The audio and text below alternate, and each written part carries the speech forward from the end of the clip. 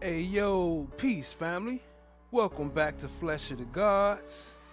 Back again with another one. Today, we will be covering the mother and son murder trial. Keith and, what's her name again? Sheila Agee. Keith and Sheila Agee. We ain't gonna take too long. We gonna get it right into it because it's a pretty long one today. Shout out to those in the chat, first ones. No one. Chan my black is golden.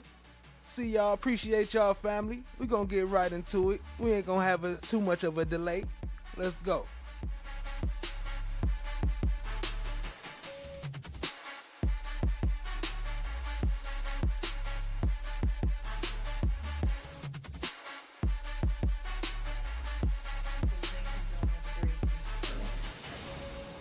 Okay, and are you the foreperson? Yes. If you would hand the verdict form to our court deputy, I'm gonna review it, make sure it's been filled out completely.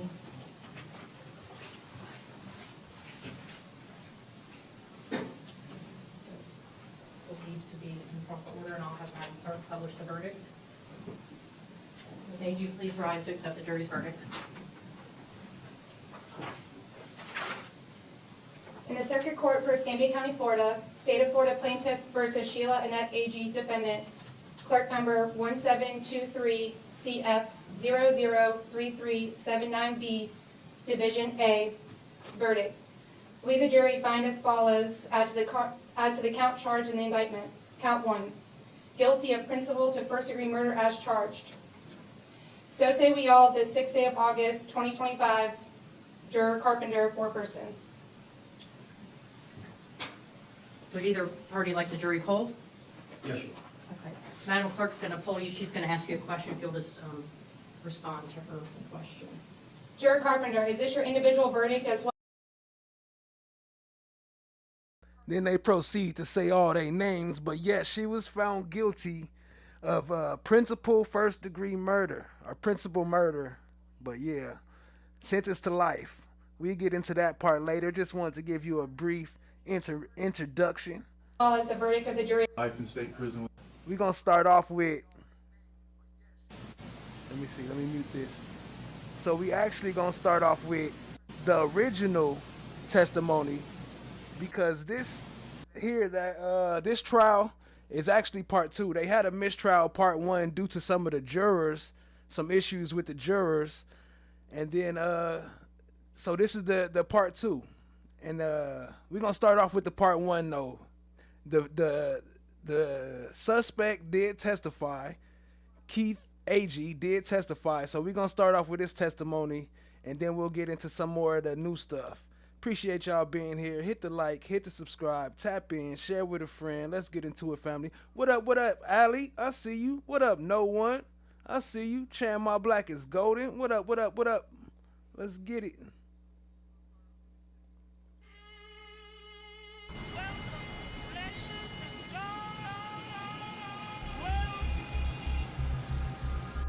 Well, isn't this a nice surprise?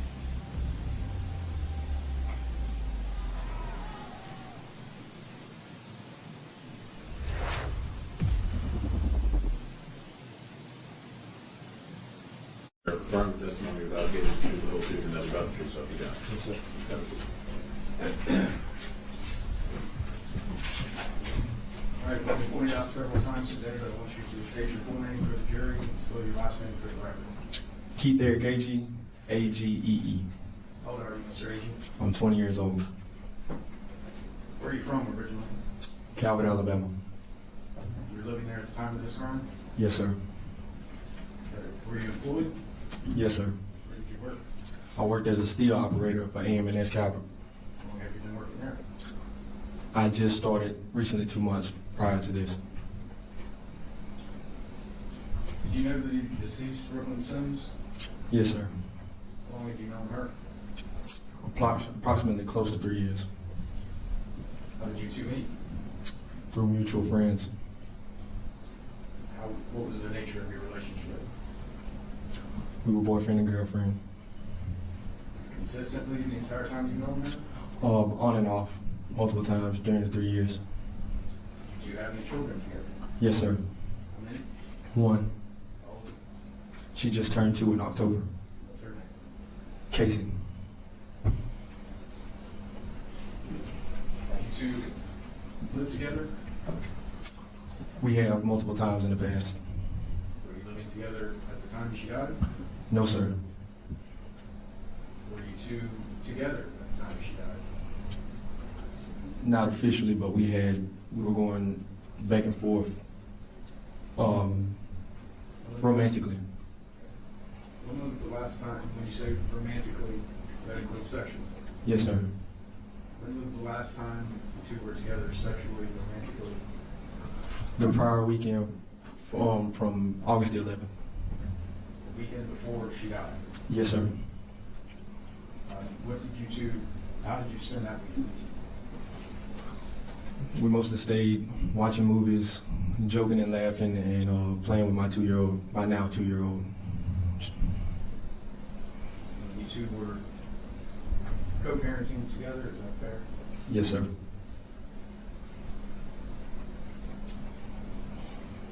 Well, we're going to quit beating around the bush now. You killed Brooklyn Stones. Yes, sir. You're the one on the video at Home Depot. Yes, sir. Let's walk through that day. How did the day begin? It started off as any other average morning. I got up for work early, got dressed, and started my day and proceeded to work. Did you have to work that day? Yes, sir. The state's introduced text messages between you and your mother. Is that correct? That was between you and your mother? Yes, sir.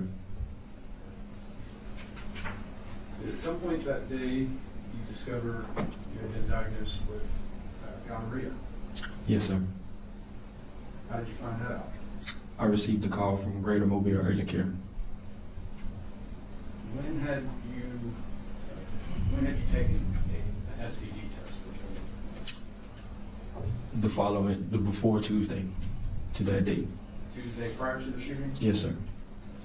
Why did you have that test done? I started experiencing abnormalities that I'd never had while peeing and resting and sitting down. Had you ever had a sexually transmitted disease before? Never in my life. Other than So allegedly that was the motive, that she burnt him, which is crazy because when they tested her, they never found nothing in her system, and they had no evidence of her ever having any STD. So that was kind of crazy for them to say it came from that. What up, Tia C? I see you. Appreciate you joining, family. the weekend, was that immediately after the weekend you had spent with Brooklyn? Yes, sir. The following Tuesday, I got a test. Had you been sexually active with anyone else? Not for almost 2 months with anybody else.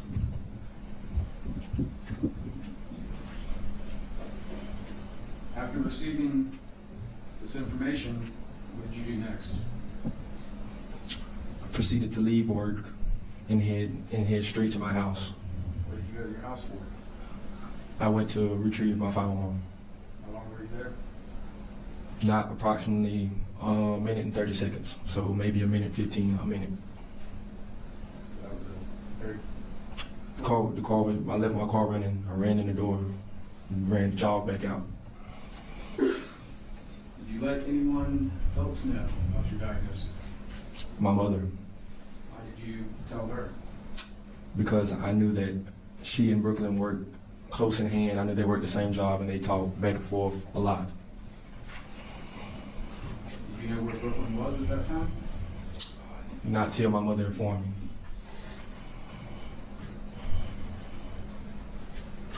Do you recall driving the drive from your home to Pensacola? I don't recall the whole trip. I recall spots of driving. Let me back up a bit. After you were informed you had an STD, how did you feel? Enraged, betrayed, hurt. text messages are in evidence. You intend to get revenge on Bo. Yes, I intended to.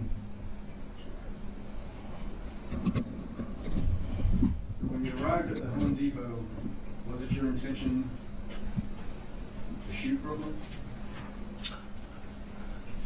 Not fully. And what I mean by that is I was enraged until I arrived on aisle 52. When I got to aisle 52, seeing Brooklyn brought sort of a sense to me, brought me back down to earth. You know, being hot the whole way there, driving mad, seeing her kind of brought me back down to earth. So I remember pointing out my finger. I never got close enough even to touch her. I said, "Hey, you gave me something." And she said, So that's crazy. I mean, it's not a big deal because he openly admitted that he shot her. So it's not like he using it for defense, but just to sit there and say that he came back down to earth and thought about it, that mean it was super premeditated. And the mom is the one that gave him the address and told him where they was at and all that. So that's how she got principal to the murder. But yeah, let's get it.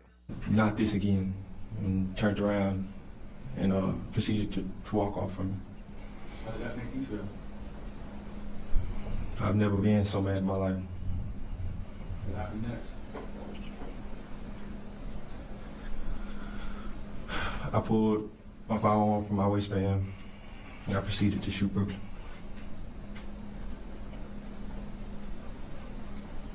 One second now. Yes.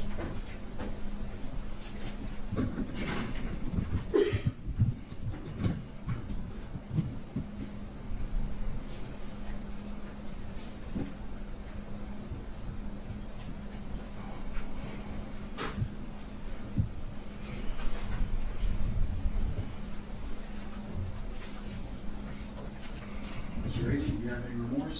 Objection. How did you feel when she turned her back on you?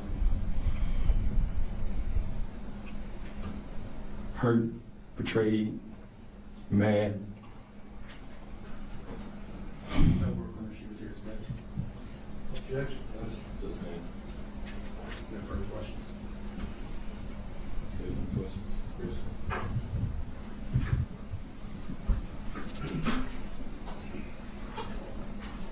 We heard testimony earlier today that Calvert is 2 hours away, is that right? For the average trip, it didn't take me 2 hours. How long did it take you? Anywhere close to around an hour and 30. 1 hour and a half. Yes, sir. Did you stop anywhere along the way? I think I stopped to get gas along the way. Did you not stop in Loxley? I think that's one of the stores I stopped by. I can't recall. How many Driving an hour and a half to do it is crazy too. Like you had this whole ride to think about it and change your mind. stops did you make? Only one. So why do you say one of the stores you stopped at? Because I can't approximately remember what store I stopped at along any of the exits. I'm not too familiar with any of the area going further around Loxley. Anywhere past Mobile Bridge. Any idea how many exits are between Calvert and Home Depot?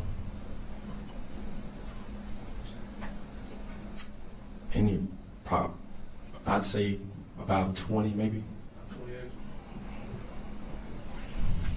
Now you got the phone call that morning from your doctor saying that you tested positive for the gonorrhea, right? Yes, sir. And you said you were at work when it happened and you went straight home and that we heard that was your grandmother's house, right? Yes, sir. How far was that from your work? It doesn't take me 2.5 minutes to leave my job and get to my house. You said you weren't in the house but a minute and a half, you said? Yes, a minute and a half. Yes, sir. How do you know it was a minute and a half? I remember leaving my car running, and from a park close to the house, and it's not 15 feet from the front porch to my room and back. And I jogged in, jogged out. All right, you went straight to your room, you got your pistol. Yes, sir. That's the same pistol we saw earlier today. Yes, sir. Was your grandmother home? Yes, sir. Did you talk to her? No, sir.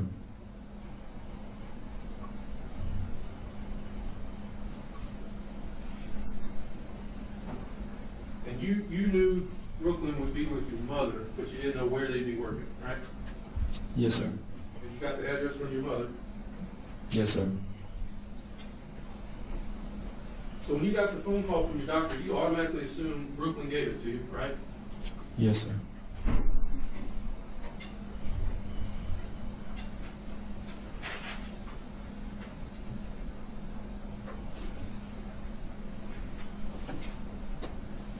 So your testimony is that you drove an hour and a half after getting your pistol.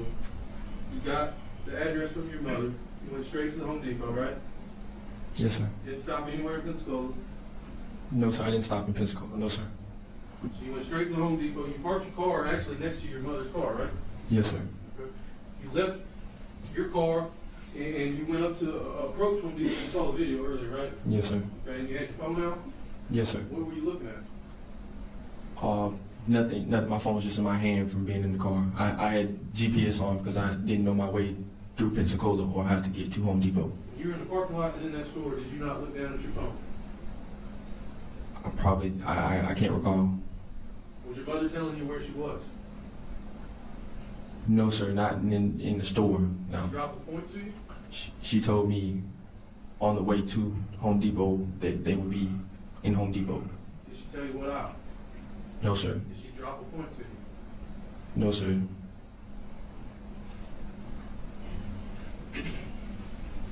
You entered the Home Depot in the main entrance and you walked directly to aisle 52, right? No, sir. I walked along the aisles looking. I didn't know which aisle exactly that she would be located on. You didn't stop and talk to anybody? No, sir. You went straight to her. Yes, sir. You walked down, once you saw her, you walked down the aisle and you said you gave me something. Trying to establish the fact that the mom told him where they'd be at or gave him an idea where to find her at to prove that the principal part again, trying to prove that she was the principal to the murder.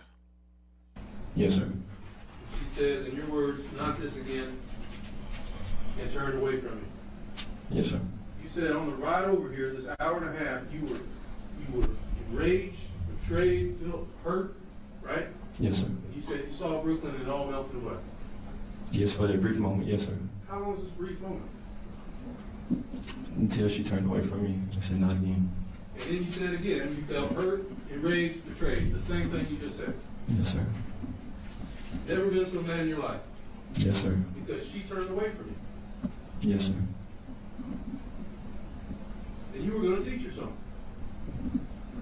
Yes, sir. And that's when you pulled out your pistol and you shot her. You had no idea how many times you shot? No, sir. I can't recall approximately. Did your gun jam? We saw it jam.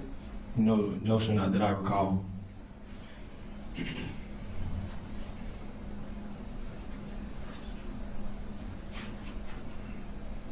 was only there like 20 seconds. I got the video too. I'll play some of that. But they don't show the actual shooting. They just show him go in the store and go towards the aisle, but they don't actually show him You shot shooting. Brooklyn if she hadn't turned around, turned her back to you? No, sir. So we can step back in. Mr. Watts? All right, this time. And why the judge made that decision. Concerns arise during jury deliberations. I could hear it. I was listening. One member of the jury accused of not paying attention and doing crossword puzzles. That's just the way I do. I just do that. And I Look, she's sitting on the stand during the deliberation. I mean, during the trial, doing crossword puzzles. Instead of taking notes, she acting like she's taking notes. She's sitting here doing crosswords puzzles. Like, I already found y'all guilty. I'm gonna just sit here and get my little $25 and do this crossword puzzle. had no idea. And then when they told me that I wasn't supposed to do it, I stopped. But that wasn't the only accusation that derailed the case. The jury complained about the, quote, unhinged nature of a juror. The judge called in every juror and asked if they had concerns about their safety. 2 replied yes. One juror told the judge they felt threatened by an argumentative juror, and another juror who has a pacemaker was concerned about their rising heart rate. Because of the issues, the defense motioned for a mistrial. Judge Coleman Robinson granted the request. Another jury will have to come back and listen to the evidence in front of another jury where hopefully those certain members will follow common sense, will follow the law, will treat their fellow jurors with decency and appropriateness, and will reach a verdict, whatever that may be, that is a fair and just verdict for both sides. Sheila Agee is charged with principal to first-degree murder, accused of helping her son kill Brooklyn Sims, the mother of his child, inside a Pensacola. Yeah, that's crazy. That's crazy. So now we're going to get into the opening statements of today. Again, appreciate y'all being here. Hit the like, hit the subscribe, tap in, share with a friend. I mean, not today, but the opening statements of the recent trials.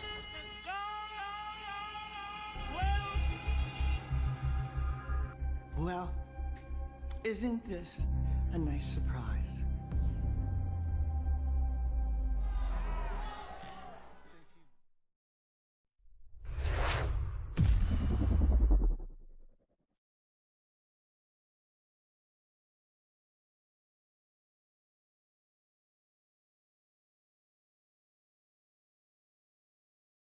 Mr. Myers, State may proceed with opening statement.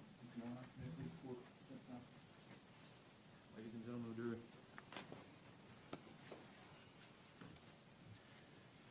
If you don't come kill her, you a MF bitch. These are her words to her son, Keith Agee. And that's exactly what he did. It all started August the 11th in the morning. If you don't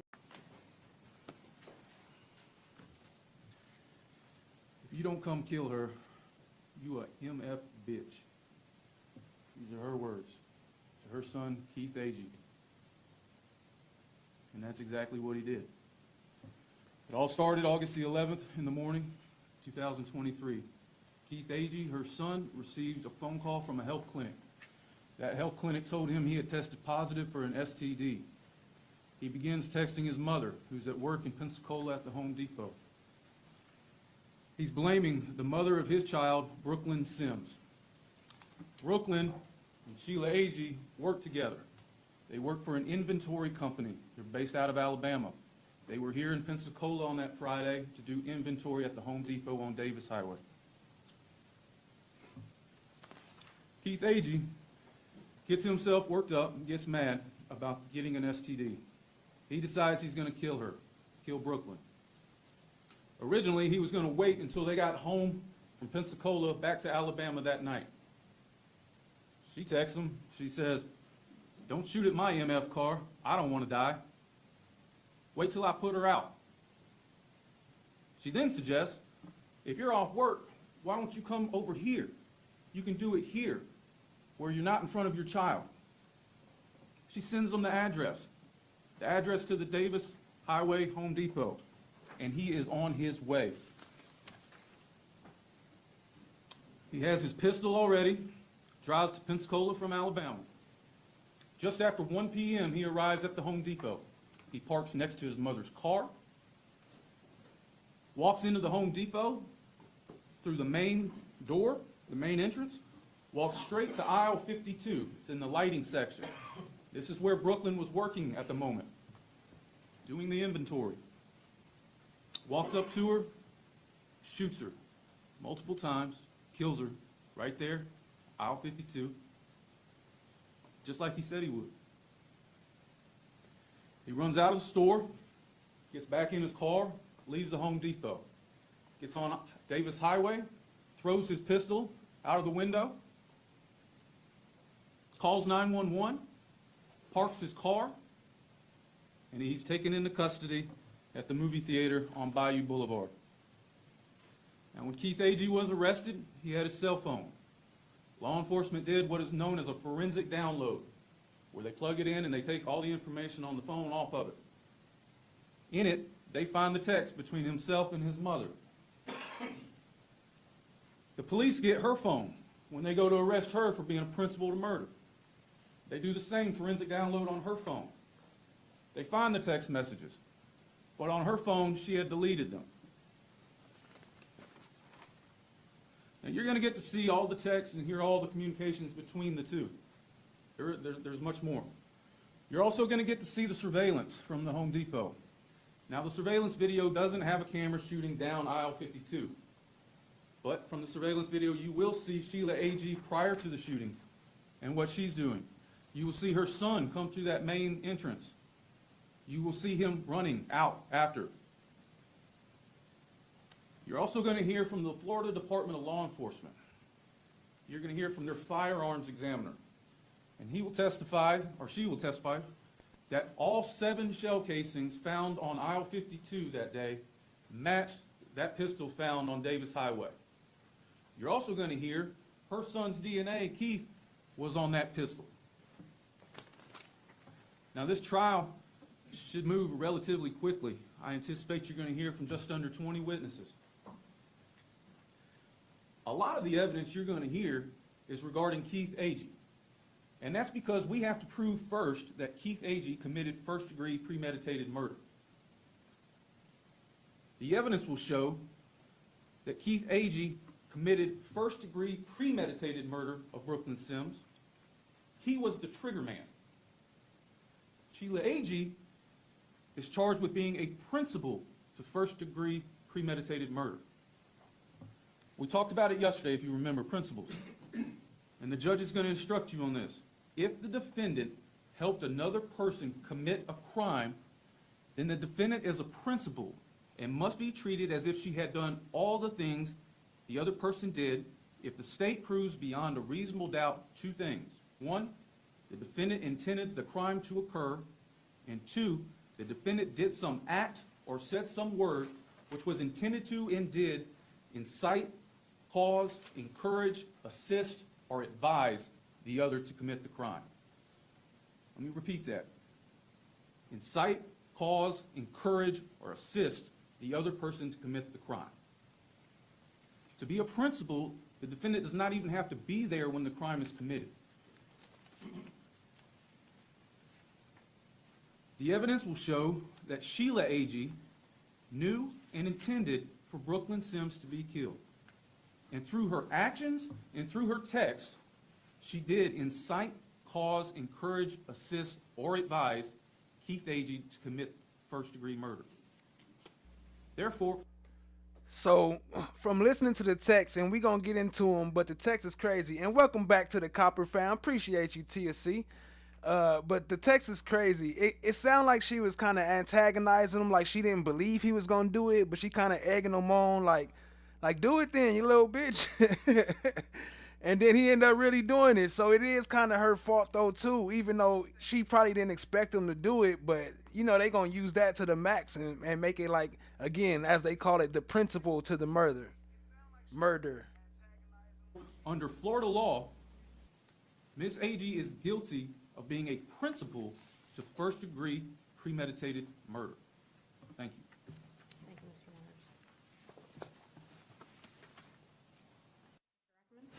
Myers. Your Honor. Ladies and gentlemen of the jury.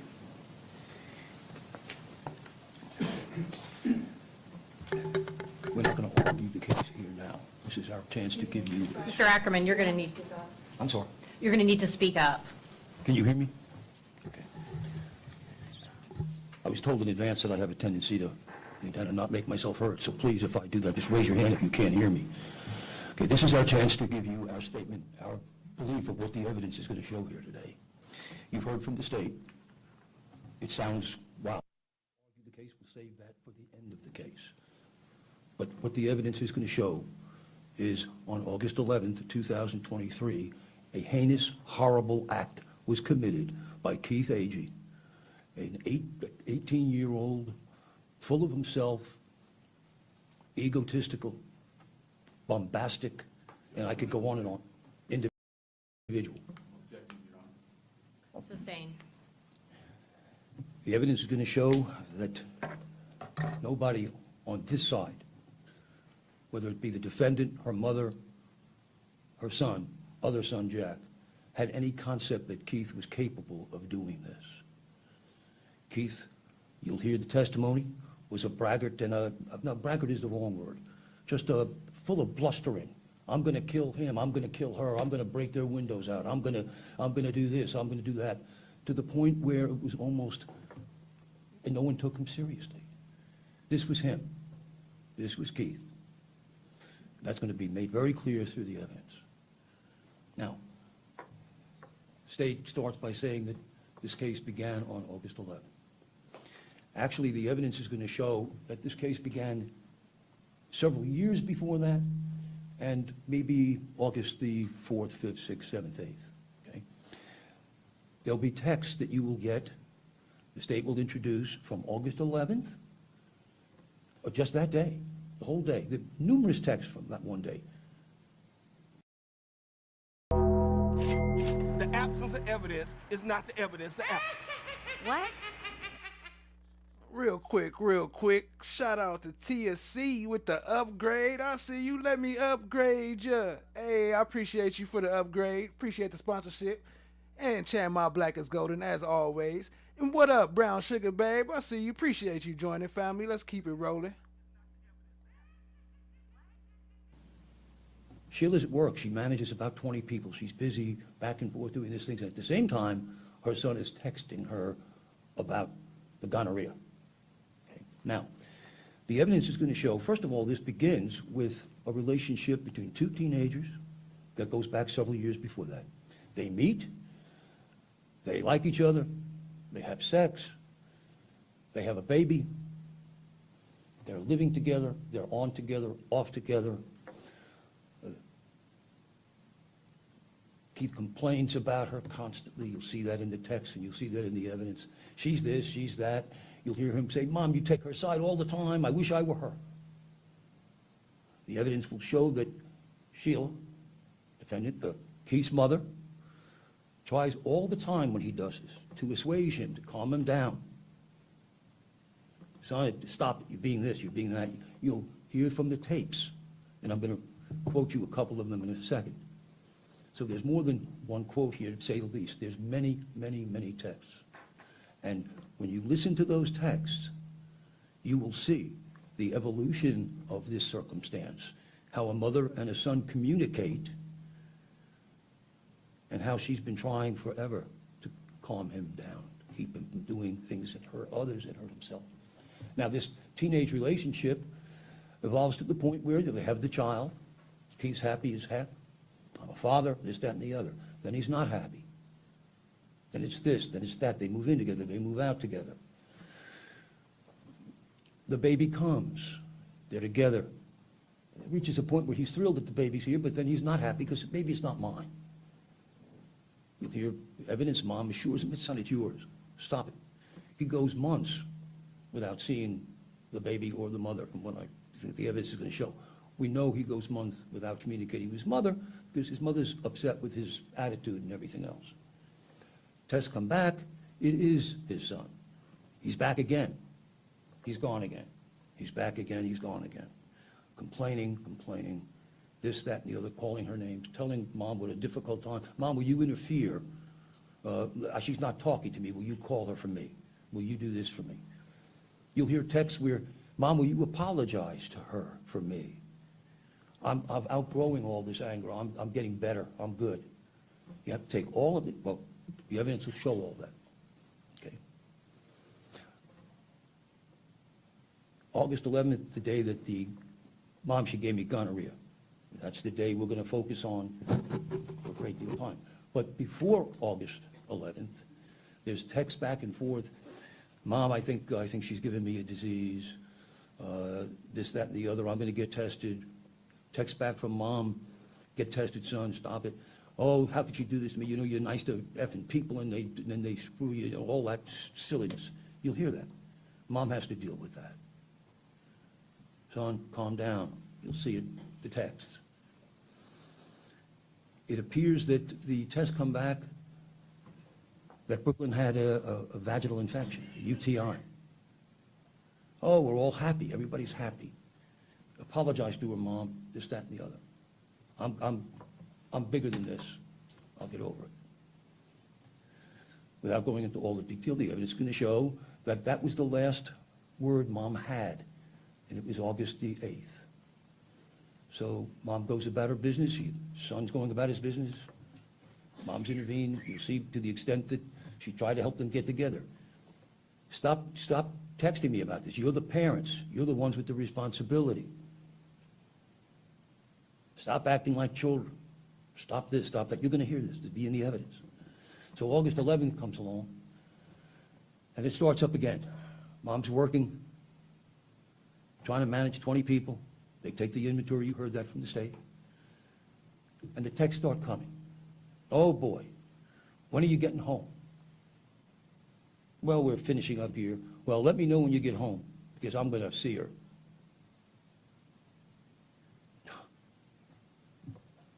Okay. Well, yeah, and he goes on in the text, and I can't stand this. I can't believe it. And so when you get home, boy, I'm going to say, Mom, trying to assuage him. This is the blowhard. Tells him, son, stop, Anyway, you'll hear it all. And that's the most important thing in this opening, is to say to you, please pay very, very close attention to the wording in the text, to the nuances. Because you'll hear, son, you're gonna kill. What are you gonna do? Kill her up there? Something about? Well, then just don't do that. Do it down here. Son, wake up. You'll see this in the text. Conversations go back and forth, and it's very important. Then you listen closely, and slowly, to what these texts say.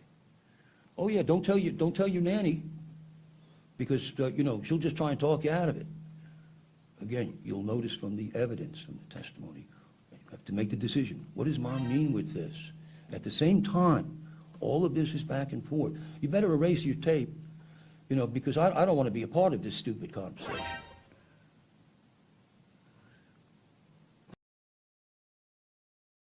He wrong. That is not what was said in those text messages. He twisting it all up like we not going to see what was said in them text messages. Yeah, he's garbage. He did a garbage job. He didn't help her at all. He just talking, sound like he talking, but he ain't saying nothing. Getting him. Anyway, no argument at this point. You just think about what you hear. Let me, State gave you one quote. The evidence is going to include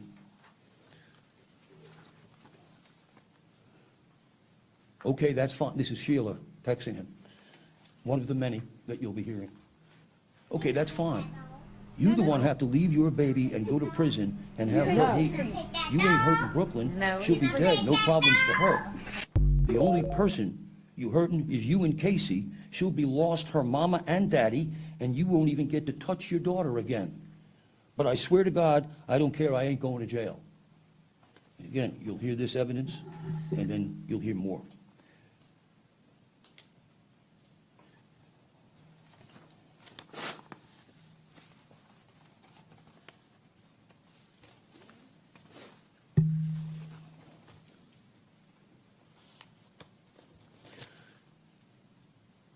Yes, you'll hear text. Yeah, well, when we get there, this is before she says, "Come do it here." Yeah, when you make sure I don't get shot. Pull her out. You'll hear it back and forth. You don't want to shoot me. What does she say? That's up to you to decide. And don't act like you love Casey. And by the way, Brooklyn is the daughter. Casey is the grandchild. And let me stop right here in my opening. I didn't finish actually articulating the teenagers. They meet each other, they have the baby, he's on and off.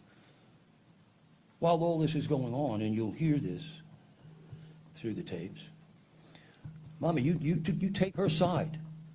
I wish I were her. I wish I could switch with her. You're always taking, no matter what I do, she can't do wrong. And you'll hear from the testimony and the evidence.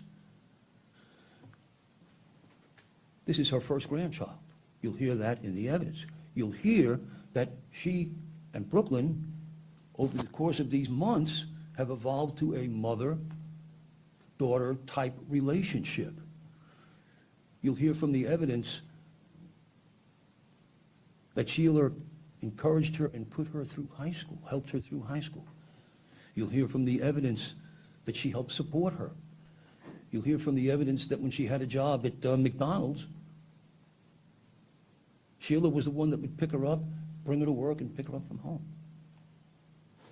This is all, you'll see, an evolving relationship between the mother and the mother of her grandchild. You'll hear from the testimony, she gave her money. She gave her family money. She encouraged her. They became very close. You'll hear from the evidence that there was a jealousy on his part.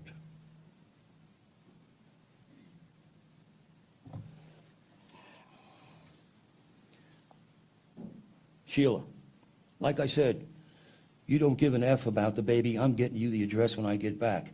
And I'm showing nobody nothing except you got mental issues. Because you're willing to give up your life and your baby daughter's life and hurt your family over a bitch. But don't worry, I'll make sure she know. Brooklyn gave you something that you had to get a shot for, but that you didn't love her enough to give an F about what happened to her. Talking about the baby, Casey. That she wasn't enough for you. Maybe she should have meant more to you, that her mama and daddy would still be here. She wasn't important enough, and you just had... Like, is that really the way you talk to somebody who talking about killing somebody? Like, obviously, he going through, like, a mental breakdown, having some issues. You gonna press him? Like, oh, well, I'm gonna just talk to her. I'm gonna tell her that it was her fault because maybe you could have made him love you more, or he didn't love you enough to not do what he did. Like, what? That's crazy. Had to prove a point. I promise you, I'll remind her of that the rest of her life. Which she'll probably end up committing suicide, and she'll be with you all anyway. And give me 10 minutes, and I'll give you the address. You ain't close yet.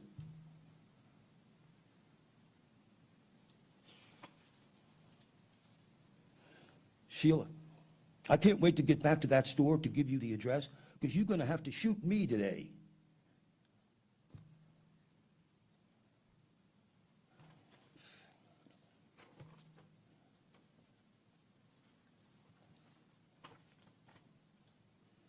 But just know I'll be the first MF you see.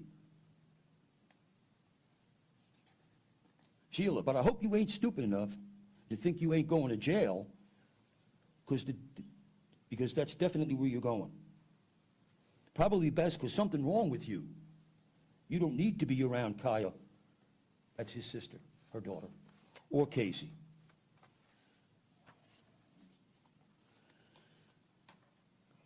You're going to hear from the evidence. I've just got a few more. That, again, the evidence will show she's not trying to talk him out of killing Brooklyn. She's just trying to calm him down, because the evidence will show she doesn't believe any of this anyway. The evidence will show he's just that way. He blusters, he threatens everybody and everything. But the evidence will show that he doesn't follow through. When he blusters, it's blustering. That's all this is. The evidence will show she never thought he was even on the way. The evidence will show that she called her mother, Nana, Thelma, who raised basically him, and says, your little boy is threatening to kill Brooklyn. They have a conversation, and you'll hear the testimony that neither one of them believed that it's just Keith. It's just Keith. He won't do it. He ain't even on the way, says Nanny. He just came home and had his lunch. He always does it. Same routine. He left. He's at work. He works at the steel mill, not far at all. Couple of miles, couple of minutes away. Okay. Sheila goes back to work. She's working. There's more texts.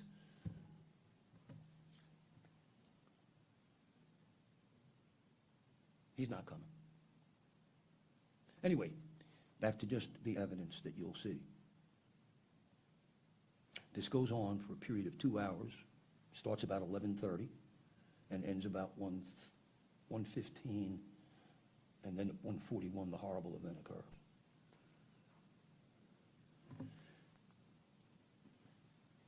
You will see videos of Sheila at work, back and forth.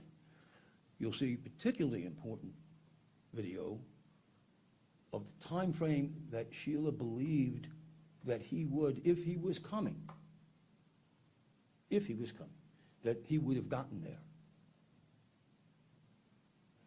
She goes to the front, paces back and forth for better than a half an hour, either side of when he should get there. He doesn't come. You'll see photographs and you'll be able to make your own determination from them. Finally, you'll see the evidence that she's convinced now he's not coming. Okay, boy. Because if he came, it was going to be confronting her. Because you'll see from the text how she had it evolved to being her. Okay, I can go back to work. And then the horrific gunshots and the turmoil and the horrific results. When you've heard all the evidence here, when you've watched all the videos, the evidence will show that there was no intent whatsoever. There was no plan.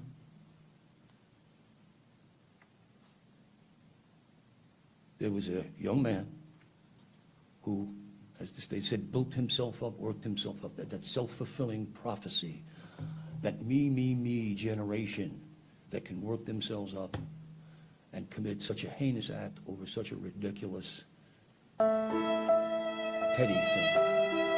You see, that it's so silly that it had already been discussed. And what I didn't cover in the evidence, I'll cover very briefly before I sit down, is this was August the 11th. August the 8th, she and Keith go through conversations where I'm upset, this, that, and the other. I've never had something like this before. Well, wait until the tests come in, so before you do anything. And then the tests come back from her that it was a vaginal infection. And he's relieved, oh, apologize, Mom. And I'm sorry, I see how important it is for me to behave because my relationship with Casey, the baby. And so you're going to have to make a determination from all of this. What was the intent of Sheila? We're sure that when you hear all of that evidence, be very clear to you. Very, very clear to you. Thank you. Can I pet that dog? No. Can I pet that dog? No. Can I pet that dog? No, he's Can I sleeping. pet that dog? When lawyers or parties agree that certain facts are true, that is called a stipulation of fact. You must accept stipulated facts as having been proven. However, the significance... All right, peace, family. We about to At get least into facts. that. She just gonna give them the instructions, you know, the stipulation and all that, the stuff that we always hear every time. TSC member for 7 months. I see you, family. Appreciate you. Appreciate that. One time for the one time. We gonna, oh yeah, this is a short witness. Actually, we don't even gotta, oh, he gonna play the 911 call. So we ain't gotta play his testimony because he don't say nothing, but he just introducing the 911 call. But we could play the 911 call though. Shout out to TSC, 7 months. Let me skip forward past this because we gonna skip all the unnecessary parts. Appreciate you, family. The absence of evidence is not the evidence of absence. What?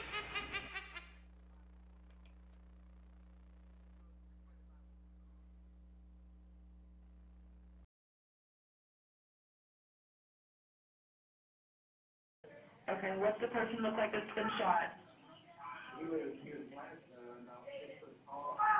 He's a black male? Yes, ma'am. What do you want? Work clothes? He what color clothes? Like, he's wearing work clothes with like some type of roadside, What color shirt? gray, I believe. Gray shirt? Okay, are you somewhere safe? Yes, ma'am. Okay, where are you at? I'm with my coworkers, and I'm using the inventory signature. Okay, what's your name for me? Micah. You said Micah? Michael. Michael? Okay.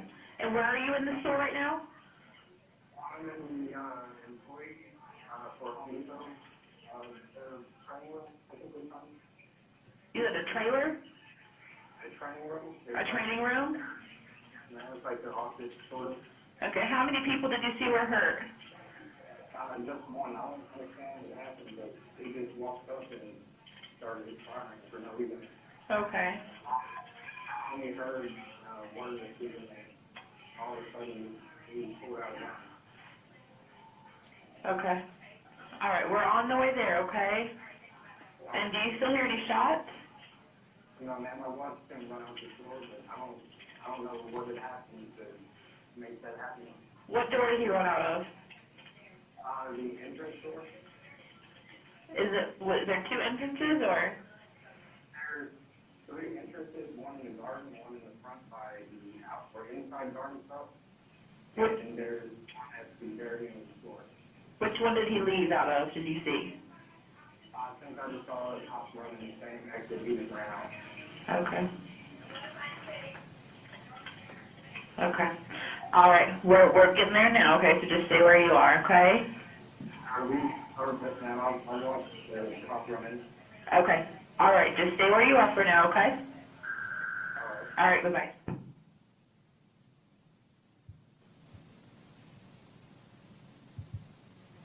Canby County Sheriff's Office, this is Michelle, how may I help you? Can I get a police? What's the address? I go over to see. Are you at Home Depot? Are you at Home Depot? Yeah.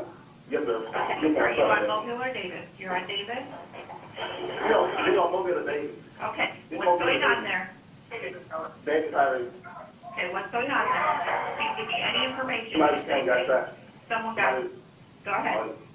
Yeah. A young female got shot by a male. Adult, female? Do you know these people or is it just a random customer that came in? Yeah. I know the victim. What's the victim's name? Brooklyn. Brooklyn? Yes, ma'am. There is a victim there. Brooklyn was shot by another male, a female. Okay, do you know where she was shot at? Or I don't want to put you in any She was shot multiple times. Multiple shots? Yeah. Is it suspect No still response there? now. They should might have told. Okay. Is the other half still there? No, he ran out the door. Okay, is he white, black, or Hispanic? He seemed like His a race, I light. don't want. He's African. He's a African light American. skinned male, black male? Yes. What was brown he skin, wearing? African American. It seemed like he had work uniform on, a light blue button down. Light blue, do we know which kind of uniform? No, ma'am. Okay, I'm just getting information. She's the only victim, I'm sorry. Yes, That you ma'am. know of? Okay. What is your name? Jeremiah. All right, I've got deputies there, Jeremiah. You just stay calm until they get there, or go Yeah, inside. you are, and they'll okay, you go talk to him, all right? Thank you.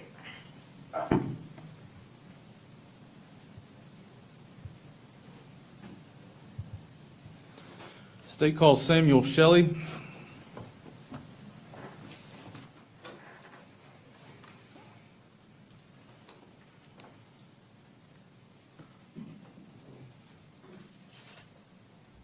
So that was the two 911 calls. Now they're going to call some of the witnesses that was there that day.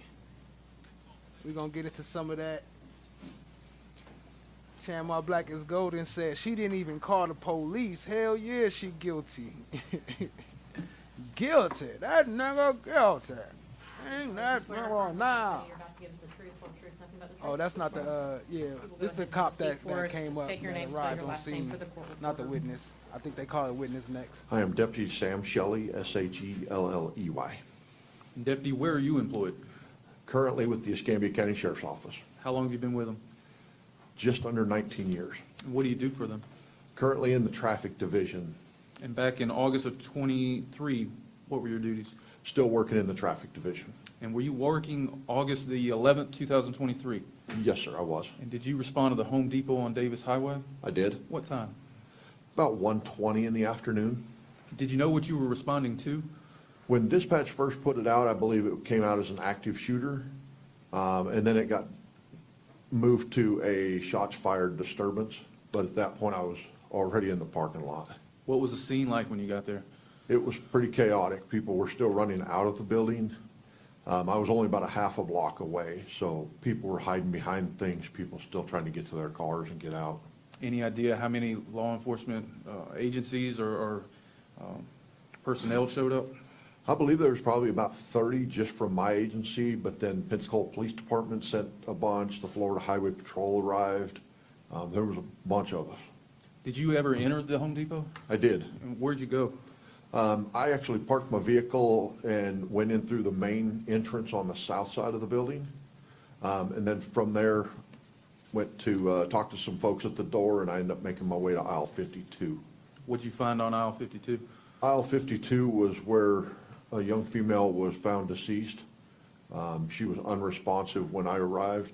There were several bullet casings in the aisle, and I believe one projectile was in that aisle as well. Once you observed these items, what'd you do? At that time, I had everybody exiting the road just to secure it so I could maintain the safety of everything. Was the Home Depot also secured? Yes, that was done by deputies and officers, maybe even troopers, after I arrived in aisle 52, because I stayed in that aisle the whole time. And were investigators and crime scene technicians notified? Yes, sir. And this Home Depot location on Davis Highway, is that in Escambia County, Florida? Yes, sir, it is. Thank you, sir. Those are my questions. Mr. Ackerman may have some. You're free to go, Jeffrey. Thank you. State calls Cortland Penn.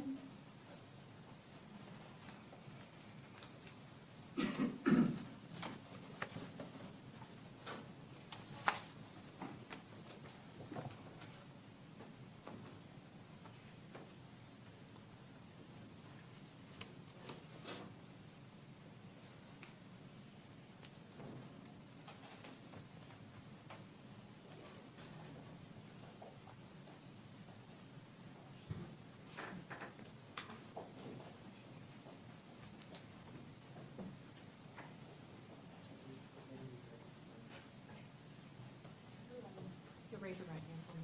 Do you swear or affirm the testimony you're about to give is the truth, whole truth, nothing but the truth? Okay. You will have a seat, ma'am. If you will say your full name, if you'll spell your first and last name for our court reporter. Cortland Penn, Courtlyn, Penn, Penn. Ms. Penn, what is your date of birth? February 5th, 2002. What city do you live in? Mobile, Alabama. Ms. Penn, I'm going to take you back to Friday, August 11th, 2023. Do you remember that day? Yes. Where were you working? Home Depot, Davis Highway, on aisle 52. Who was the company that you actually worked for? WIS International. Okay. And what did you do for WIS International? It was inventory where we just count everything in the store.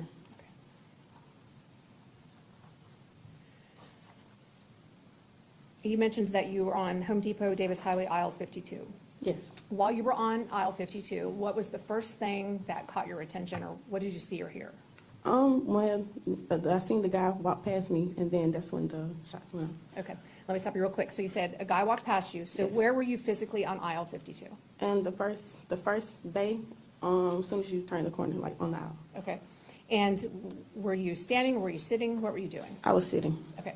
And when you first see the male, where does he come from? Well, we was really, I couldn't really see the entrance of the store, so he just came like walking, and then he walked past, and then he came back. Okay. And who else was on the aisle? It was me, Brooklyn, and the rest of our car workers on the other end. Okay. And when you first see well, describe the male for the jury. He was like brown skin, kind of short, kind of like, not tall, but, average size. Okay. And when you first see this male, what's he doing? Walking. Okay. And where was he walking toward? I guess he was just looking for Brooklyn. He came straight in the store and, walked to my aisle. Okay. And where were you in relation to where Brooklyn was on the aisle? I was next to her.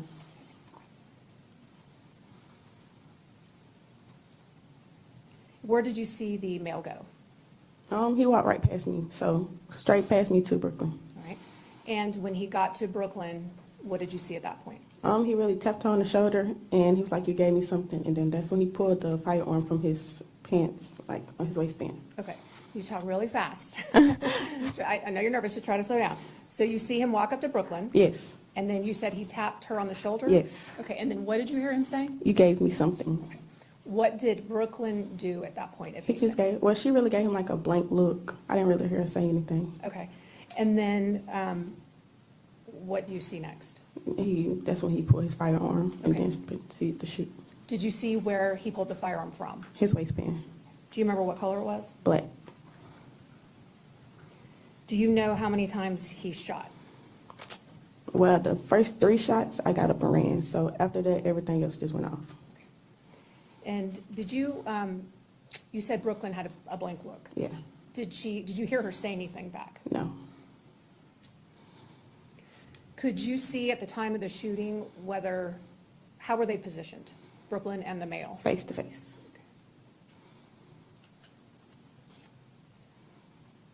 Where did you run to? The back of the store, and then a lady pulled me in the bathroom, and then I proceeded to stay in the bathroom. Was it a lady that you knew? No.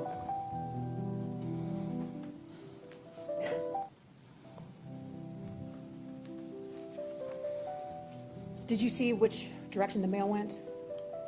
No. Well, he ran towards the other end of the aisle.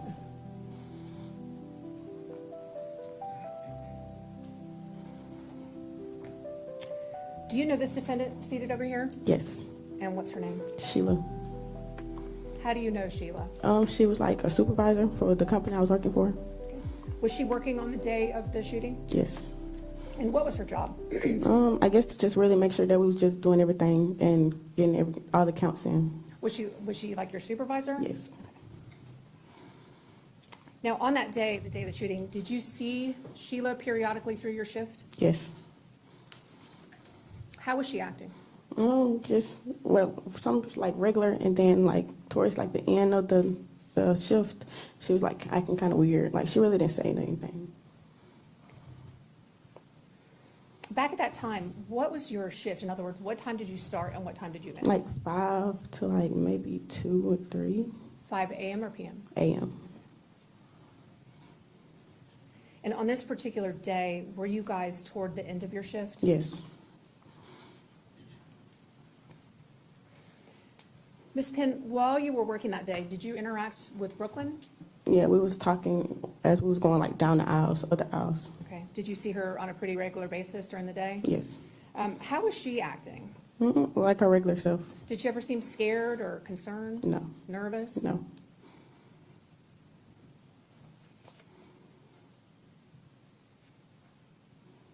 Those are my questions, Ms. Penn. Thank you. Thank you. Just a few quick questions, young lady. What was your relationship with Brooklyn? I was just a friend, coworker. At work or socially? At work. Didn't know her socially pretty well? No. And anybody else at work you were close to, or just basically work relationship? Yeah. And you knew Sheila from work? Yes. Anything social? No. You have any Just said knowledge no, of bruh. Sheila's relationship No. to Brooklyn? No. She just said no, bruh. You know, answer the same thing 3 different ways. How long you been there? How long were you there when this happened? Sorry? How long had you been working there when this happened? Maybe a couple months. Did you know Brooklyn had a child or anything like that? You know anything about her personal life? Not really, but I knew she had a baby. Okay.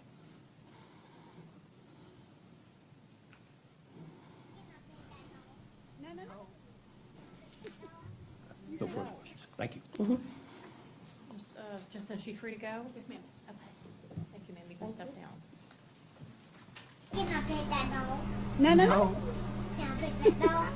You Can I can't. pet that dog? No, he's Can I sleeping. pet that dog? Everybody still doing okay on the jury?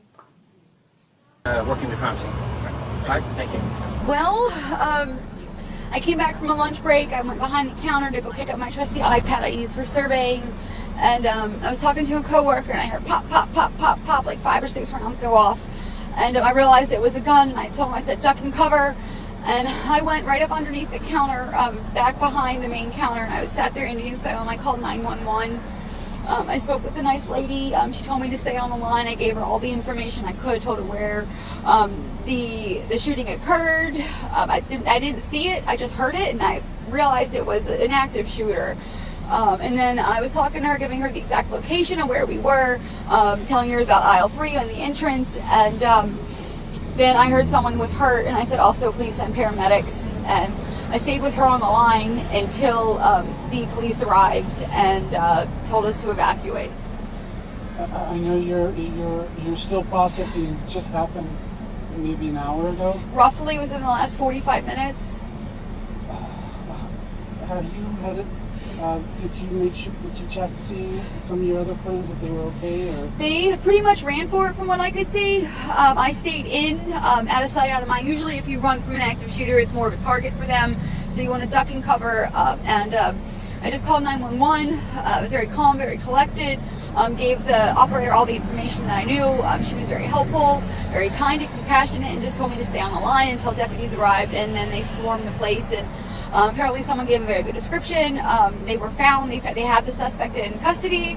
And I don't know how many people were injured. I heard just one died. And then while I was outside with my fellow employees, there was EMS called. I guess someone passed out. Yeah. What do you... I hate to ask this, but what do you think? I mean, like, have you even had a chance to think about just a normal day of work? You know, the thing is this is happening more and more often. I mean, you see stuff like this on the news and you don't ever think, hey, it's going to happen to me. Bruh. But I'm very happy that I was here today. I was feeling kind of sick this morning. I came to work anyways, and I'm glad I was here because I felt like making that 911 phone call really, you know, my boss said saved a few lives. So, yeah, but I'm still going back to work, so. Ladies and gentlemen.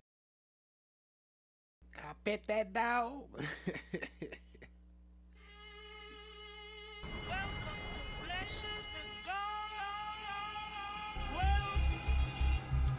So now, family, we're gonna get into the next witness, and then we're gonna skip through a couple of these witnesses, and then we're gonna get to the mom testimony, and we're gonna get to the verdict today too. So we're gonna cover a lot today. Appreciate y'all being here. Hit the like, hit the subscribe, tap in, share with a friend. Let's keep it rolling, family. Pet that dog. Ms. Thomas, if you'll just have a seat, make sure you pull yourself up to the microphone, and if you would state your full name and spell your first and last name for the court reporter. My name is Tiana Thomas, Tiyanna, last name Thomas. Ms. Thomas, what is your date of birth? 09/11/02. No. No, he's sleeping. And where do you live, city and state? Chickasaw, Alabama. I'm going to direct your attention to Friday, August 11th, 2023. Do you remember that day? Yes, ma'am. Were you at work on August 11th, 2023? Yes, ma'am. What company did you work for at that time? WIS. What was the name of the store that you were at on August 11th? Home Depot. In what city? Pensacola, Florida.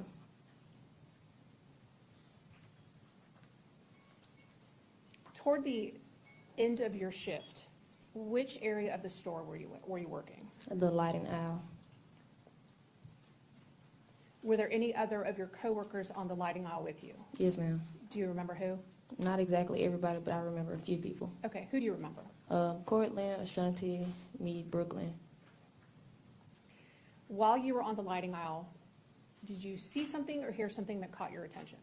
When I looked up, I did see him standing by her. He tapped her and was talking to her. I didn't hear anything, though. So let's talk about him and her. So Right. who's he? Keith. Okay, and what do you see Keith do? Tap her on the shoulder. Who's her? Brooklyn, sorry. That's okay. At the time you saw who you've said is Keith tap Brooklyn on the shoulder, where were you physically located? The same aisle as her, maybe like 4 or 5 bays down.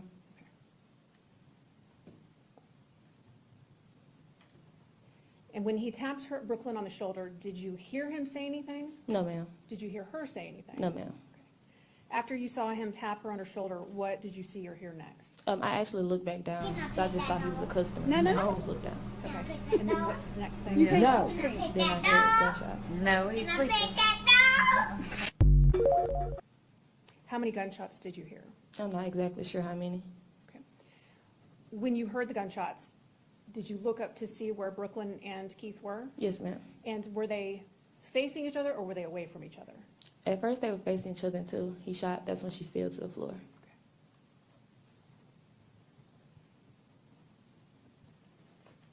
And what did you do at that point? Started running the opposite direction.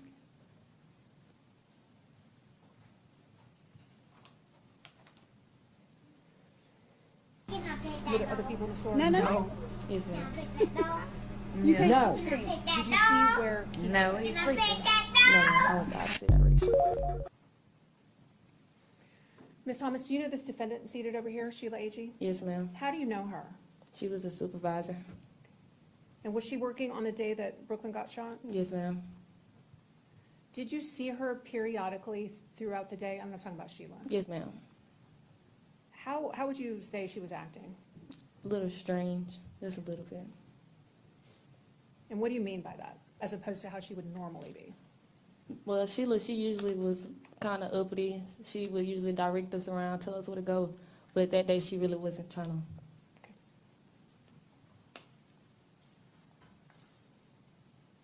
Do you remember if you guys were almost done with your shift that day? Yes, ma'am, we were.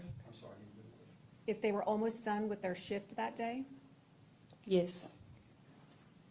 How often did you see Brooklyn on August 11th prior to the shooting? A good amount of times, actually. Okay. And how was she acting on that day? Like Brooklyn. She was always happy, always smiling. Did she ever seem scared to you? No, ma'am. Did she seem concerned? No, ma'am. Did she seem nervous? No, ma'am. Do you know what kind of car Sheila Agee drove back then? It was a big black truck, not exactly sure of the make and model. Okay. And do you know if Miss Agee would transport some of the employees to work? Yes, ma'am. Do you know how many? Her truck usually fits about 3 in the back, 2 in the middle row, and then her and another person in the front.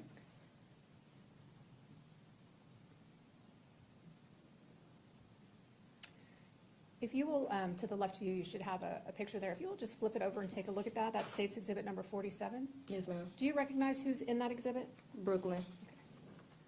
Thank you, ma'am. Those are all my questions. Good morning. And how long had you been working with that firm? Can you repeat yourself, please? How long had you been working? Maybe about 2 to 3 months. Okay. Like that. You know Brooklyn? Yes, sir. Socially or just at work? Just at work. Okay. You know she was, had a child? She had a Yes, father I to the did. child? Yes, sir. Okay. Had you ever seen the father outside of work? No, sir, not before that. Ever seen him? You never saw him at work either? No, sir. And I guess you'd known Sheila for that same amount of time, 2 to 3 months? Yes, sir. Okay. What's your relationship with Sheila? She was just my supervisor. Okay. And do you know her relationship with Brooklyn? Not really, no, sir. Okay. Okay. And I think you were testifying earlier, it seemed to you, let me see if I can phrase it, that maybe Sheila was a little preoccupied? Would that be a proper word? Yes, sir, that's kind of, that fits. Okay. You ever talk to her about, why she seemed preoccupied? You have any idea? No, sir. Okay. All righty. Thank you, young lady. Can you redirect? No, Your Honor. Is she free to go? She is. All right. Thank you, Ms. Thomas. You can step down. Fucking nuts.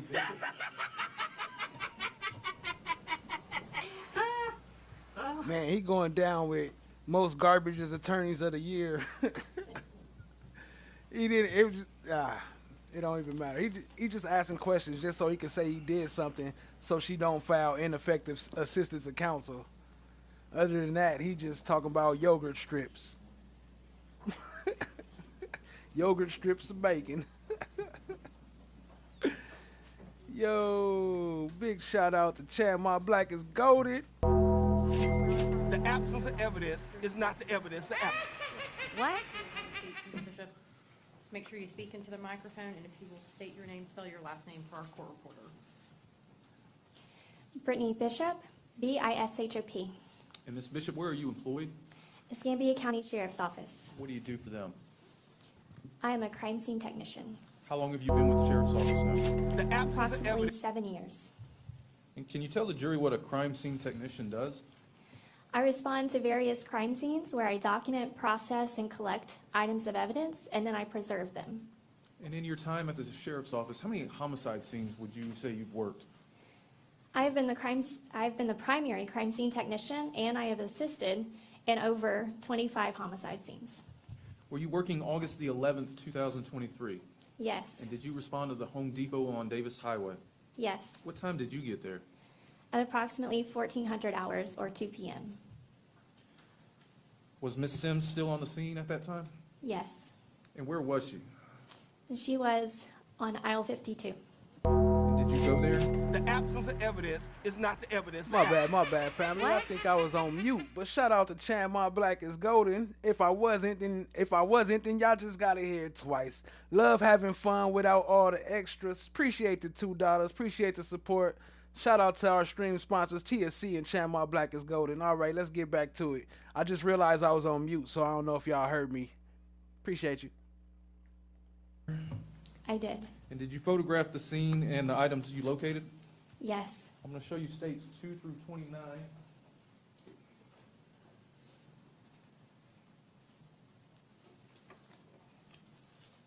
Just take a minute, look through those.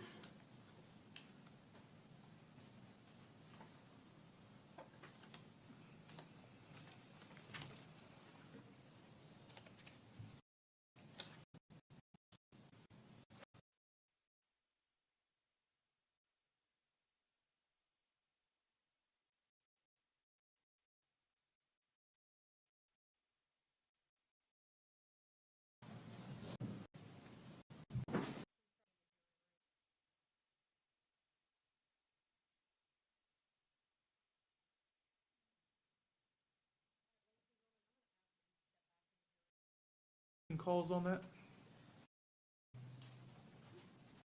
9mm shell casing. And is that shell casing in substantially the same condition, or that packaging, I'm sorry? Yes. I'd like to move in states 31, please. You'll be so admitted. How many projectiles did you collect? I collected approximately 5 projectiles in 4 fragments. And did you photograph these fragments at the lab? I did. I'll show you states 37 to 42. Can I pet that dog? No. Can I pet that dog? You Can no. I pet that dog? No, he's Can I sleeping. pet that dog? Take a minute, look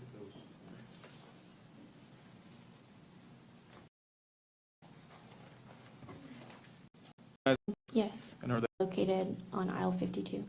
and are these photos you took back at the lab? Yes. And are they accurate photos of? And that's like a movie theater, right? Yes, sir. And do you recall what you were responding to?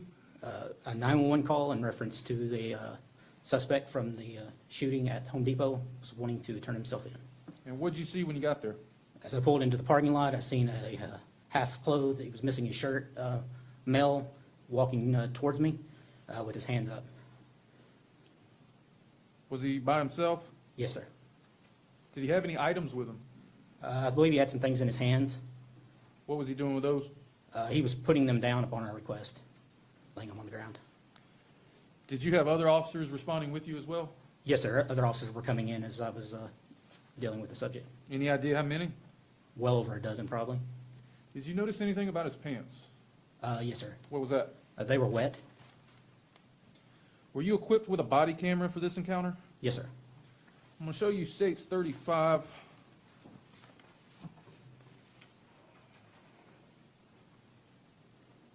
Recognize states 35? Yes, sir. That's from my body cam. Is that a screenshot from your body cam? Yes, sir. Is that the individual you guys took into custody? That is. Is that an accurate screenshot? Yes, sir, it is. I'd like to move in states 35. There's no objection, it'll be so admitted.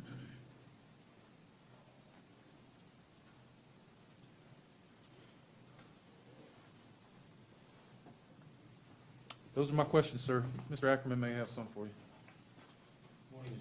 Reflect the location and the firearm found? Yes. I'd like to move in states 51 through 57. It'll be so admitted. And did you collect and turn in the firearm? Yes. What item number was that assigned? All right, I'm gonna skip through some of these parts, but as it's playing, I'm about to open up the video of the actual incident. Like I said, it don't show the shooting, but it does show what happened up until then, and we'll just play them in the background to get caught up on some of these parts. Appreciate Item y'all. number 1. I'll show you states 58.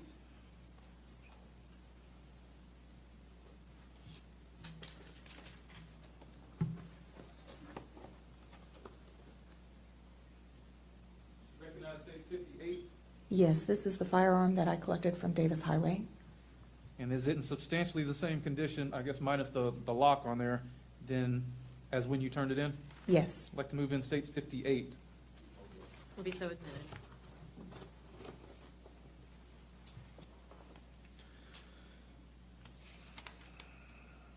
Judge, if I may publish, You may. Ms. Hall, you may have a screen in front of you. You can tell us what we're looking at here. This is states 51. Yes, this is the mailbox in front of the business on Davis Highway. States 52. This is a overall of where the firearm and the single round of ammunition was located on Davis Highway. States 53. This is a mid-range photograph of that firearm and the single round of ammunition, which is marked by that yellow cap. States 54. This is a close-up photograph of that round of ammunition on Davis Highway. And was that a 9mm round? Yes. States 55. This is the 9mm Glock firearm that was located on Davis Highway. 56. This is a photograph of me removing the magazine from that same firearm. And 57. And this is just attempting to photograph how the firearm it was misfed, it was jammed.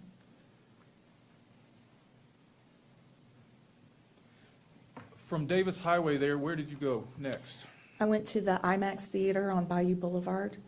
And what was the address there? The address is 5149 Bayou Boulevard. And what did you find when you were there? A gray T-shirt and a cell phone. Did you photograph those items? Yes. I'm going to show you states 59 through 63.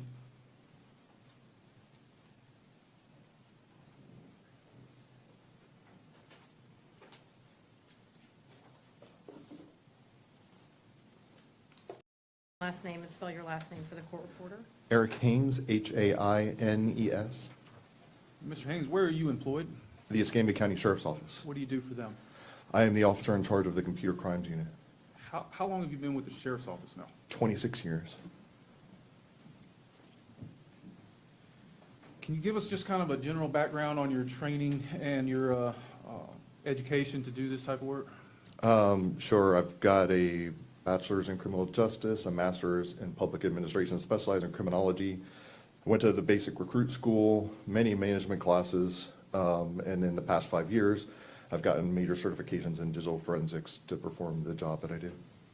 As part of your duties, do you extract cell phone data? I do. How do you go about that?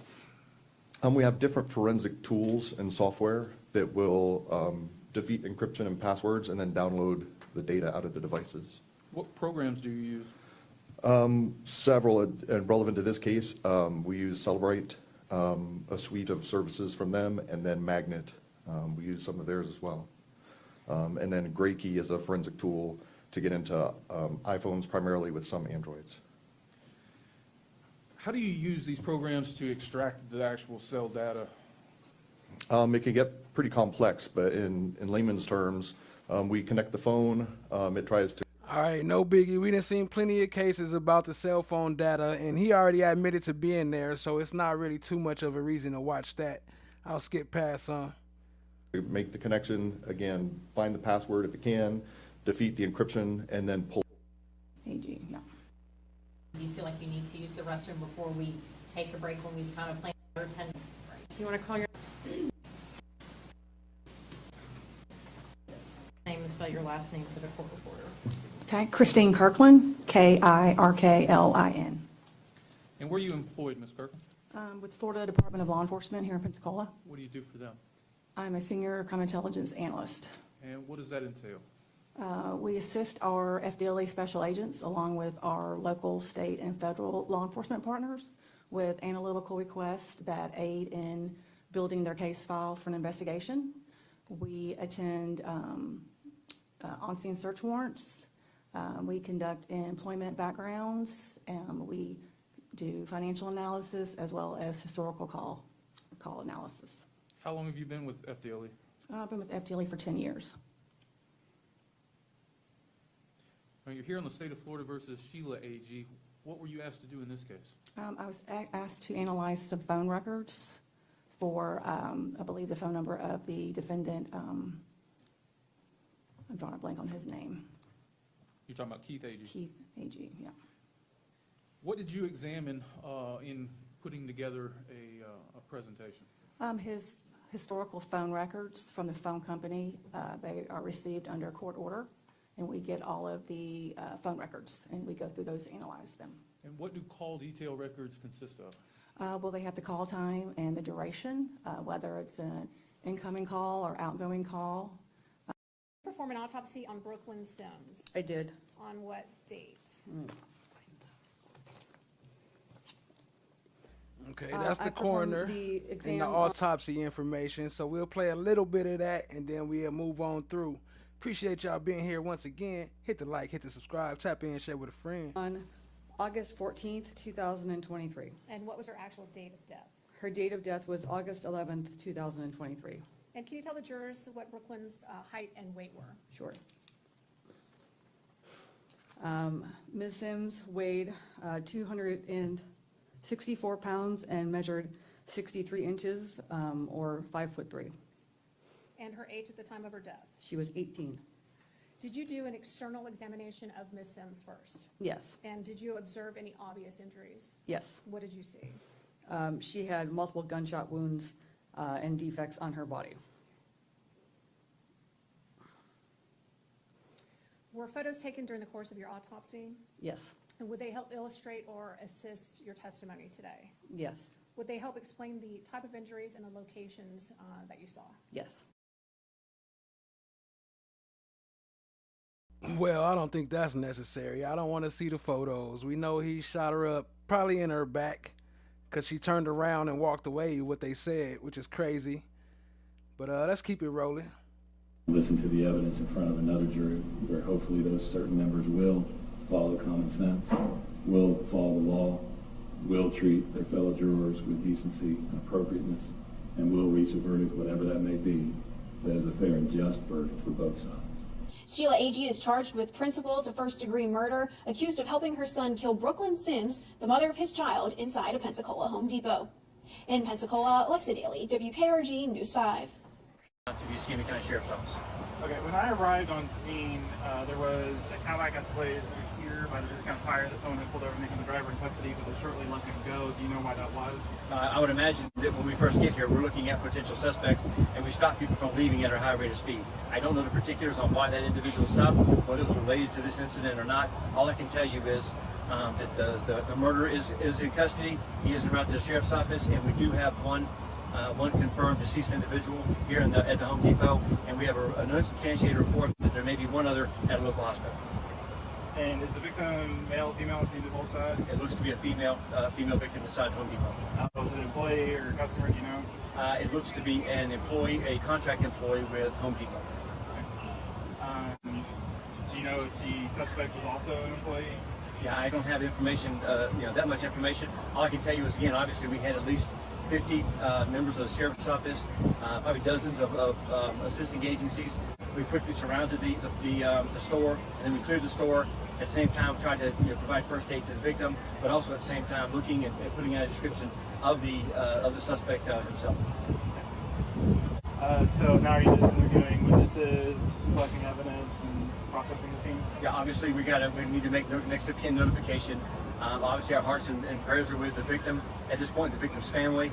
We are working on that now. Again, we still have this as an active crime scene. Our crime scene unit has arrived. They're doing their work. Again, we're trying to figure out motive and then our investigators are going to talk to the suspect as we speak. Anything else you want to add at this time? No, again, we responded within, really quickly. I want to say how much we appreciate the assistance of our surrounding agencies, Pensacola Police Department and the Fort Highway Patrol. There's no longer a threat to the community. We do have the suspect in custody, and we're now working the crime scene. All right, thank you. Well, I came back from a lunch break. I went behind the counter to go pick up my trusty iPad I use for surveying. And I was talking to a coworker, and I heard pop, pop, pop, pop, pop, like 5 or 6 rounds go off. And I realized it was a gun, and I told him, I said, duck and cover. And I went right up. All right, let's get into the testimony of Sheila AG. AG. I think it's AG. I keep saying AG, but I think it's AG. But we're going to get into that right now. Look at the lady. She heard pop, pop, pop, pop, pop, pop. Hell no. Let's get it going, family.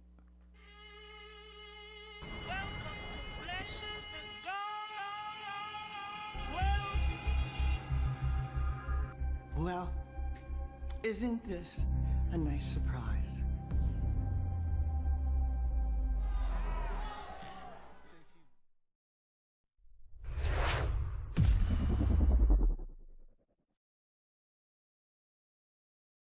Nothing but the truth.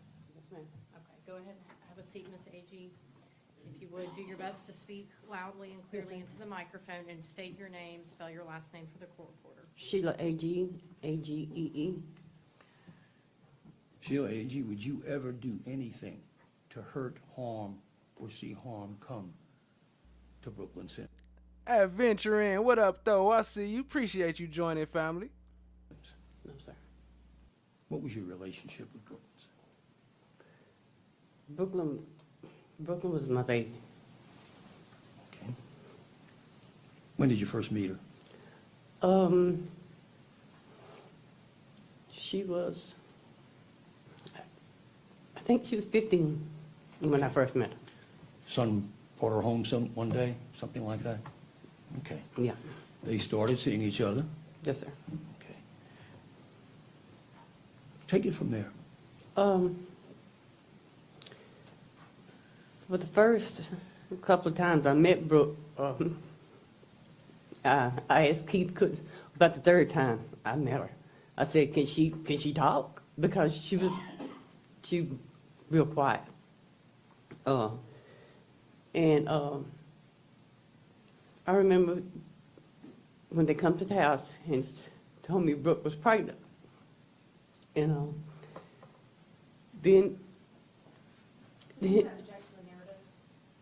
Okay, I'm going to sustain that, and you just need to ask her a question and give her an opportunity to respond. Okay. Okay, so you met Brooklyn. She was quiet.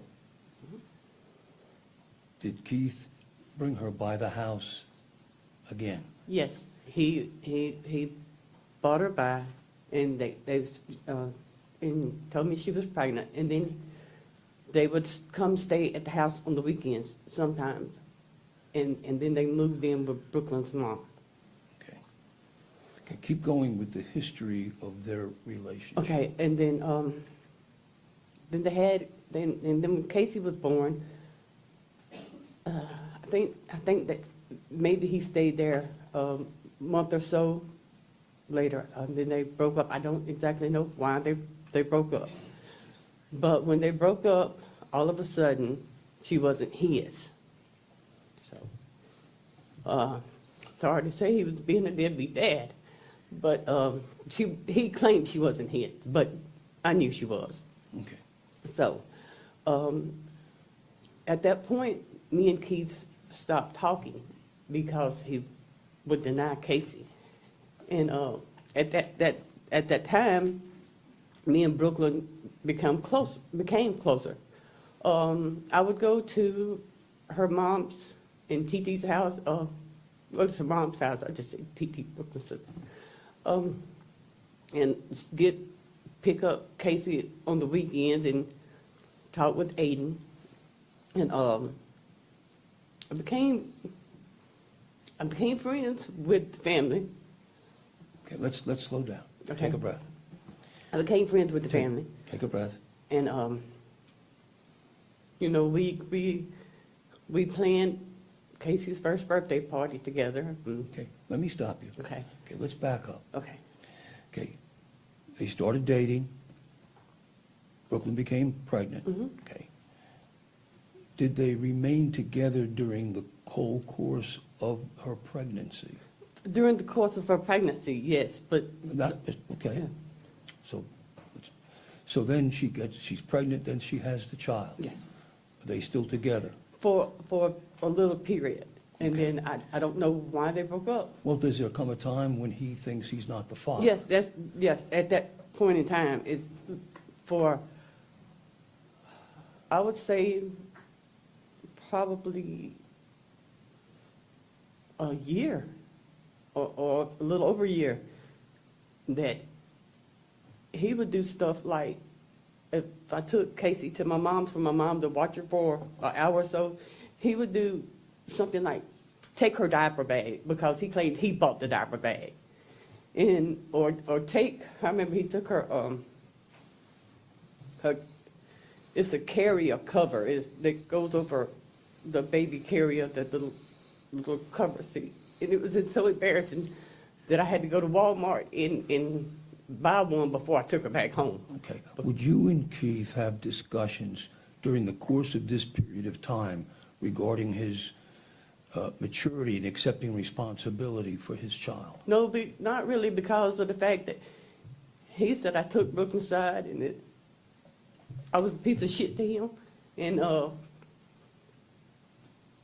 that as long as I would pick, but as long as I would pick that fucking baby over him, that he didn't have anything for me.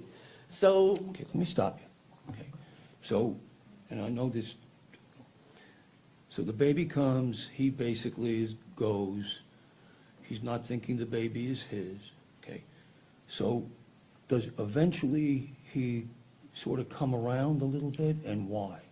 I don't know exactly why, but eventually he has a blood test, a DNA test, and it's determined, and I think, if I'm not mistaken, at that point in time, Casey was maybe 16 or 17 months old. Okay, so during that period of time, who substituted as the father? She said she don't know why he came around, but eventually he had a blood test, a DNA test. What? From your side of the family? Oh, me, from my side of the family. Okay. And would you buy diapers? Would you buy things like that? Yeah. Okay. We heard testimony earlier that you put her through school. What does that mean? I mean, to say I literally put Brooklyn through school, that's not accurate. Okay. Brooklyn decided to remain in school. Okay. You kept her in school when she wanted to drop out, is that? But no, we had a discussion, and I told her that do not drop out of school. Between me, her mama, and TT, that we would find a way that, that she wouldn't have to, because she really didn't want to drop out of school. That would be the right front, the right left, the right left side, front. Okay, all right. And I say, did your feelings towards her grow as the days and months went by? Of course, my feelings towards her grew, my feelings towards her family grew. I mean, I was there every weekend. Okay. Her mom's a great person. Okay. So you and she became very close? Yes. Okay. We watched today, we watched the text one from July 8th, a bunch from July 8th, July 28th, and then we went, okay. Did those texts accurately describe your relationship with Keith when taken as a whole? I mean, that typical? You had to catch Keith on a certain day. I'm sorry? You'd have to catch Keith on a certain day. His mood depended on the day. If he was in a bad mood that day, it was what it was. If he got a thought in his head that day, it was what it was. If he was in a loving mood that day, it was what it was. And you had to pick and choose to figure out what day that day was. How to react? Yeah. Okay. Well, let's back up a little bit. Where do you live? I live at 4370 Fairford Road, about a few miles from my mom. Okay. How long you live there? It's a property that my mom bought, and I moved there some years back, and we had to remodel, so I moved in with my mom. So altogether, 7, 8 years, Okay. maybe. Okay. And close enough that you frequently visited Mom? Oh, every day. Every day? Especially weekends? Yeah, if I was at home, yes. Okay. Talk about this right now.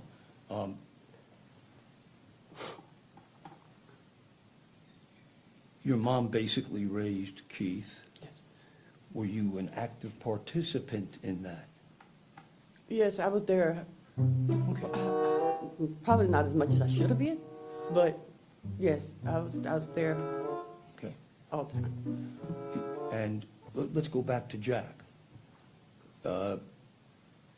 Jack's a Schaefer. Yes, he had 2 So different fathers. you and Mr. Schaefer married, had Jack. Yes. And then what happened there? We Just divorced? just divorced, just young, Okay. young.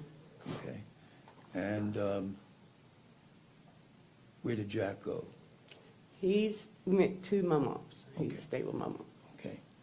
And then there came a time when you got all things squared away in life, and you just, and were you close all that time? I mean, you're Yes, right there.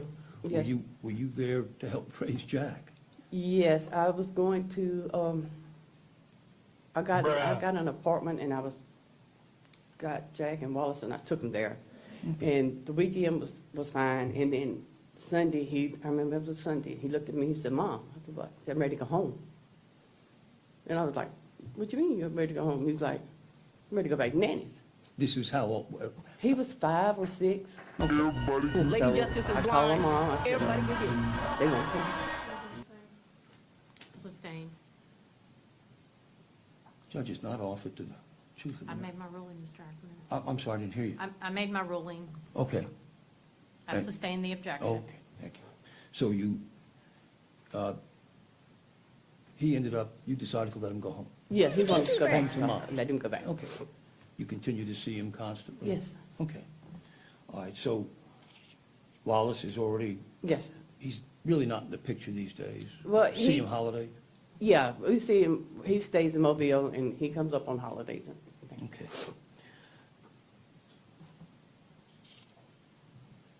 The videos we watched, I keep saying videos, excuse me, texts we watched, basically, they're from from July to August, Yes, sir. a couple of, a month, 2 months. Yes, sir. We see conversations between you and Keith that go on back and forth, forever, it seems. Is that typical when he's in a certain mood? Yes, sir. Okay. And what is your key? What are you trying to do when you talk to him? Or when you text with him in these cases? Like I say, you have to hit a certain button with Keith. So you have to try different tactics with Keith. You have to agree with him or disagree with him, threaten him, beg him, and just kind of see maybe what'll work. Okay.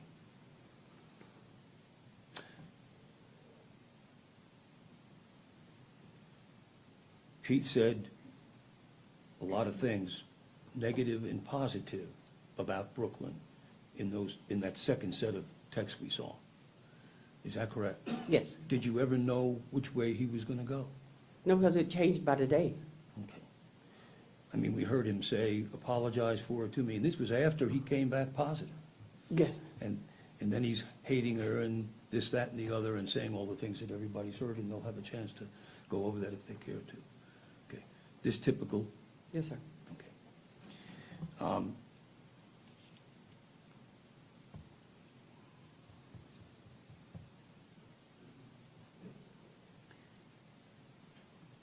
Back to August the 11th. Yes, sir. Did you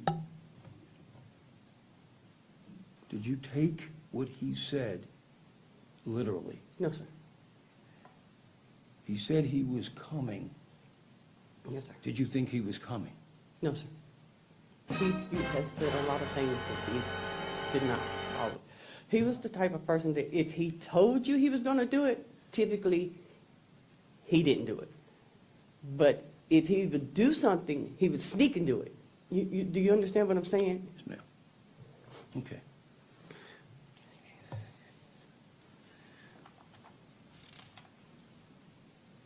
In these months before August, what was his relationship to Casey? Getting better, getting worse?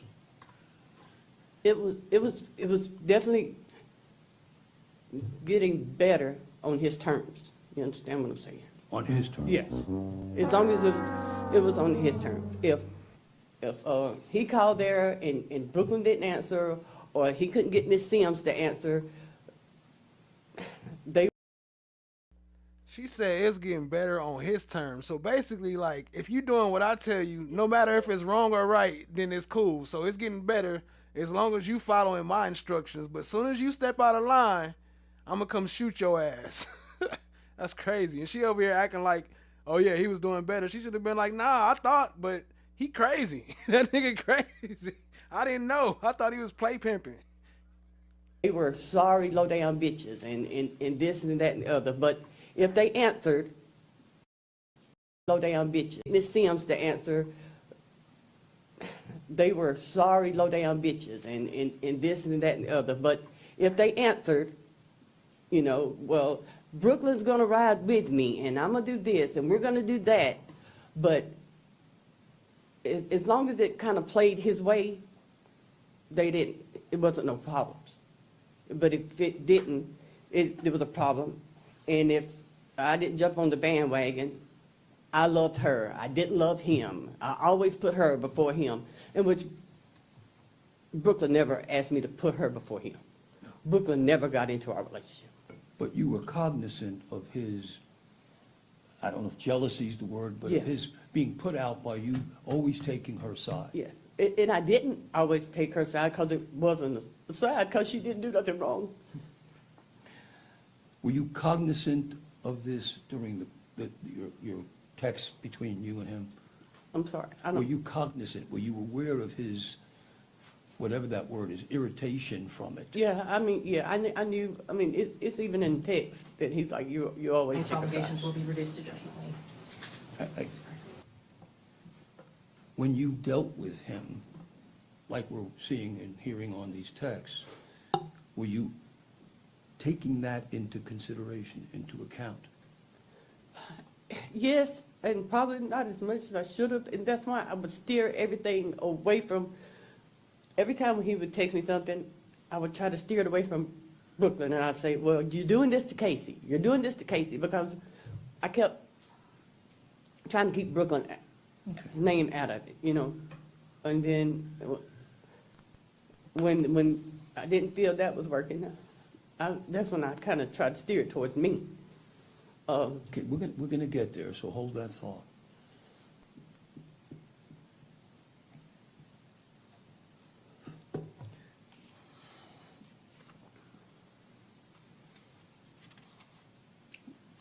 I have my notes here. Was Keith an easy child as a young kid? Up until he was about 13, 14, it was Okay. extremely easy. We've talked about Keith's history a little bit. You were you there all the time he was growing up, except not as maybe Thelma was, but almost? Well, he stayed with his dad, so, you know, Okay. but Yeah, tell the jury a little bit about that. when me and his dad split, kind of figured, I had called his dad a couple of times and asked him to talk to Keith about certain things, like maybe he was misbehaved or something. And his dad would tell me that he was going to, and that I would think that he did. But then Keith would tell me, Daddy said, you're fucking crazy. Not, and I was like, okay, really? And he would kind of try to play us against, me and his dad, against each other. And so I guess he felt like he couldn't stay and do what he wanted to with me or my mom, so he went and stayed with his dad for a little while. I'm sorry. So you're back in early August, you're hearing back and forth from both of them regarding her UTI, her infection, or gonorrhea. You reach a point where you tell them, look, stop it, you guys got to grow up. Okay. When he started the gonorrhea thing, and there's more texts, I guess, that didn't get to come out, because we got texts from 1 to 2 days. This with Keith goes back years. But whenever he texts me about the gonorrhea thing, I text Brooklyn. Brooklyn went to the doctor, and I mean they don't show that, but she did, and it come back as a vaginal bacteria. She did not have gonorrhea. I'm not going to lie on my baby. She did not have that. And I text that to him. And he's like, oh, well, Mom, I'm so sorry. Tell her I'm sorry. And I was like, Keith, you tell her you're sorry. You're the one. And he was like, I don't know. I'm sorry. I'm not going to do this anymore. I'm going to grow up now. I'm not going to do this. I'm going to be a better person for Casey. And, the bottom line in all aspects was Brooklyn was doing good. I'm sorry? Brooklyn was doing good. She was being a mama. The best little mom I've ever seen. And this may make me look bad since I'm convicted, not convicted, but charged with this. But she was a good girl. She didn't bother nobody. She stayed at home. She helped her mom. She helped her sister raise Aiden, which is her nephew, and she kept Casey. And outside me, her mom, or her sister, she didn't leave that baby with nobody unless it was daycare. She had a job or something. She didn't leave that baby with nobody. Okay. And you eventually gave her the job she had. Is that correct? Yes. Tell us what you do for a living. Inventory. We were doing inventory. Okay. And you've been in that field for how many years, on and off? On and off since 2015, I think. Okay. Give or take 10 years? Yeah. And you had risen to the Well, I had stopped for a while. When I worked before, it was called RGIS, which they do the same thing. It was just another company. And I had the same job Brooklyn had. I was counting. And then when I reapplied for the job, I reapplied for supervisor. And at that time, WIS had, from my understanding, bought out RGIS. And they were, and that's who we went to work for. Brooklyn had worked at a few jobs.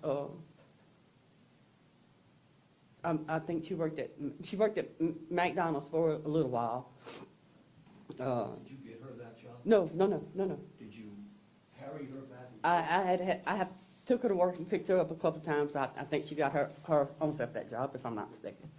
And she worked at Jack's for a little while, and I think her mother got her that job because her mother managed there. If I'm not mistaken, she was a manager or either the main manager. I'm not sure. So an opening came up, and you. Well, she went to work at I think it's called Subway in Citronelle. And she called me, actually she texted me, that text also in the phone somewhere. and said that her manager was having a problem with her taking off or something. And she said, but I had done told her that I needed that time off because I didn't have a babysitter. And she said, she told me, she said, text me and said, the manager said that she should have took that into consideration when she hired on because she couldn't make schedules around children.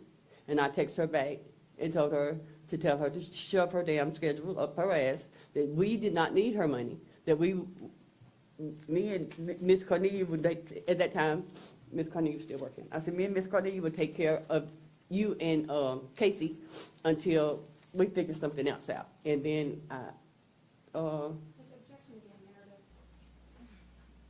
Sustain, again, just do. I just thought of something too. Why they got her up here with this baggy ass dress coat on and this t-shirt? Why they do her like that?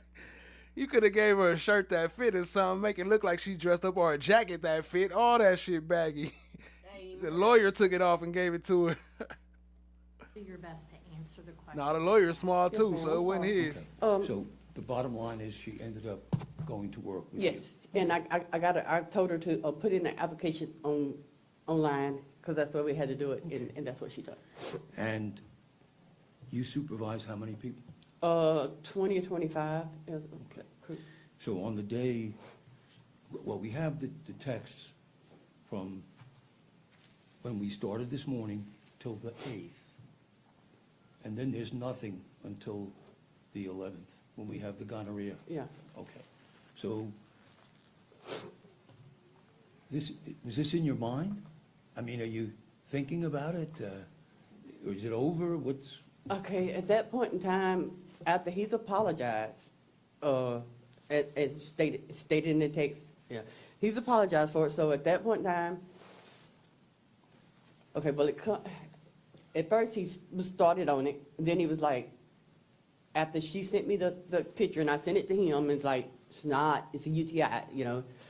Then he stopped on it, and then he was like, kind of hit on it a little bit again, and then I was like, Keith, here's the picture, it's not.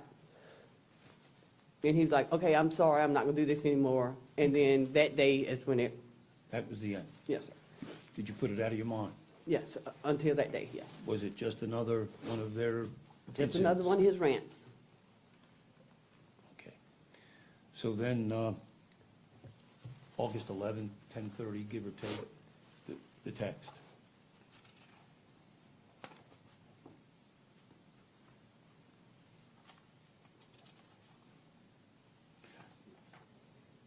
And before we get into the actual test, to your knowledge, was Brooklyn seeing anybody? Not to my knowledge, And not at all. We heard it in the text, to your knowledge, he was seeing other people. Yeah, as far as I knew, he was seeing a couple more people. So, but no, if Brooklyn was seeing someone, I didn't know it. Okay. Did these things, did his reactions and everything else seem kind of self-serving and absurd to you? Oh, yeah, because he texted me one day and said, she's at Chuck E. Cheese with somebody else, and I'm like, who's at Chuck E. Cheese with somebody else? And he was like, Brooklyn, her mama's got Casey, and she's at Chuck E. Cheese with somebody else. I was like, Keith, and I had just talked with Brooklyn. Brooklyn was getting her hair done somewhere. My question is, did it come to the point where you thought, God, this is absurd? This is All the time. Okay.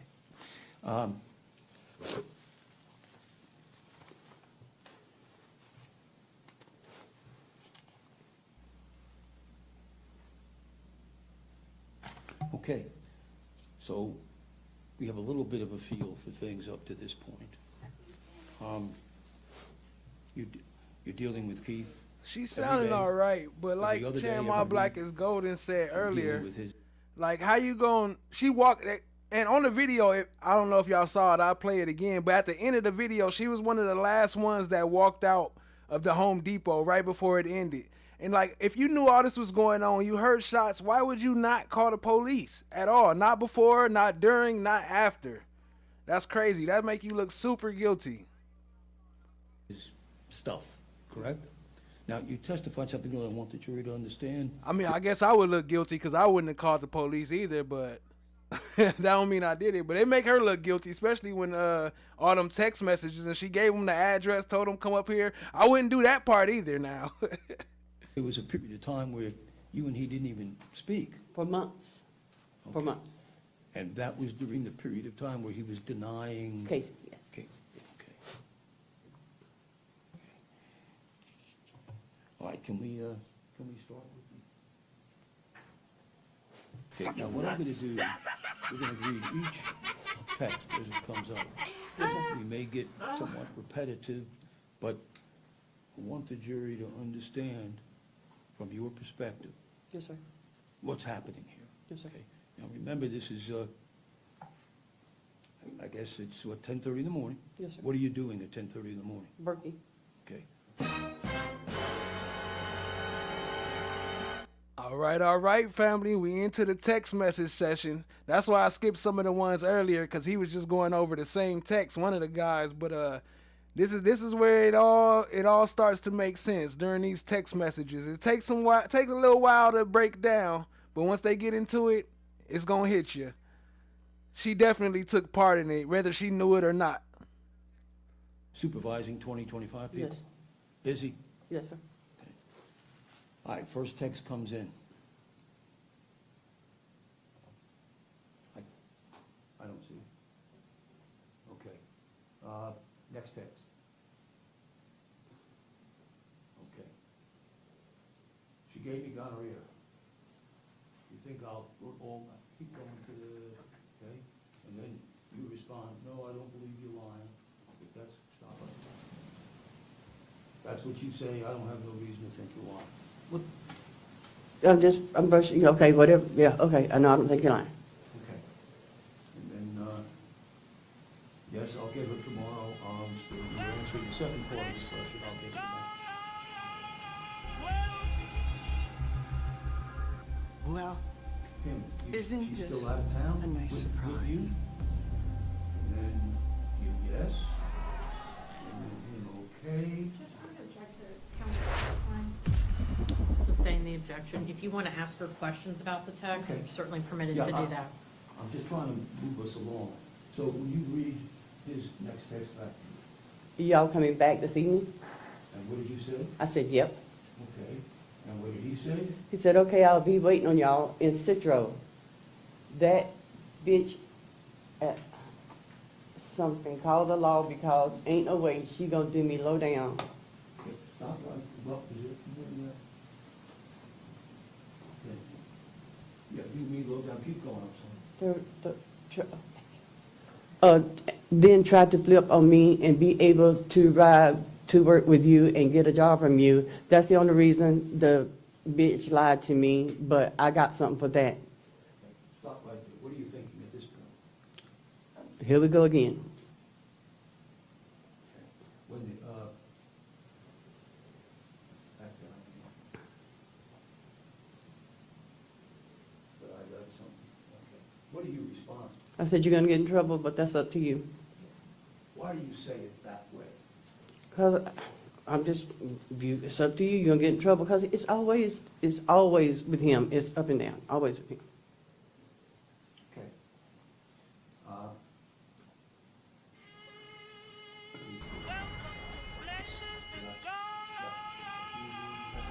Trouble, prison, but Well, hey, that's my choice, just isn't like it this is for you to a nice continue to pick her up.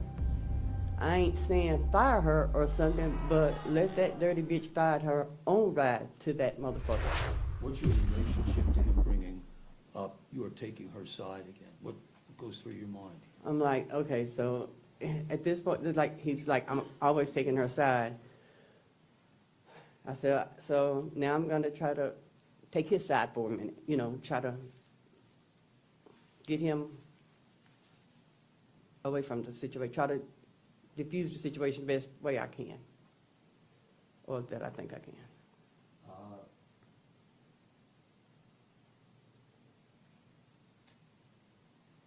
Keep going. I ain't, If she called the law, but I ain't saying nothing, but I gave her a job for Casey. And now, seems to somebody who doesn't know you, that you're saying Casey's important, that's all that's important. No, that's what I'm trying to get to him. Casey's important. I don't want, because I know Brooklyn is not meaning anything to him, so I'm trying to get Casey out there. Are you trying to get to him? Yeah, through see Casey. the light Yes, through through Casey. One at a time, they can't, I'm you can't sorry. talk over each other because she's got to take everything down, okay? The evidence is going to show that anything that I may have said, they exacerbated it. Bringing up Brooklyn, because we've got more and more clear. Why do you use Casey for the most part? Because I'm hoping that'll calm him down. At any time here, are you thinking this is anything other than the normal stuff you put up with? No. That you're not, that it's not the normal? It is the normal, is what I'm saying. Next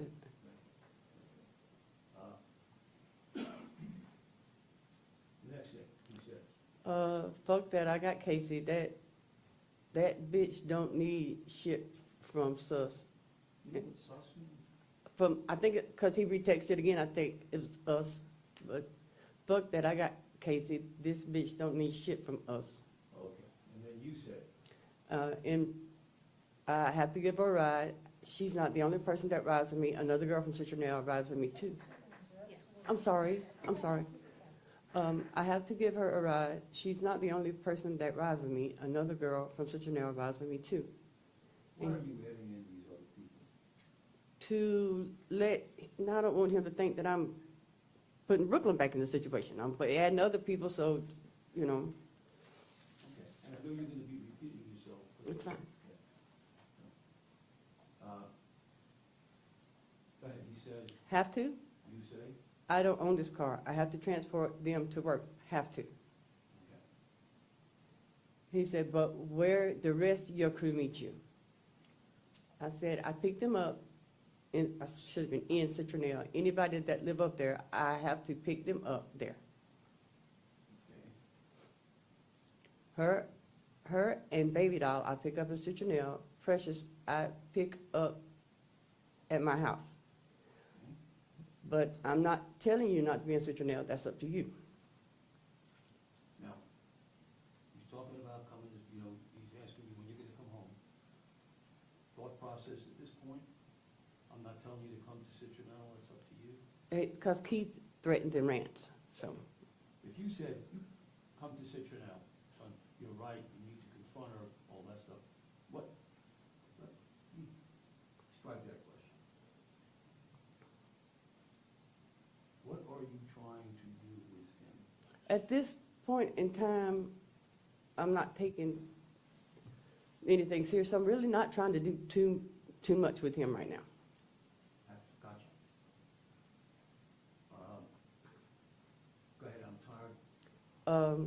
Shit ain't do not, shit. I'm tired of the top. Oh, I'm sorry. I'm tired of being treated like a bitch when I do right. Fuck that job, fuck my job, and I don't even care about jail no more. I can't take this shit daily. Just tell me before y'all come. What do you say? No, I'm not going to help you get in trouble. What do you mean? I don't remember what I said, but I was high every day for a whole year, and I would say anything. I would say and done anything to get out of here. I would say and done anything. Just, Just what you said? yeah. Okay. Then he says, Shit ain't do nothing but cost me money, gave me a disease. I'm fitting to just shoot her. I know I hate that for Casey, bruh, but like I said, I can't take it. IDPAF. I don't give a fuck no more. Oh, okay, I'm sorry. And then you say, Okay, and then he says, so protect her. meaning, Me taking Brooklyn side again. and you say, I said, I'll call you and tell you, motherfucker, if you want to go to jail. I'll tell you when we get close, but if you don't come kill her, you're a motherfucking bitch. Lady Justice is blind. He had just called himself a bitch earlier. And what did you mean? I'll tell you when we get close, but if you don't come kill you and tell you, motherfucker, if you want to go to jail. I'll tell you when we get close, but if you don't come kill her, you're a motherfucking bitch. He had just called himself a bitch earlier. And I'm, at this point right now, I'm sick of Keith. I'm sick of Keith. And I'm I'm sorry. Yeah, it's your fault now. After that words, he just wanted his mother approval. He like, oh, my mama think I'm a bitch? I can't let my mama think I'm a bitch. I'm about to really kill her. I'm about to go smoke her. Hell no. I'm sick of Keith. Okay. At this point, I say, okay, now I'm not working to be on, you're not letting me be on, he's wanting to say that I'm on Brooklyn side all the time. So now it's okay, let me try to take your side for a minute. I'm doing this. I'm trying to see what is going to stop him. You know, because there's no certain combination with Keith. For 1 second, did you mean literally go kill her? No, I wasn't even going to call him when I got to Citronelle. I wasn't even going to call him when I got to Citronelle.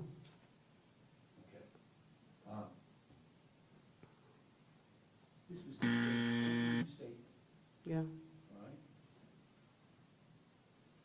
That you had in your mind for him to kill No, anything close to that. never.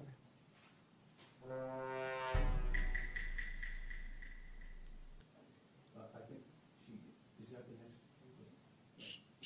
She gave me a motherfucking disease. I lost money and my freedom multiple times due to this line hole, but still in every situation, you make sure it turned out better. Slow down. I'm sorry. That's okay. She gave me a motherfucking disease. I done lost money and my freedom multiple times due to this line hole, but still in every situation, you make sure it turned out better for her, like it's nothing you can do for me. Can I pet that dog? No, no. Then he said, yes, that's all I ask. Pet that dog? No. Yeah, you're right. I'm a whole ass bitch. I'll never speak on this type of shit again, I promise. That's all from him. Yeah, at this point, I'm thinking he's de-escalating. Go back a little bit. Okay. This whole thing here, she gave me lost my freedom and all that stuff. It's kind of escalating. And then then 3 texts let down, it's de-escalated. He's like, I'm not gonna speak on it no more.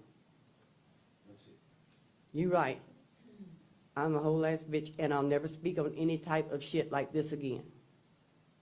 What is that? When he says that, what are you thinking? I'm thinking, okay, so he's gonna drop it. He's done with it. He's enough. Yeah, I'm thinking, okay, so he's not gonna speak on it again. There's no response from you. And right, and he was like, on Casey's live. You know what I'm saying? I'm not gonna speak on it again on Casey's live. And I was like, One at a time.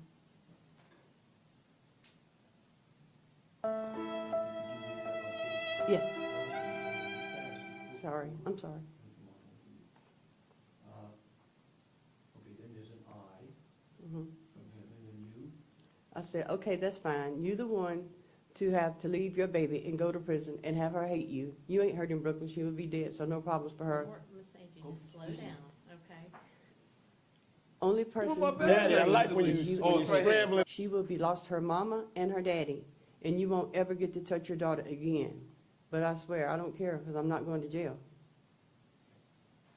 So you just told him in the other thing, if you don't kill her, this, that, and the other.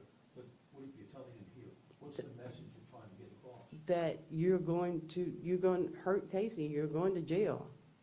She's not gonna have her mama or her daddy. Are you crazy? Daddy, I like when you scrambling and scraping and shit. I like that. Now, he says, I'm okay with that. And he said, I can't take no more, don't nobody help me. I'm tired, I ain't got shit to live for, no way I'm going to jail. you know, it's funny, he says that. Do you recall the text this morning? Bruh. Where you tell him, you got a good life, you got a good child, you got a good job, you got everything going for you, and you got a great baby. What was that? I was, he had just telling him, he's got all these things going for him. Right, You based know, on his mood at that yeah. time. And here you are trying to tell it to him again, and this is a couple of days later, correct? Yes, And he's back, my life stinks, I have nothing to live for. right, Is this what you deal with constantly from? yes. And then he said, Citro gonna, So if she already knew he was crazy, why she just letting him go and carry on with this, you know what I mean, without trying to get him no help or nothing, or trying to calm him down? Why she antagonizing him and promoting, giving him an address and all that stuff? You already know the boy crazy. He already told you he shot at the police. Citro gonna shoot me because I'm sure gonna blow it them. This been a long time coming. What does that sound like to you? That he's gonna shoot at the police.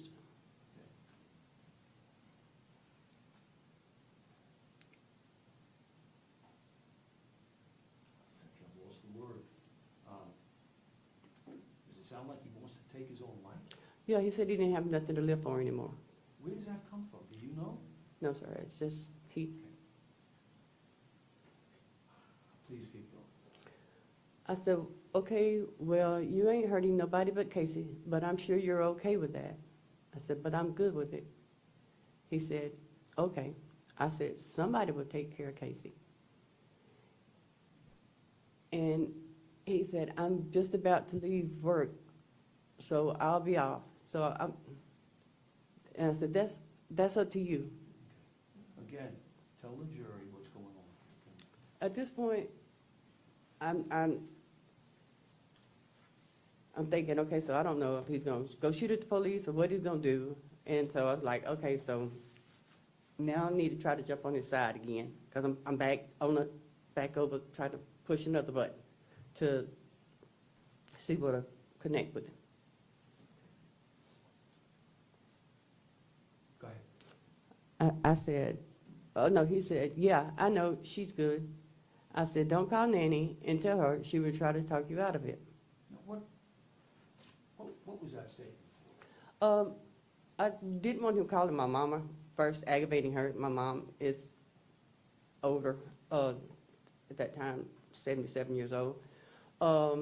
And also, I was gonna call my mama myself. I checked the call logs, I called her myself. But at that time, I'm letting him think I'm on his side. By the way, did you call your mother during all this? Yes. Okay. Was that a serious statement about calling her? No, I was called her. Were you afraid that your mother would talk him out of it?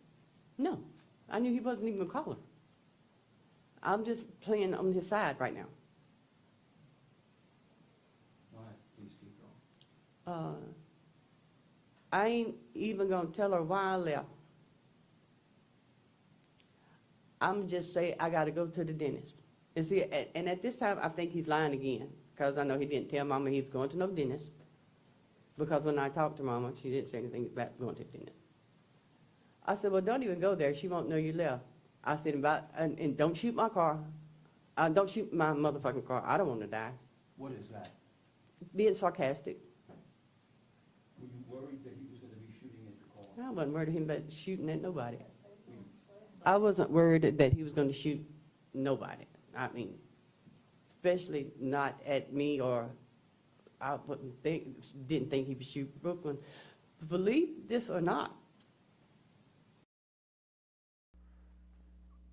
Damn. She said she didn't believe him. That's why it's like antagonistic. Like, and you calling him a bitch, talking about if you ain't gonna do it, then if you don't do it, you a bitch. If you don't come kill her. But look, hold on, I froze the screen right here so y'all can see her walking out, so I can blow it up real quick before she continue. That's crazy though. Here, let me see. Boom. Let me blow this up. Here she go, right here in the red. The last one's walking out. I mean, well, at least before they stopped the video. I'm sure it was more people, but look at her. On her phone too. Where? That's her right here in the middle. In the red shirt. You a fucking liar. I didn't see that. That's her. That's her right there, walking out. Watch, hold on. I'll play it so you can see how she walked out.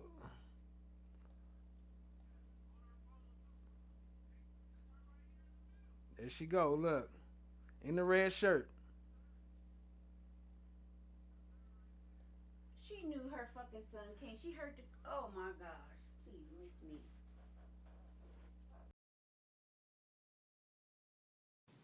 I don't know why or what flipped him, but Keith loved Brooklyn or acted as he did, or so I thought he did.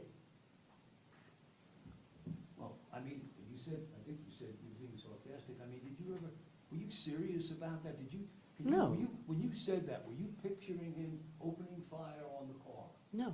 Were you picturing him, well, don't shoot me, I bet, drag me out of there because I don't want to get killed? Were you thinking you were going to get killed? No. Were you thinking you were in harm's way? No.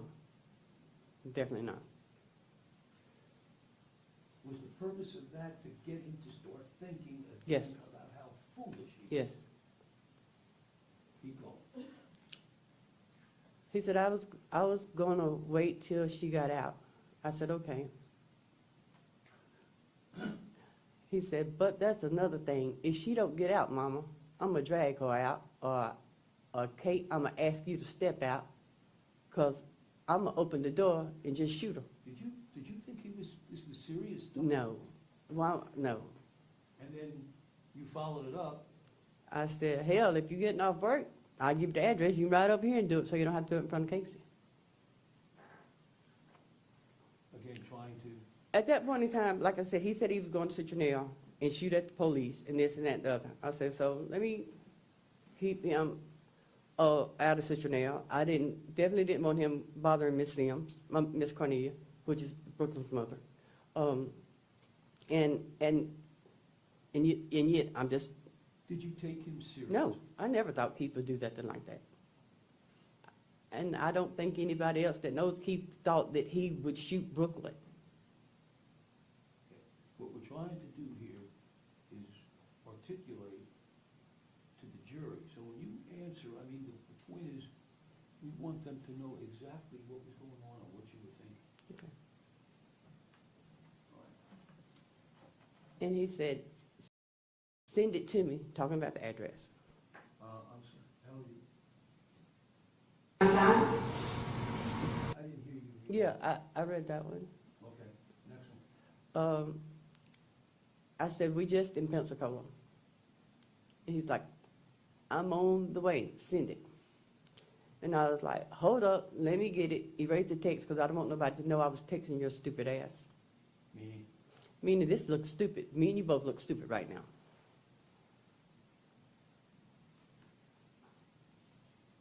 Operator with an emergency He said, I breakthrough from your already sister. deleted mine. Trust Samson me, I and ain't gonna say Sheila, shit about us even Mama talking. Field, shut up, bitch! And I said, don't act like you love Casey, because you don't give a fuck about that little girl. You love you and you alone. Trying to let him know that you're doing this is stupid. I mean, you're not thinking. He said, I love all my heart. It's that bitch who don't care about her. I said, you don't love her. You willing to leave her alone because you mad at a bitch. That's not love, son. What are you trying to do there? Show him that he's doing stupid. He's being stupid. He said, if she did, she wouldn't act that way about me trying to get her knowing she acting cause she fucked me over and wants everybody to be on her side like she ain't do nothing.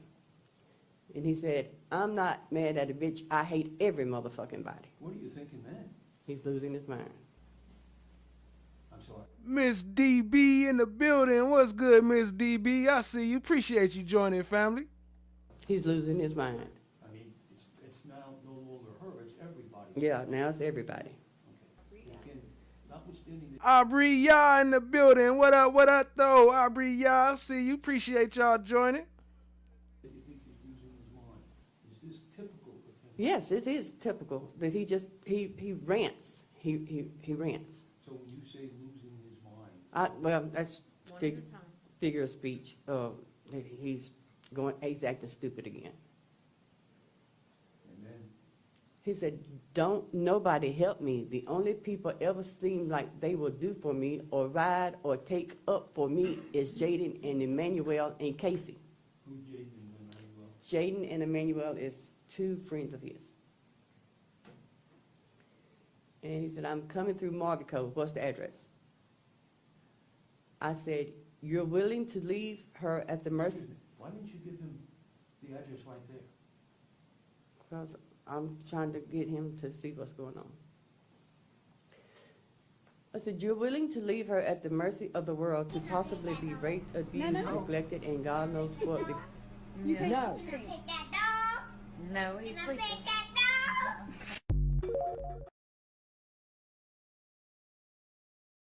for those of y'all who don't know what's going on, let me see. We'll play a little brief intermission to give you a little clip of what happened. From a lunch break, I went behind the counter to go pick up my trusty iPad I use for surveying, and I was talking to a coworker, and I heard pop, pop, pop, pop, pop, like 5 or 6 rounds go off, and I realized it was a gun, and I told him, I said, duck and cover, and I went right up underneath the counter, back behind. Thank you. Well, I came back from a lunch break. I went behind the counter to go pick up my trusty iPad I use for surveying, and I was talking to a coworker, and I heard pop, pop, pop, pop, pop, like 5 or 6 rounds go off, and I realized it was a gun, and I told him, I said, duck and cover, and I went right up underneath the counter, back behind the main counter, and I was sat there Indian style, and I called 911. I spoke with a nice lady. She told me to stay on the line. I gave her all the information I could, told her where the shooting occurred. I didn't see it. I just heard it, and I realized it was an active shooter. And then I was talking to her, giving her the exact location of where we were, telling her about aisle 3 on the entrance, and then I heard someone was hurt, and I said, also, please send paramedics. And I stayed with her on the line until the police arrived and told us to evacuate. The information. So there was a shooting apparently involving a mother and her son. The mother told them where they was at. They went to Home Depot, shot the lady up. I don't think we finished the full verdict reading, so I'll go ahead and play this part real quick. Oh no, actually, I would go ahead and wrap up her first, and then we get to the verdict reading next. But yeah, appreciate y'all. Yeah, then we get into you didn't it. put on a rubber. You're gonna make her suffer for something she had no control over, but you love her? Okay. Stop right there. Again, what is that? Trying to make him see that he's being stupid. Are you right now trying to get him to go kill Brooklyn? I've never tried to get him to kill Brooklyn. Ever? Ever. I love Brooklyn. Do you think he's serious? No. Do you think he's coming? No. Keep going. I said, I'm getting it. Give me a minute. I'm on lunch. He said, Brooklyn knew what was coming behind lunch. Keep going. He's serious? No. Do you think he's coming? No. Keep going. I said, I'm getting it. Give me a minute. I'm on lunch. He said, Brooklyn knew what was coming behind lying to me. She knew I was going to kill her, so if she okay with this shit, I am too. I said, regardless of who knew, Casey didn't know. Casey being? The baby. Trying to? Keep throwing Casey up to try to calm him down. He said, I put my faith in Jay. At least he would do something to a motherfucker that fucked with Casey. Him, Emmanuel, the only ones I believe will. I said, you put your faith in somebody about your fucking baby? He said, hell, you wasn't preaching to Brooklyn about her choices. Shit, this her fault. Every action gets a reaction. So if somebody is... So basically at this point, y'all arguing. You basically arguing with them, making them madder and madder, like, all right, I'm gonna really do this shit. You think I'm playing? You gonna try me, and now you against me too? Fuck everybody. I'm gonna really come up there and do it. Everybody can get it. I got 5 on it, and he dropped 5 shells. That's crazy. But yeah, that's a fact. That's a fact. All right, let's get back into it. Let me see. Hold on. Where the Fanny at? There she go. Everybody. Lady Justice is blind. Everybody can get it. It's okay with what she's doing, then they should be with what I am. Who's that somebody? I don't know. Oh, that I mean, he's saying if I'm okay with everything Brooklyn does, I should be okay with what he does. He always thinks I'm taking up for Brooklyn. Yes. And then he repeats the same text again. And I said, it's not Casey's fault. I said, it's not Casey's fault. It's all I know. Don't really give a fuck what you and Brooklyn both know. What y'all's faults are. Hers for giving it to you and you for not wearing a condom. And he said, her mama should have raised her better or told her better. I don't feel guilt behind that. I feel way worse letting this BS continue. I don't blame Casey for nothing. I said, you don't blame her, but you're willing to put her at risk over it. Again, what are you trying to do? Trying to use Casey to defuse the situation. He said that bitch could have told the truth, though. It wouldn't have been so bad if she would have owned up to it. Just being real, bro. I'm tired of her trying to fuck over me, then play like I'm overreacting or crazy. I can show a motherfucker what crazy is. Then he says, address, question mark. I said, like I said, you don't give a fuck about that baby. I'm gonna get you the address when I get back, and you are showing nobody nothing. Slow down. I'm sorry. That's okay. Sorry, and you ain't showing nobody nothing except you got mental issues. Because you're willing to give up your life and your baby daughter's life and hurt your family over a bit. But don't worry. I will make sure she knows Brooklyn gave you something that you had to take a shot for, but that you didn't love her enough to give a fuck about what happened to her. That she wasn't enough for you. Maybe she should have meant more to you, and then her mama and daddy would still be here. She wasn't important enough, and you just had to prove a point. I promise you, I'll remind her of that for the rest of her life. What is this an attempt To let him know that to calm him, telling him if you do, I'm gonna remind Casey of everything you're doing for the rest of her life. I'm gonna tell her what you're doing. Did you think that was pretty strong stuff? I thought it was. I said, but she'll probably end up committing suicide, and she will be with y'all anyway. And give me 10 minutes, and I'll give you the address. You ain't even close. So, again, she'll end up committing suicide. You're trying to do what? To defuse him, using Casey to defuse him. And then you say, give me 10 minutes, I'm gonna get you the address. Is that so that he can come and kill her? No, I'm still trying to get him to change, see what's going on. Now, again, do you think he's gonna come? No, never in a million years. And you think if it comes, that he would ever in a million years? Shoot Brooklyn? Inside of a Home Depot? No, anywhere. I don't think, and Go ahead. And then in front of people, I mean, drive all the way over there, and at this point in time, I'm thinking he's at work. I'm still thinking Keith's at work. Is that partially because of what you know of Keith and partially because of what you and your mother thought? Yes.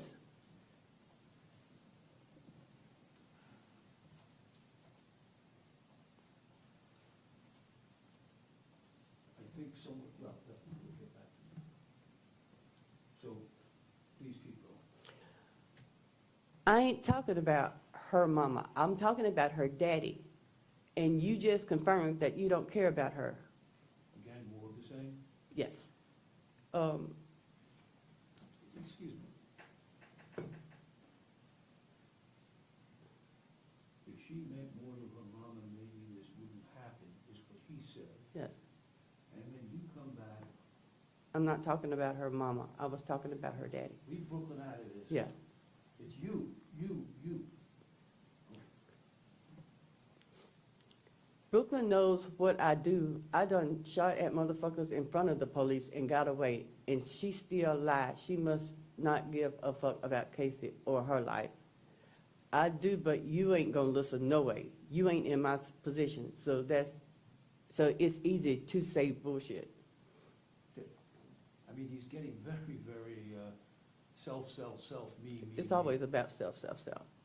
You know, he's threatened to kill his dad and his stepmom because and at this point in time he was taken up for Brooklyn when that occurred. I will give him that because his dad didn't like Brooklyn. He thought Keith could do better, and he told Keith he thought he could do better. But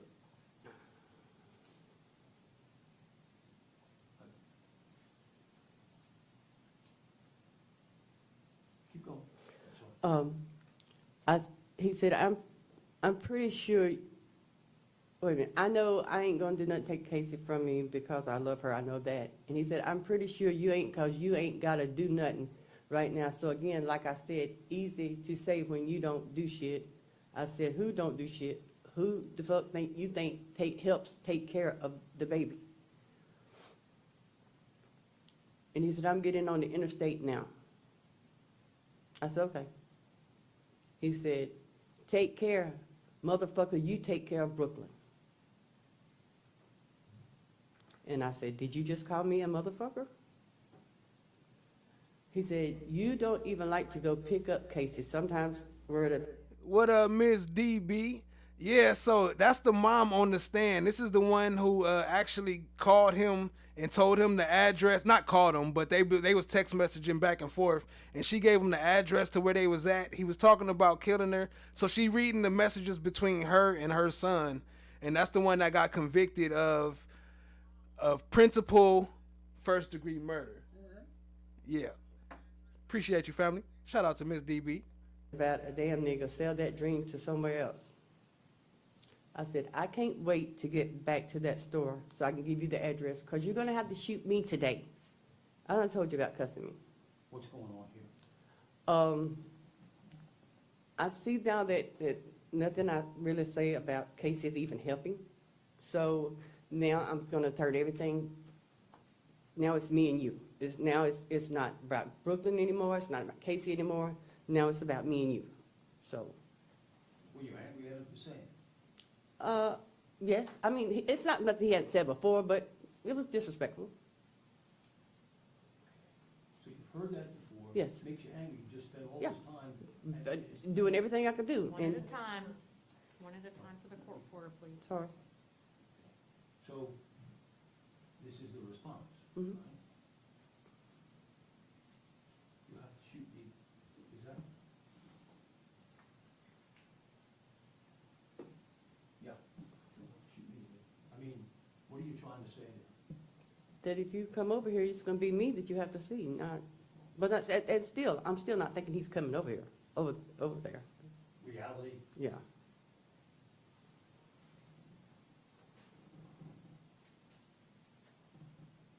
Go ahead. All I want is the address, Mama. I'm done talking. All I want is the address, Mama. I'm done talking. I done talked enough. It's what's gonna happen, and I'm okay with that. I done already been thinking it through, and this the only way for me. I don't know why you so quick to start shit with me, bruh. Again, must be scared of Brooklyn or something. I don't know. At any time here, does he indicate, do you indicate that you're partners in this endeavor that he is dreaming about or maybe doing or whatever? No. Keep going. I promise I'm headed back to get it to you and give it to you, because I done told you about cussing me. I'm tired. I know, I told you, you don't have to respect me, but you're not going to disrespect me. Again, going on, they're gonna have to shoot. Right. He said, you disrespecting me, trying to tell me if I love my child or not. That's your problem. You don't see the shit, bruh. But again, I think it's a woman thing. She gonna be on the floor, right? And I sent him the address where I was at.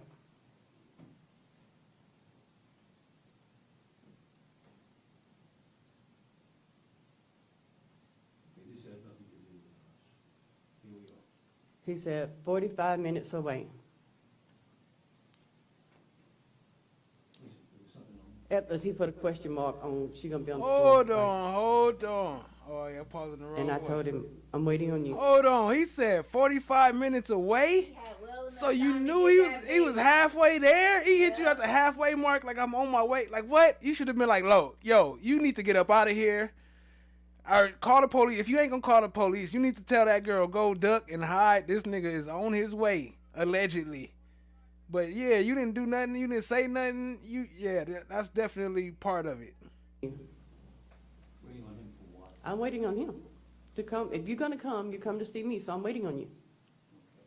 You waiting on him to come see you? And the text don't say nothing about you coming to see me. That you didn't include that part in the text. And if you were saying you coming to see me, you would have told her to get up out the way. So she not there.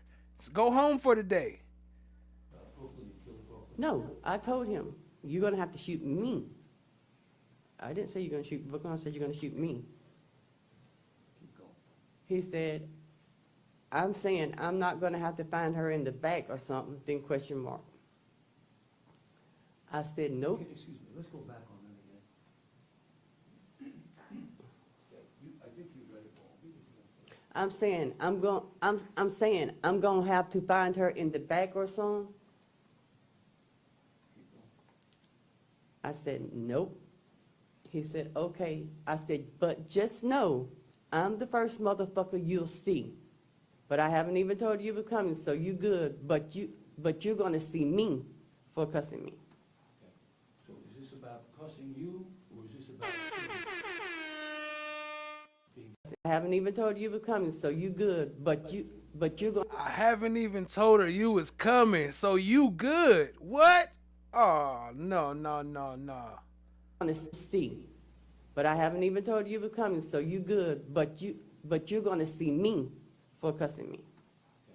So is this about cussing you, or is this about him being dissuaded from hurting Brooklyn? I'm letting him know he's gonna see me, not Brooklyn. I gotta keep Brooklyn. I'm trying to keep Brooklyn out of his mindset. You think he's coming? No.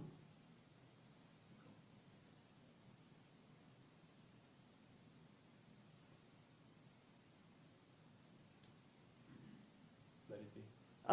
Let it be after then. I said, no, I'm coming out. She will be in. She won't even know nothing. He said, I'm not studying you right now. So, sure, I don't exactly know what IDM means. I said, okay. I said, I'm going to show you today what it means to love your child. You will understand when you're chilling with your daughter one day. Now look, he talking about coming and shoot, but she trying to show him a lesson while he talking about coming and shooting them. What kind of shit is that? I'm going to show you today. What is you trying to show him? That's crazy. Show him how to go to jail for life? What do you mean by that? That I'm going to stand in the gap. When this is all over, I mean, you got to come and see me. So who is that? I think that was no one earlier said. Was she trying to get custody of the child or make it her baby? I think that might play a factor. She thought he was gonna go to jail and it was gonna be her baby and they baby without that nigga and without the mama. You're not gonna see Brooke. I mean, not saying that was her goal, but she was like, forget it. That's gonna be the outcome. And then when this is all over, you're gonna thank me when you calm down. You're gonna thank me when you're chilling with your daughter.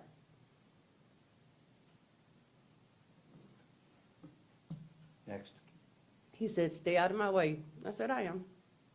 He said, only warning I'm give you, I'm not studying you. You never help me. Always hindering me is what you doing. Stay out of my way for once. Don't help Brooklyn. If you want to show me something, you can do that after I'm done with her. I don't have no problem with that. I said, only warning you giving me, LOL, bitch, Brooklyn might be scared of you, but I'm not. I ain't. Let me go back to that thing. Only warning I give you, I'm not studying you. You never help, always hindering me is what you don't say. Stay out of my way for once. Don't help Brooklyn. Does that sound like you and he are partnership? No, Does it sound like he thinks you want to help him hurt Brooklyn? No, he's telling me at that point in time, with Keith's mindset, that's the only warning he's going to give me. That now he's going to shoot me if I don't get out of his way. Not to help Brooklyn. He says, it's the only warning I'm giving you. Okay, and then you said? I said, only warning you're giving me, Brooklyn might be scared of you, but I ain't. And he said, I don't expect you to be. And I said, come on. He said, you probably done called the police for that girl. I said, I swear to God, I ain't told her nothing about you. Man down. I said, 11:30. because Pimp in distress. I don't want him to think I'm taking Brooklyn's side, because he keeps saying, I'm always take her side. I'm trying to keep Brooklyn out of this. This is about me and you now. Now you're threatening me. You're saying the only warning you're going to give me, now you're going to shoot me. So this is just me and you now. I said, but I hope you ain't stupid enough to think you ain't going to jail, because that's definitely where you're going. Obvious. Go ahead. He said, oh, no, jail or dead, one of the two. I said, yeah, that way. I said, probably best. No, it was a like, yeah. I said, probably best because something wrong with you. You don't need to be around Casey or Kanye. Okay. My daughter. He said, something wrong with you. That must be why you don't take care of Kaya. I said, I wouldn't hurt her. You're stupid. Oh, I skipped one, I'm sorry. He said, oh. I said, I wouldn't hurt her. You stupid. He said, LOL, man, get off my phone. All I need was the address. Leave me alone. Finish your day's work. And you is too. I forgot. Just me. And I don't really. I said, bet I ain't stupid as you. Come on, dummy. He said, yeah, fuck me though. Point proven. Thank you. I always knew I wasn't tripping. You fucking retarded.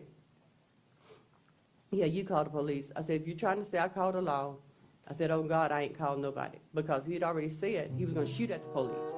So I didn't want him to come. If he came, which I didn't think he was, I don't want him to start shooting at no police. Then I'm figuring he's going to be dead. It ain't your money. Again, at this point, do you think he's coming? No.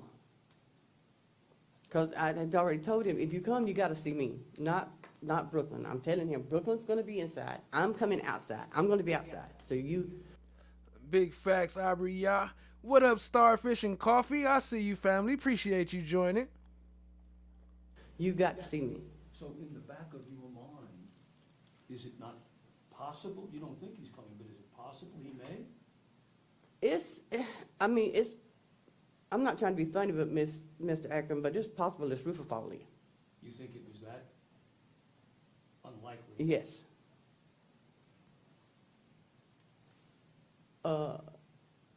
He said, you wouldn't be testing me still if you didn't laugh at my ass off any other time you leave me the fuck alone. I said, if I called the law or told her anything, I hope Kaya never take another breath. Why did you be so... Okay. This is going to sound strange to probably everybody that's not from where I'm from.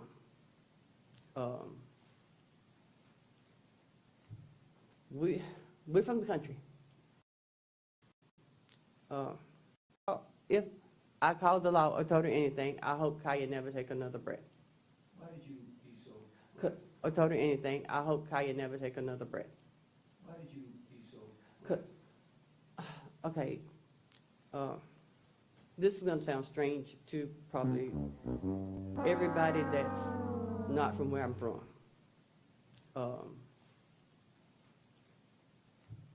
We're from the country. I mean, I live in the woods. We don't have no red lights. We don't have stop signs. We got one convenience store, and it's also a restaurant. I mean, we live, and we say stuff like, swear to God, I hope God to kill me. I swear on my baby's life. I swear on my mama's life. It's a slang for us, you know, to like maybe get a point across. Not saying that, you know, like our biggest... It's not real. I don't know him. I met him. I don't know him. I know him. Girls here say but this is... School was like a 8A school. You know what I mean? No, obviously now I know why. It's not real. 2A school, and that's from 7th to 12th grade.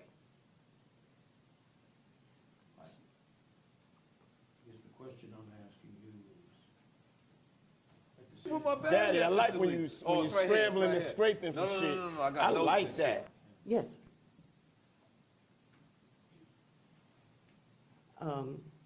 And I said, I'm laughing at you because you're stupid enough to give up your whole life for a bitch that don't even want you.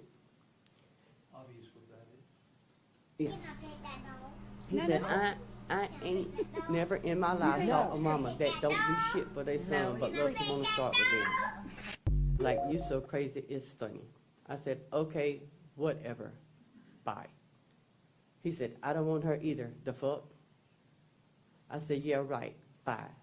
What are you trying to do at this point? I'm trying to get out, I'm trying to get over it now. Now, I'm done with you. If you're coming, you're gonna see me. I'm not gonna do this anymore with you.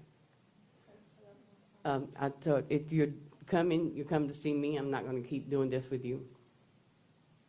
You think it's any point to go any further No. Trying to dissuade her? No, At this point, do you think he's coming? no. Keep going. LMAOO, I ain't like you. This about respect. You so fucking sorry. You think I want her. No, you wrong. I want to see Casey. That dirty hoe don't mean nothing to me. I don't care about hoes like you care about niggas. You put them for your own child. That ain't me. I'm killing over mine. You just dicked out. You think that. I said, no. You gonna learn. She will be dead. She ain't gonna learn shit. You done, motherfucker. I thought I taught you. If you want to hurt a person, you don't hurt them because they're dead. They have no worries. You take what they love. He said, that hoe don't love shit but herself. Does that make sense? Bruh. Even with what you said, his response? I said, no. Yes, his response. Yeah. I said, you ain't kidding over yours because she don't keep that baby from you. Again, what are you trying to? He's wanting to say that Brooklyn's like withholding cases, but she does. She didn't. She never told him. To my knowledge. Yeah, to my knowledge, she's never told him. He had the baby every weekend, and he could see the baby anytime he wanted through you. I mean, not even through me. He could go get her. They never denied him getting that baby.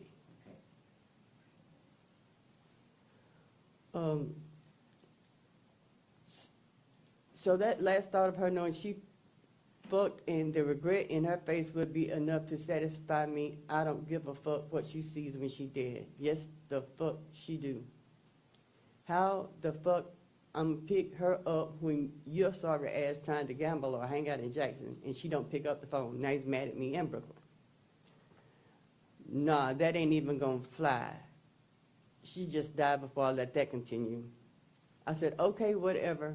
I don't care what you do, because I'm going home today, not hell or jail. He said, good for you. I said, okay, then stop texting me. I'm working. Do whatever you want to do. It don't affect me either fucking Do way. you swear or affirm the testimony? Are you telling him, look, go kill her? No, I would never tell him to go kill her. Why, Brooklyn hasn't done anything.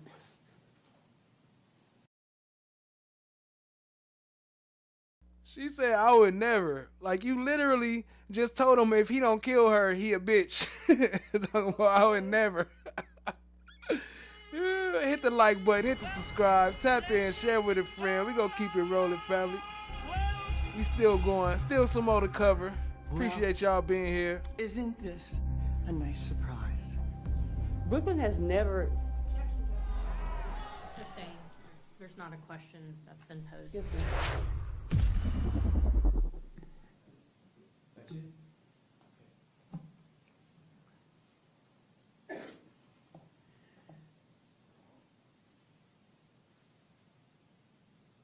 I don't want to beat a dead horse. We've gone over every one of these texts. Is there anything in any of these texts that you said to encourage him, motivate him, or do anything to come harm Brooklyn? I would never do that. I would never want Brooklyn harmed. Okay. Notwithstanding this, how it sounds, does it sound like other conversations you've had? Yes. Based on all of your experience with him over the years, the way you've disciplined him, the way you've tried to make sense to him, and you've told that to the jury. Listening to these words, is this normal for you to do? It's normal. All the time we've done this. Never in a million years would I thought my child would take the life. Well, that's the first problem. She talking about this is normal. If this is normal for y'all to talk like this, then that's definitely an issue. If y'all talk like this on a regular basis, then how you know when you serious or not? How you know when the wolf ain't crying wolf no more? Or crying, Of his what is it? baby's Sheep crying wolf, however mother. it go. That is horrific. That is Yeah. And I know these, if the texts are not, if the texts were admitted from 6 months ago, a year ago, between me, him, me, Brooklyn, him, Brooklyn, a year ago, you could see that Keith has always done this type of stuff, but never in a million years do you. Keith done what Keith done, and I hate that. But if I could, I would trade places with Brooklyn right now, because my child took her life. My child took her life. And she didn't deserve that. And her mother didn't deserve that. TT didn't deserve that. Aiden didn't deserve that. And Casey didn't deserve that. If I could change this, I would change it. Because Brooklyn was, nobody's perfect, but she was so fucking close. She was a sweetheart. And I would give, nobody's perfect, but she was so fucking close. She was a sweetheart. And I would give up my life to have her back. Sustained. Sustained, there's not a question. This is narrative again. Bruh.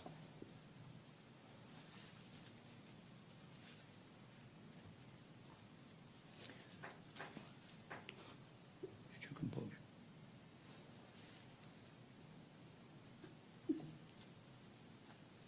I have no further questions at this time. Who you talking about, Willis?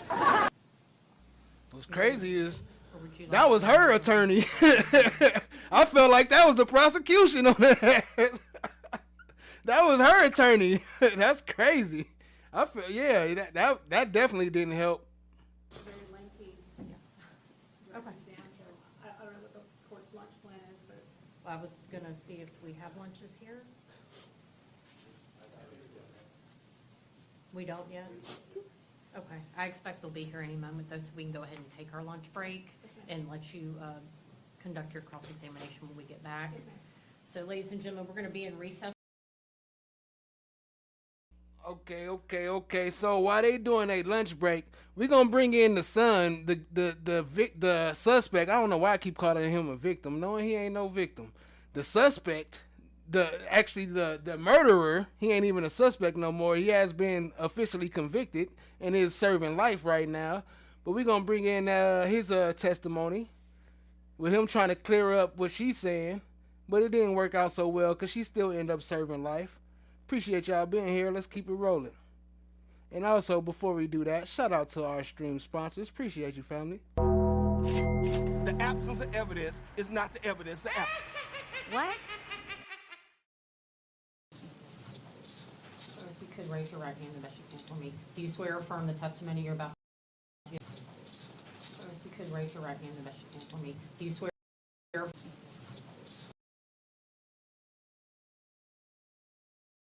My bad. Hold on. Wrong screen. Let me switch the screen. 1 second. Here we go. Bam. Oh, that's not the right one either. Oh, okay. I'll see what I gotta do. Here we go. There we go. All right. Let's go. So if you could raise your right hand the best you can for me. Do you swear or affirm the testimony you're about to give us the truth, whole truth, nothing but the truth? I do. If you'll have a seat, Mr. Agee. And if you will, just make sure you speak into the microphone. If you'll state your full name and spell your last name for the court reporter. And so this is the second time he testified. We played his first testimony at the beginning of this stream, this same video. And this is the second time he got on the stand. So he got on the stand and testified twice in both trials. His trial and this is, remember, it was a mistrial. So this is the second trial that he came back and testified again. Keith Eric, AG, AGEE. Main car. Good morning, sir. Good morning. You know, you just stated your name. We know where you are. Yes, sir. You've been convicted of murder. Yes, sir. Do you know why you're here? Yes, sir. You came and talked to me, Mr. Myers, Ms. Jensen. All y'all came and talked to me. I'm here for my testimony. Okay. Because you've known your mother all your life, correct? Yes, sir. You had a chance in your trial to view the context of the text between you and your mother on August the 11th. Yes, Is that sir. correct? Yes, sir. Okay. You've had a chance to think about things. Of course, yes, sir. In the context of those texts, and any time in your life, has your mother ever said anything to you, motivated you, enticed you, wanted you, manipulated you to, or anything else to take Brooklyn Sims' life? No, sir. I fully believe with 100% that my mother loved Brooklyn, and she would never want that. Sustain. Okay.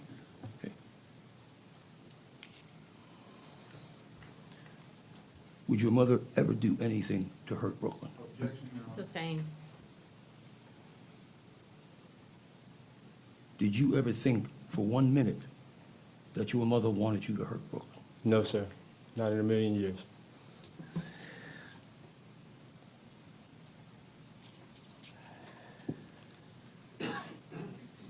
Is there anything your mother could have done to convince you not to do what you wanted to do when it comes down to, well, just that? No, sir. I have my own mind, and once I have something set on my mind, I'm kind of stuck to it. So the only thing that, the way that they played out was the only way that they could have played out. She could have not stopped me. I'm kind of... Just that? No, sir. I have my own mind, and once I have something set on my mind, I'm kind of stuck to it. So the only thing that, the way that they played out was the only way that they could have played out. She could have not stopped me. No physical words, form, any type of way she could have prevented this. She did the best of her abilities. I feel that she did, as a mother, knowing me, tried to deter me and stop me. I have no further questions. Okay. The state may have some cross-exam, sir. Mr. Agee, we've met several times, right? Yes, sir. Okay. You were convicted of first-degree murder, correct? Yes, sir. And so you're a convicted felon now. Yes, sir. I prosecuted you as well as Miss Jensen, correct? Yes, sir. That day of the homicide, when you came to Pensacola to kill Brooklyn, you didn't know where she was until your mother told you, correct? Yes, sir. That's correct? Yes, sir. Thank you. That's all I have. Damn, that was cool. You didn't know where she was till she told you, right? That's all we need to know. She guilty. Because if it wasn't for you, she wouldn't have been dead. I mean, if it wasn't for your mom, she wouldn't have been dead. Next witness? Okay, Thelma Rivers. I thought that was longer. There's some extra stuff. All right, let's see who come next. Actually, we go ahead and get to the verdict. All right, let me see who come up next, and then we'll get to the verdict. Let me see. I don't even know what's coming on next. I ain't seen all this yet. She said, that nigga said, you wouldn't know where she was if it wasn't for your mom, right? Nope. Have a good night. Have a good night. Have a motherfucking good ass night.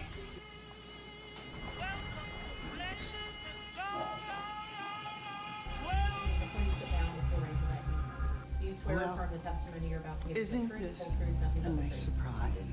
You'll have a seat, Ms. Rivers. Just make sure you speak up into the microphone so we can hear you, and if you will state your full name and spell your last name for the court. Thelma Arizona Rivers, Rivers. Good morning, Ms. Rivers. Good morning. How old are you, ma'am? What's your date of... Shout out to Thelma. She got the big look. She sound like more aggressive or more. I don't even know what the word is. Then half the police, they be on there whispering like, "Oh, my name is Officer whoop whoop whoop." She came on with the bass in her voice. I don't even know who she is yet. Let's find out. Your birth? October 14th, 1946. I'll be 79 this October. Okay. And where do you live? Fairfield, Alabama. Okay. How long you lived there, ma'am? My whole life. Okay. And the dwelling you live in now is where you've lived for how long? I've been there about 38 years.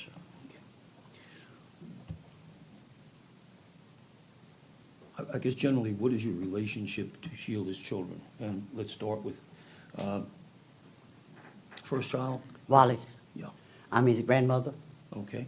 See him every day, casually? Oh, just casually, Wallace. He lives in Mobile. Okay. And he's 35 years old? Be 35 in August. Okay. And then your next child? Jack Daniel, Yes. And relationship to him? he's my grandson. Okay. Where does he live? He lives behind me in a trailer, Okay. Same property? same property. Okay. And basically, just a brief history, did you raise him? Yes, sir. Okay. And did Sheila raise him? She was in his life, his whole life, you know. Okay. And when was he born? How old is he? Jack was November the 22nd, 1992, so he'll be 33, right? Okay. 33 is his birthday. And Next, next will be Keith, but Keith. let's get back to him in a minute. We've got another child. Keith Eric A.G. and Kaya Cheyenne A.G., a girl. Okay, and how old is she? She's 16. Okay, that's Sheila's youngest. That's her youngest. And she lived with you? She lived with me up until this happened, and her daddy come got her. He Okay. brought the law and come got her away from me. But she stayed with me 15 years. Relationship with her and her mother? It was good. Okay. Relationship Jack and his mother? Oh, great. Relationship Keith and his mother? Off and on. They loved each other, but they had their ups and downs now. Okay. And as far as Keith, living arrangement, did he live with you? Yes, sir, most of the time. Okay. And where else would he be, especially in his later years? In his earlier years, Well, especially his earlier years, he lived with you. yeah, until he got about 12 or 14, he moved in with his dad and stayed there about 2 years. But Sheila and his dad were separated, and he stayed there about 2 years. And then when he come back to live with me, he was a little bit out of control. And I would have to call Jack. Jack was in the service. That's his other brother. I'd have to Operator call with an him emergency sometimes breakthrough and from let your him sister. chastise Samson me. and Sheila. Well, would you Mama chastise him felt yourself? shut Oh, up, yeah, bitch. I would. Yeah. What- Operator. How would that Well, feel? he might would leave and stay gone 3 or 4 days, and then he'd come back and tell me he was sorry, and everything be all right till something happened again, He'd tell you he's sorry a lot of time? a lot of times. What kind of general personality did he have? Keith was a well-spoken, well-mannered kid, you know, but he was quick-tempered, and he'd get angry real easy. And when he got angry, he was hard to handle. That was him and his mom's a lot of problem. His anger, and he was just hard to handle when he'd get angry. Would he threaten people? Well, he would in a matter of ways, you know. He wasn't violent, but he's the type, if he got angry, I guess he could be dangerous, you know what I'm saying? Something like that. I don't know, he just had, Did you ever hear him threaten to kill people? oh yeah, he'd say that all the time, and you didn't never know when he was serious or not. Him and his little old friends would talk about, just put his lights out or something other, you know, I'm sorry. And I would hear him talking, but I hardly paid him any attention half the time. They was just young boys to me, you know. He threatened to kick people's doors down, windows in, or whatever? Well, he did all that, not only threatened, he done that. Sure, just make sure you speak up, okay? Yes, ma'am. All right, thank you.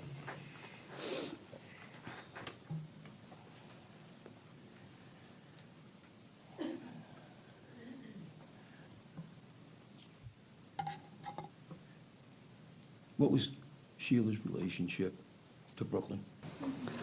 Oh, like mother and daughter. Sheila took care of Brooklyn after she got pregnant. And then Sheila took care of Brooklyn and the baby after the baby come home. Because little Keith never did live with Brooklyn now. It wasn't like he stayed with her, he didn't. I kept the baby every weekend. Sheila would go get the baby and bring her to me, and I kept her every weekend until this happened. I had her the weekend before this happened that Friday. She had just went home that last Sunday. She ain't been back since. Mm-hmm. Well, her mother come, Brooklyn's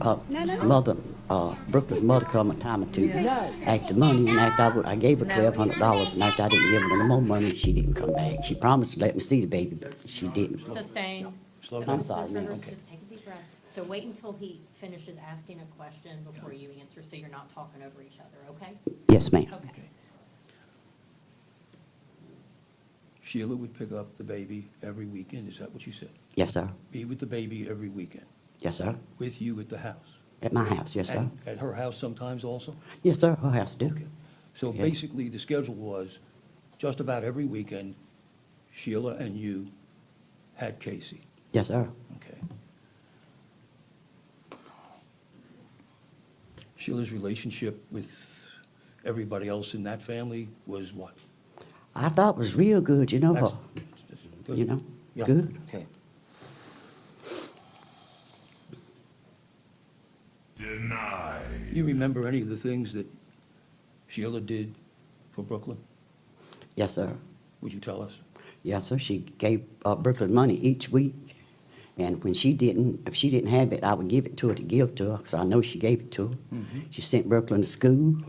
And when Brooklyn got 18, she gave Brooklyn a job. She went and picked Brooklyn up every week and carried her to work, brought her home every weekend. Let me stop you for a second. My understanding is that Brooklyn basically, her last job was working under Sheila. Yes, with this sir. company that does, okay. Before that, did Brooklyn have jobs? She had a little job out there in Citronelle, because Sheila would pick her up at night and have to carry her sometimes and pick her up from a job. She didn't have no car. Okay. And that was your daughter Sheila who was doing all that? Yes, sir. Do you ever hear Sheila say one negative, nasty word about Brooklyn? No, sir. I'm not, Okay, let me just have council approach first.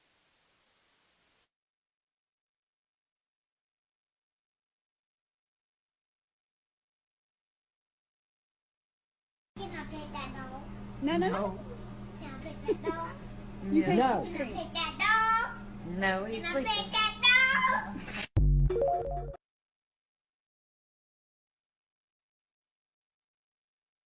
That last question. Mr. Ackerman.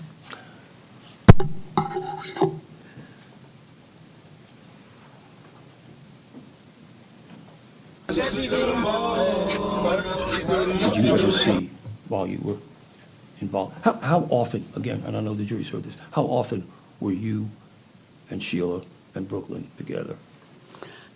I wasn't really never with them. Sheila and Brooklyn was together all the time, but I wasn't with them. Okay. So mostly it's you and Sheila and Casey. Right, on the weekend. She done got deep, babe. She put her mouth on the mic. Damn, let me cut this shit down. Brooklyn didn't come up, that's the baby. Sheila and Brooklyn, always together. That lady did that to that baby. And how did you find out about Brooklyn's death? Sheila called and told me. Sustained, you may.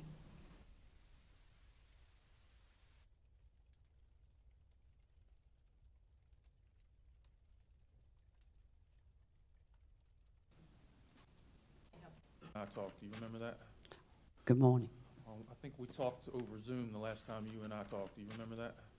On the phone? On the phone, yes, ma'am? Yes, sir. Just a couple of questions. In that, you told me you hadn't seen Brooklyn in maybe 3 years, except for the weekend before she was killed, is that right? Well, it would have been 2 weekends before she was killed then. Okay, but 3 years before that? Probably.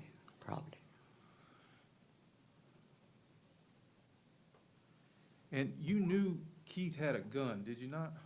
Objection, Your Honor, the unscope. Keith. She was killed then. Before she was killed, is that right?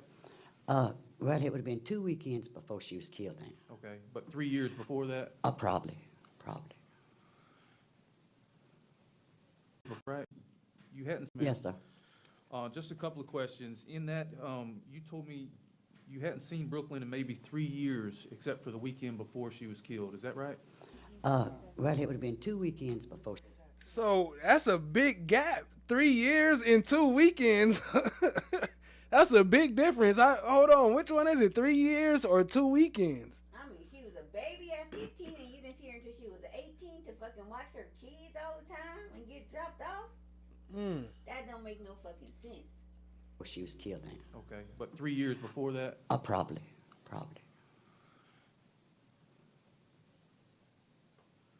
And you knew Keith had a gun, did you not?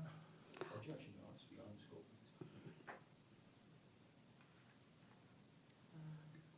Sustained.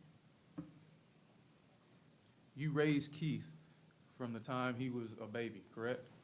On and off. Yes, ma'am. And you raised all her children? On and off. In fact, Jack still lives on your property, correct? Yeah, she do too, though. Just answer his question, ma'am. Let me ask you this. Have you been watching court TV yesterday? I don't know how to get that. You haven't been watching the trial?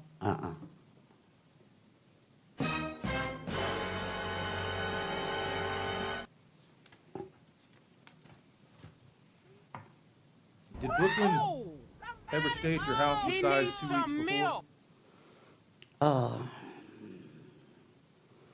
If she did, I don't remember. And you said Keith had a temper. Is that what you said, quick temper? Quick temper, yeah. And he would anger easy? Was that well known through the family? Oh, I'm sorry. Quick to anger? Yeah, he was quick to anger.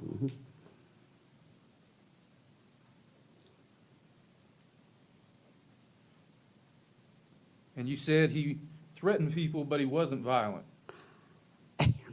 He really wouldn't walk up to nobody and just threaten them, you know what I'm saying? He would just talk all the time. If you've got teenagers, you probably know what I'm talking about, how they just go on and on all the time. But you're a lot younger than me, so it don't probably approach you like it do me. Me, 79 years old, 16s, 17s, and 18s, I ain't got that much in common with it, you know?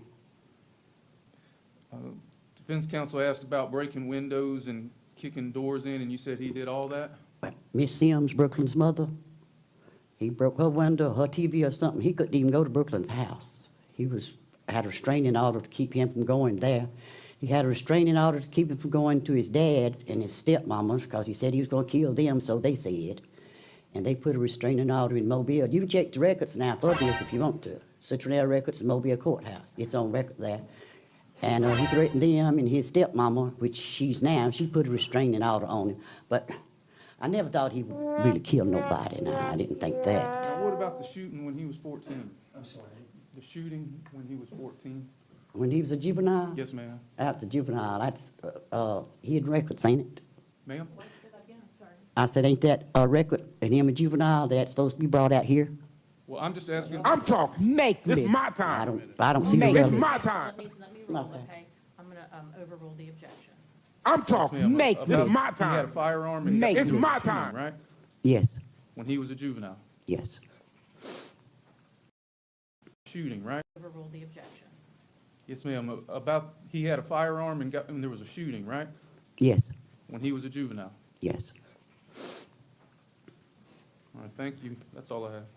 Can you redirect, Mr. Ackerman? He started to say that he was threatening, bellicose, whatever the words are, threatened people, but that he wouldn't follow through. Right. And that you never dreamed in a million years. No. I never thought he would hurt a fly in my mind. No. Thank you. No further questions. All right, ma'am, you can step down. Thank you. I'm sorry for No, talking. no, ma'am, you're fine. Mr. Ackerman, you're next. But you just lied. Stop it. Stop it. That's the way we basically they're gonna tell them all the Crazy, crazy. Hold on. Which one? The defense gonna tell the defense. All right, we pull it up. We pull it up next. We about to get into the cross examination of All they have to sit down. Oh, you talking about the verdict reading? That's gonna be at the end. No. All right. Okay. We can't do that right. I'm on live. All right. So we're gonna go ahead and get into the next one, which is shit.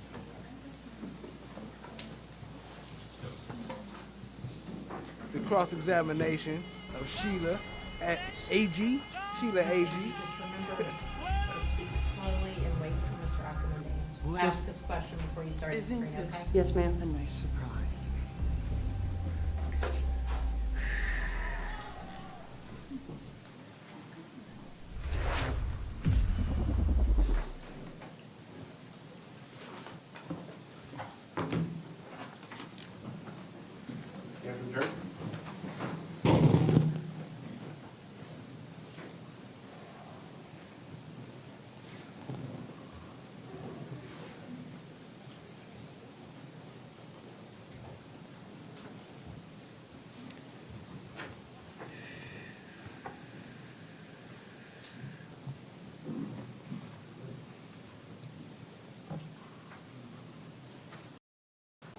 looks like the rain. Did y'all have a nice lunch today? Yes, it looks like the rain's back, so I'm not sure if y'all stepped outside. It looked like it was coming down pretty good. Bruh. And again, everybody's continued to abide by the rule, correct? You haven't yet discussed the case. Everybody ready to proceed? Okay. I think Mr. Ackerman has a few more questions for Ms. Agee. Thank you. You may inquire. Ms. Agee, Yes, sir. you've watched the testimony here today and everything else. There was a video they showed. It was about a 30, whatever it was, minute-long video of you at the store walking back and forth, and then in particular, up front, back and forth. You Yes, remember sir. that? Yes, sir. Okay. Why were you walking back and forth up front? I didn't think Keith was coming, but to be on the safe side, I had told him to come and see me. So just in case he did come, I wanted to be the first person. When I told him I would be the first person he'd seen, I was going to be the person he contacted. Okay. That's why I was in front of the store. And were you there for the time you thought he'd be arriving? Yes, sir. Okay. And so you walking back and forth waiting for him? Yes, sir. Okay.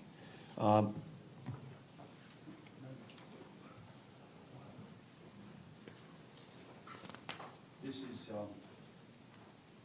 State's Exhibit number 48. Yeah. Yes, sir. That you? Yes, sir. Yes, sir. Like 10 Thursdays, there were 31, 30 and into, during this time, say what I. What were you thinking when that picture was taken? If that boy comes here, I'm going to beat his. May I close this? May I show you? You may. Just real quick, this is the picture on the phone. You'll get a copy, you'll be able to look at this back. Look, there she go. He's showing everybody her at. Damn, is this nigga the I swear, this nigga is the prosecution. How is he on her side? He coming showing them the picture of her walking out that I showed y'all earlier, the video. I did not know he did this. I have not seen this yet. That's the expression you had. Yeah. I was upset. You'll be able to.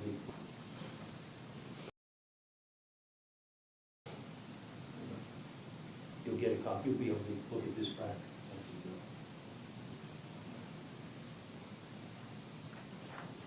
That's the expression you had. Yeah, I was upset. I was mad.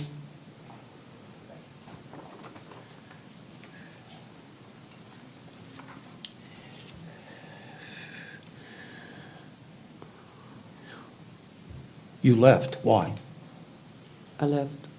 You left, you were walking back and forth? Oh, I stayed after the time that he said, and then I was like, he ain't coming. I never thought he was coming to begin with. But after I stayed there for a while, I said, he ain't coming, so. The evidence is going to show that anything that I may have said, they exacerbated it. During the course of this 2 hours on the 11th, the texting back and forth, you told him that, oh no, she doesn't know you're coming, again, we know why, hope we know why. Did you ever tell her that did she know that he was texting you and what he was saying? Yes, she knew that he was texting me. 'Cause How? I told her, I said, crazy's text, and she knew who I was talking about. And whenever we got in the car, I just passed her the phone. She read the text, handed it back to me and said, your child's got issues. I said, you telling me? Okay. Did she act like she was afraid or scared or concerned? No, I don't, Brooklyn didn't think he was, she knows how Keith was, Okay. how he blustered and done that. He's done that to her before. Okay.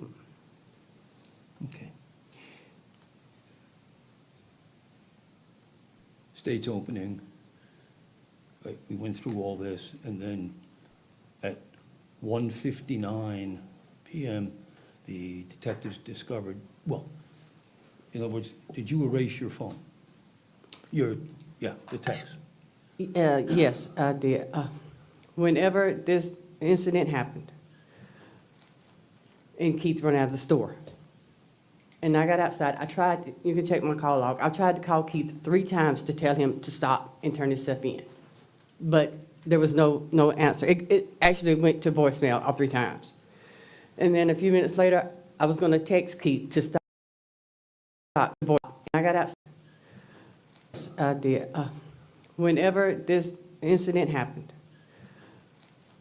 and Keith ran out of the store, and I got outside, I tried, you can check my call log, I tried to call Keith 3 times to tell him to stop and turn his stuff in. But there was no answer. It actually went to voicemail all 3 times. And then a few minutes later, I was going to text Keith to stop and turn his stuff in. And I was so mad because I had Keith saved in my phone as my baby. And when I looked down at that text and seen my baby, I said, no, you killed my baby. And on the iPhone, I don't know about now, but used to on the iPhone, you just swipe, you could swipe your text away. And when I said, no, you killed my baby, and I just got mad and just swiped it. I mean, it wasn't like used to iPhone, I don't know about now, but used to on the iPhone, you just swipe, you could swipe your text away. And when I said, no, you killed my baby, and I just got mad and just swiped it. I mean, it wasn't like I erased those message of text. It's like I erased every text me and him has ever texted in our whole life. At that time, I wasn't thinking I had done anything wrong. I was just mad because of the situation that happened. You just said it without me asking, but did you erase it because you thought you had done something wrong? No, sir. An inmate at Fulton County Jail. Ms. Jensen's going to have some questions for you. Yes, ma'am. Ms. Agee, you just This is a said free that call from you didn't think he would show. But if an inmate he at did, you were there Fulton to County meet Jail. This call is subject Well, to that boy recording did show and up, monitoring, and he didn't and your use- location No, information ma'am, I may be didn't see him. collected and used by corrections and law enforcement this jury. personnel. To accept this free call, press 1. To repeat. you were there to beat his. Well, that boy did show up, and you didn't beat his. Did you? No, ma'am, I didn't see him. Tell this jury when you warned Brooklyn that she might be in harm's way. When we were going to lunch, I passed her the phone, and I let her read the text. What text? The text that me and Keith had sent back and forth. You and Keith have matching tattoos, don't you? Yes, ma'am, we did. And Keith in your phone is listed as my baby. Yes, I just said that, yes. Right. And you said in the text messages that the jurors heard this morning that Keith will always be your baby, correct? Yes, he's my child, yes. And you also said in those text messages that you like Brooklyn, but you love Keith. I'm sorry, I didn't hear the question. Can I get water or something? I'm so high right now, y'all. I'm about to go to sleep on y'all now. She said she likes Brooklyn, but she loves Keith. Yes, I told Keith that. He's mad. My question was. Yes or no, Yes, ma'am? yes, ma'am, I'm sorry, yes. It's a yes or no Yes, question? yes, yes. Mr. Ackerman, please do not interrupt. Yes, And in those text messages, you said you would do anything for Keith because he is your child, correct? I said anything that I could. Anything that you could, Right. like send an address, right? No, not like that. So Mr. Ackerman was talking to you about your different tactics depending on Keith's mood. Yes, ma'am. Right? You said sometimes you have to agree with him, sometimes you have to disagree with him, whatever works to calm him down. Yes, ma'am. Right?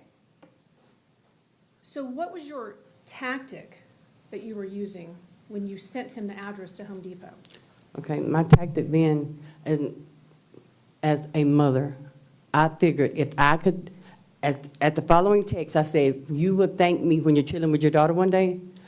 I figured if I could get to him and I could touch him, I could stop him. That's what my tactic was, ma'am. So your tactic was to bring him from Alabama to Pensacola so that you could touch him first? My tactic was to bring him to me, yes, ma'am.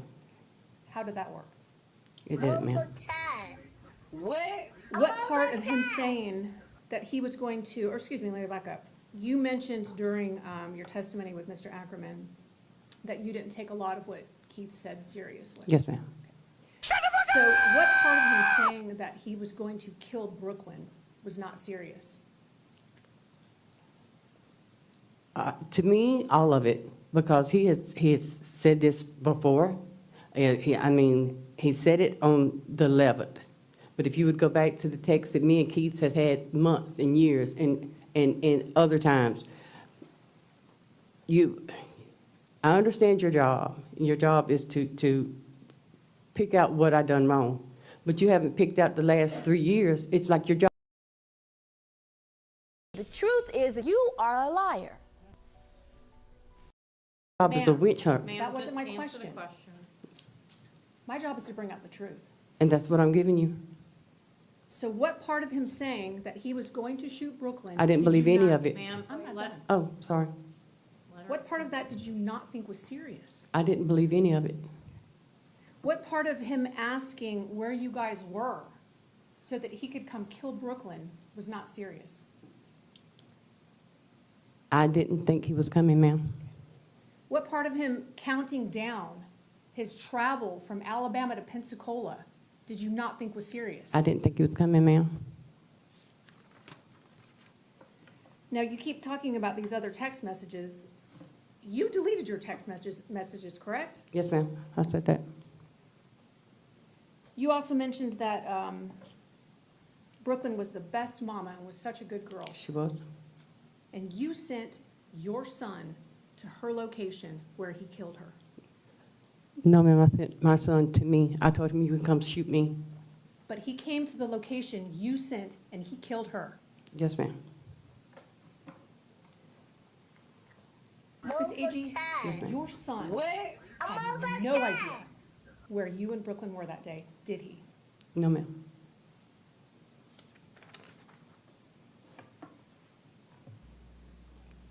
Once again, to everybody, the chat prompts will be up soon. They kind of on the back burner. They still there. They still work for those who know how to use them. But if not, don't worry about it. Just let me know which one you want to see, and I'll pull it up for you. But they still work. And we got some new ones. It's processing right now, so it's all good. We're gonna make it do what it do. Appreciate y'all. Your family testified how you and Brooklyn were so close, you were like mother and daughter, correct? Yes, ma'am. And you mentioned that your son was seeing a couple other people, but you had no idea if Brooklyn was seeing anyone I else. said I didn't think Brooklyn was seeing anybody else. Yes, ma'am. But you're so close, like mother and daughter, and you don't know that. Well, I had never heard Brooklyn say she was dating or sleeping around with anybody else. No, ma'am. I did not. You said at some point you started changing your tactic because Brooklyn means nothing to him, so you started using Casey, correct? To try to calm him down. No, I didn't say Brooklyn means nothing to him. I said I was using Casey because he was mad at Brooklyn. I was using Casey to try to calm him down. Okay, so you're trying to calm him down. Yes, ma'am. So then you tell him he's stupid, right? Yes, ma'am. And you tell him he's a dummy, Yes, ma'am. and you call him a, Yes, ma'am. and you tell him he's got mental issues. Yes, ma'am. How does that tactic work? to It has calm- worked in the... I'm not done. I'm sorry. I'm sorry, ma'am. How does that tactic work to calm him down? It has worked in the past, ma'am. By calling him names? Yes, ma'am. Mr. Ackerman talked to you about that text message where you say, if you don't come kill her, you a MF. You remember that? Yes, ma'am. And you said your testimony at that point was that you were sick of Keith, right? Yes, ma'am. And that's why you sent that. I was sick of the way he acted, and I was being condescending, ma'am. Okay, well, you said you were sick of Keith in your testimony. Yes, ma'am. So if you were sick of Keith that day, Miss AG, why didn't you shut your phone off? Ma'am, if I had to do it all over again, I would shut my phone off. I'd throw it out the window. I didn't ask you. You asking me had- why? Ma'am, I didn't ask you. well, Ms. Jensen's not had a chance to get her full question out, so I'm asking that Ms. AG just wait. That way the court reporter can get it down as well. I didn't ask you what you would have done if you had to do it all over again. I asked you on that day, August 11th, 2023, why didn't you shut your phone off? I don't know, ma'am. Why didn't you block him? I don't know, ma'am. Why didn't you ignore him and just not respond? I've asked myself that, ma'am. You also testified at, there's a text message at about 11:10 a.m., about 2 hours prior to the shooting, where you told Mr. Ackerman that you felt like Keith was de-escalating. Do you remember that? Yes, ma'am. And you felt like it was over at that point? Yes, ma'am. Okay. But then you continue to warn him about going to jail and giving him some consequences. Yes, ma'am. What's your tactic there if he's already de-escalated? To reinforcing that you're going to jail, ma'am. You never said, don't do it, right? I told him you'd have to shoot me. Excuse me? I said you will have to shoot me.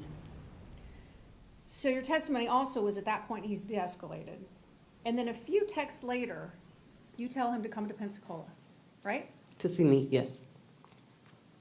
Well, you actually said, come to Pensacola and do it so he doesn't shoot Brooklyn in front of Casey.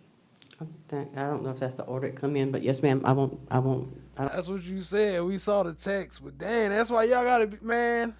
Y'all out there playing with these people. Y'all better stop playing with these people. People ain't playing with y'all these days. Y'all talking about y'all threatening them and pushing them and forcing them to do shit.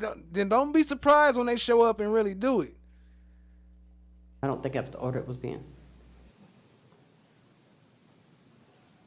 Now, you made mention about you didn't know if he was going to shoot at the police. Yes. Were you talking about in Citronelle or were you talking about in Pensacola? I'm talking about anywhere because he made the statement that he would shoot at the police. Okay, so did you think that was a possibility? So as I told Mr. Ackerman, it's a possibility if roofs fall in. I didn't think he was coming. Well, you knew that Keith has shot at people before when he was a juvenile. Yeah, but I didn't think, Keith never shot at the police, as far as I know. But he made that statement in a text, and I didn't know.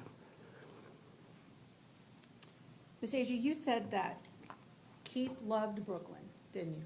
Yeah, I did. He put 20-plus holes in her body, and it's your testimony to this jury that he loved Brooklyn? Wait a minute, it was 20 hoes? I thought old girl said she found like 5 shell cases or something. They said 20? It was a dub of them? I don't remember that part. I must have missed that part. He said 20 hoes. He hit her with a 20, damn. Yes, ma'am. I said I think Keith loved Brooklyn.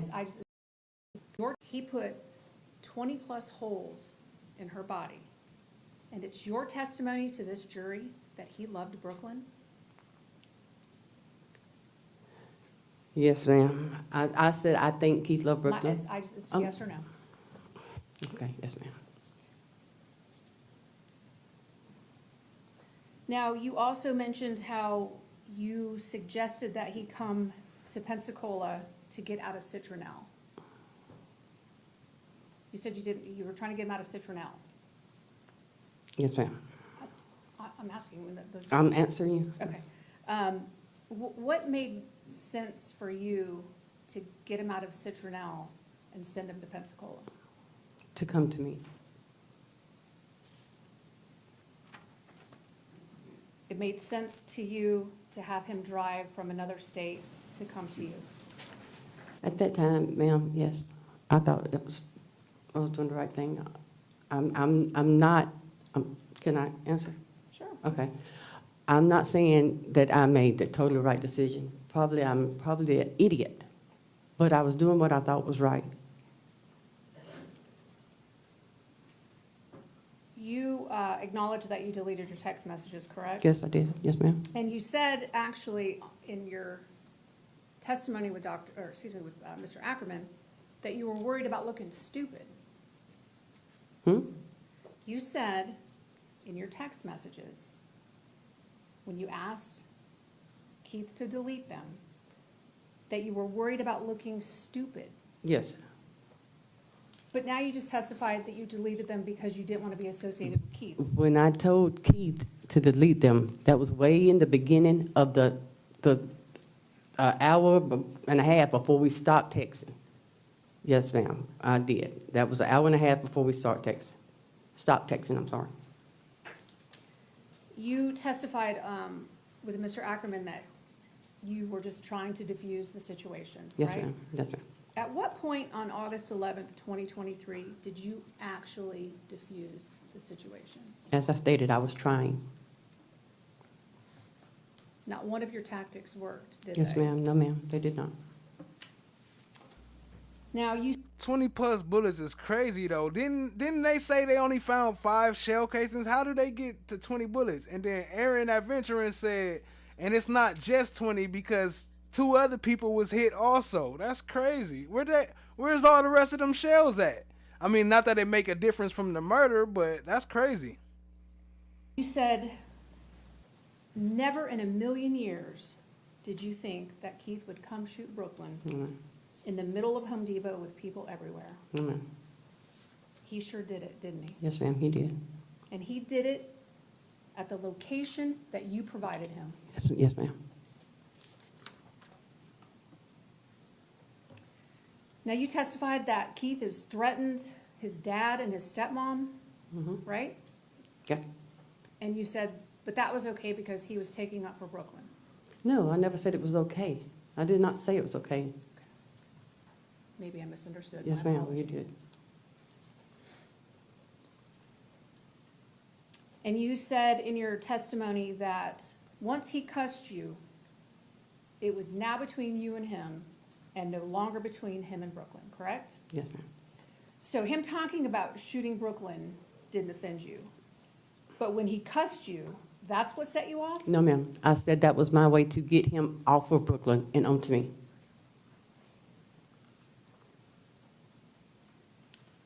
Now, when you and your attorney were going back through these text messages,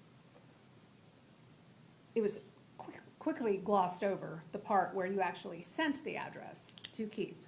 No, ma'am. I said I sent the address. Right, and you said you sent the address where I was, meaning you. You said I sent the address where I was. Yeah, if you say so, yes, ma'am. I just thought I said I sent the address, but But that's also where Brooklyn was, correct? yes, ma'am. And he'd been threatening to kill her, right? Yes, ma'am. He never threatened to kill you. Yeah, he told me. Yeah, I see it. Well, he told me I'm only giving you one warning. Yes, he did. In the text message? Yes, ma'am. In the text message, he said I'm only warning you one time, Mama. To Yes. stay out of his way. Yeah, and I wasn't. And I told him I was in his way. I was gonna be in his way.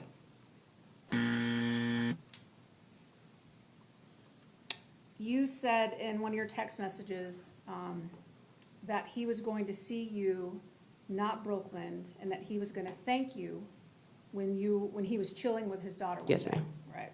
He's not chilling with his daughter, Miss Agee, now is he? I'm sorry, I didn't hear that. He's not chilling with his daughter. No. He's chilling in prison. Yes, ma'am. As a matter of fact, Miss Agee, you could have saved both of them by not sending that address. Yes, ma'am.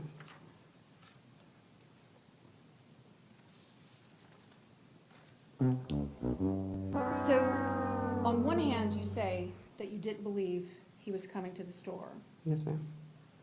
He told you he was coming. Yes, ma'am. He gave you a countdown of his locations, correct? Correct? Oh, he told me one time he was 45 minutes away. Yes, ma'am. Well, he told you he was coming through Movico, wherever that is. That's in between his work in Pensacola. Okay. He told you he was getting on the interstate. Oh, yes, ma'am. He told you he was 45 minutes out. Yes, ma'am. Okay. And you were concerned enough, Miss Agee, that you lingered around the entrance looking for him, correct? Yes. So there was a chance he was going to show up. I was trying to make sure that if he did, I was there. Okay. So there was a chance you thought he might show up. There's a chance it's still in the fall. And you were pacing around and you were looking out the door, correct? Yes, ma'am. So with the chance that he may show up, you don't call the police, right? Yes. You don't go tell a manager, No, ma'am. hey, my son is on the way, has been No. threatening one of my employees and the mother of my granddaughter. You don't tell anybody that. No, ma'am. You don't take Brooklyn to another location. No. And at this time, would you not agree that Folks, make sure your phones are turned off. would you not agree that Keith was highly upset about this STD? No more than he was upset about it 3 days before or 2 days before that. Sure, the week before. He Yes. was very upset about this STD. Yes. That he thought Brooklyn gave him. I sent Keith the results of Brooklyn's report that she didn't have an STD. My question was, Yes, ma'am. I'm sorry. he was very upset for however long it was about the chance of him having an STD. Yes, And he believed that Brooklyn gave it to him. that's what he said. And not one time on the August 11th day do you remind him that her test came back negative. No, ma'am. So you knew that Brooklyn had called the police on Keith before. No, ma'am. No, he told me that. That was hearsay. Do I know? Did Brooklyn tell me that? No. Okay, No. so did Keith told you that Brooklyn called Yes, the police on him? yes. And at some point, she had an injunction against I him. don't know. You had him arrested before, didn't you? Trolling. Yes. And his dad had an injunction. I don't know. Will you Yeah, testify? I said that's what they said. I said that's what they said. Okay, well, you testified to that earlier. I said that they said. Okay. And you knew that Keith shot at someone before. I knew he shot. I ain't saying that someone.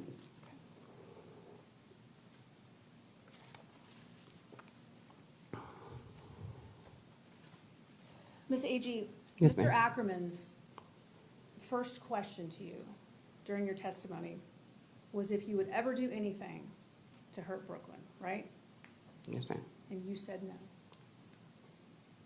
But you sent that address where she was located. Not to hurt Brooklyn. Sorry. Not to hurt Brooklyn You know Keith is a hothead, correct? at times.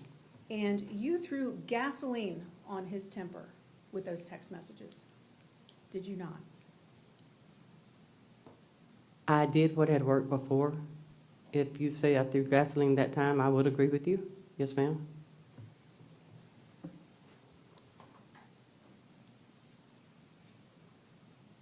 In the 2 hours that you went back and forth with text messages, 2 hours, Yes, ma'am. how long would it have taken you to shut your phone off? A second. Speaking of these text messages, so the jury has heard that 911 was called at 1:21 p.m. Yes, ma'am. And they've also heard that you deleted your text messages at 58 p.m. Yes, ma'am. Where were you when you deleted those text messages?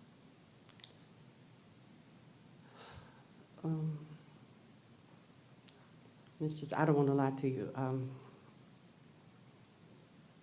think I was in the parking lot, I think. 58. Also heard 911 was called. So the jury has heard that 911 was called at 1:21 p.m. Yes, ma'am. And they've also heard that you deleted your text messages at 58 p.m. Yes, ma'am. Where were you when you deleted those text messages?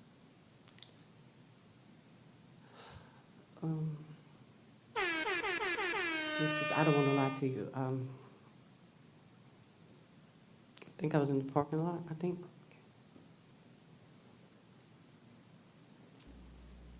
You knew what just happened. You knew what was going on. I mean, I guess at that point it's kind of too late to call the police, but you knew what was happening the whole time. Ms. Agee, you said at the very end of your testimony earlier that it is horrific, your words, Yes, ma'am. horrific, Yes, ma'am. what your son did to your child's mother. And it is equally horrific that you helped him do it, isn't it? No, ma'am, I didn't help him to do anything. No, ma'am, not at all. There's not a question right now.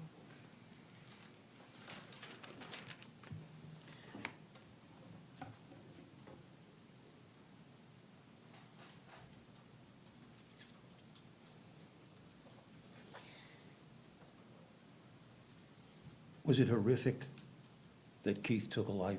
Yes, sir. Despicable? Yes, sir. Horrific? Yes, sir. Lady Justice is blind. Everybody get That you were pouring gasoline on it? No, sir. Did you have any inkling that you were encouraging him? Did you think? Why the hell would he come in and say that? Like, even if it was said before, or even if that's what everybody thinking, You're not supposed to repeat why that would shit. you come in there and say that she pouring gasoline? You supposed to be on my side, bruh. Hold on. That's crazy. That's insane. That's an ineffective assistance of counsel. She need to go back and run this one more time for part 3. That's what pouring gasoline when this happened, that you were pouring gasoline on it? No, sir. Did you have any inkling that you were encouraging him? Did you think that that's what you were doing? No, sir. Why would you ever even do that? That makes no sense. What up, Joni Ford? I see you. Appreciate you joining, family. Y'all show some love to Joni Ford. Drop her some Blue Jays in the chat.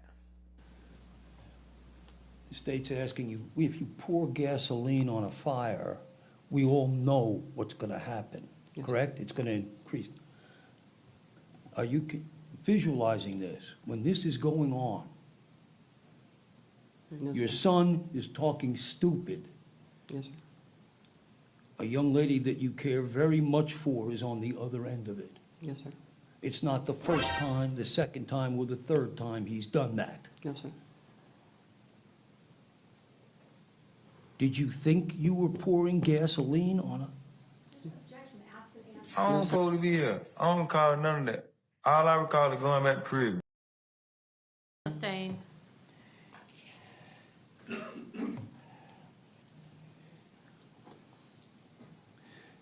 First question that the state asked you was, you said you liked Brooklyn, but you loved him. Yes, sir. What did you mean by that? Why did you say that? Because he was saying I was totally taken up for Brooklyn all the time. So what was I supposed to say? Yeah, I love Brooklyn. I mean, I love Brooklyn. I love Brooklyn now. I will love Brooklyn till I die. Am I an idiot? Objection, Judge. Sustained.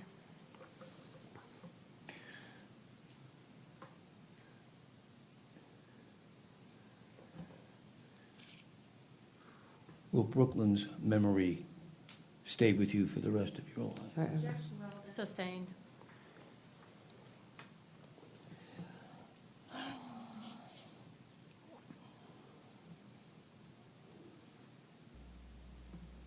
So we're going to finish her testimony. Then we're going to do closing arguments. And we're going to wrap it up with the verdict. We're going to go ahead and wrap up this whole thing in one day. It's called part 1, but I think we done almost covered everything except for all the extras. Maybe I'll bring that back for part 2. But I appreciate y'all. Y'all hit that like, hit that subscribe, tap in, share with a friend. Let's keep it rolling, family. Throughout every one of these texts, Well, what was your goal? isn't this a nice surprise? To not let anything, to stop Keith. That was my goal, was just to stop Keith. Did you think in reality that he was coming? No, I did not. When I called my mother, I'm sorry. Just, Ms. A.G., I'm just wait for sorry. Mr. Ackerman to ask you a question, okay? Yes, ma'am, I'm sorry. When you called your mother, you what? Did you say? When I called my mother and I told her, Objection, hearsay. Sustained.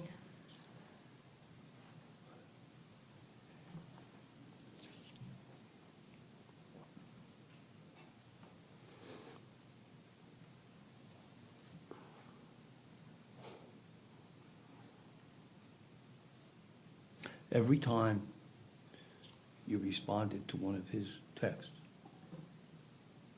were you thinking I should hang up or I should stop this or anything like that? I was thinking just to stop him, trying to calm him down, just hopefully make him see what he was doing. All the questions that the state asked you, did you ever have any intent to help him, to induce him, entice, whatever, the words that the state used? Sustained. Mr. Ackerman, if you have a new area of inquiry based on the cross, you can ask it, but Trying to these read my questions notes. have been asked a number of times.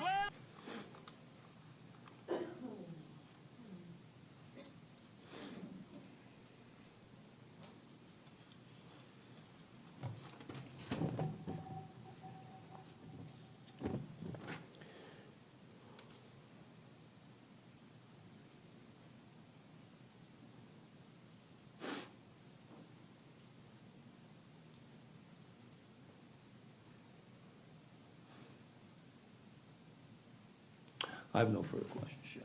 Okay. Thank you. Thank you. Ms. Agee, you can step down.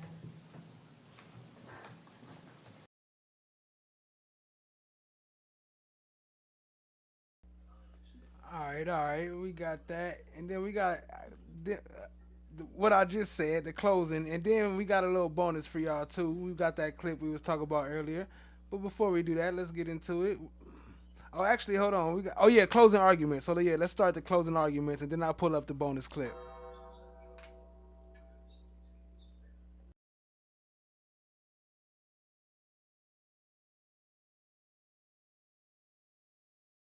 Closing argument.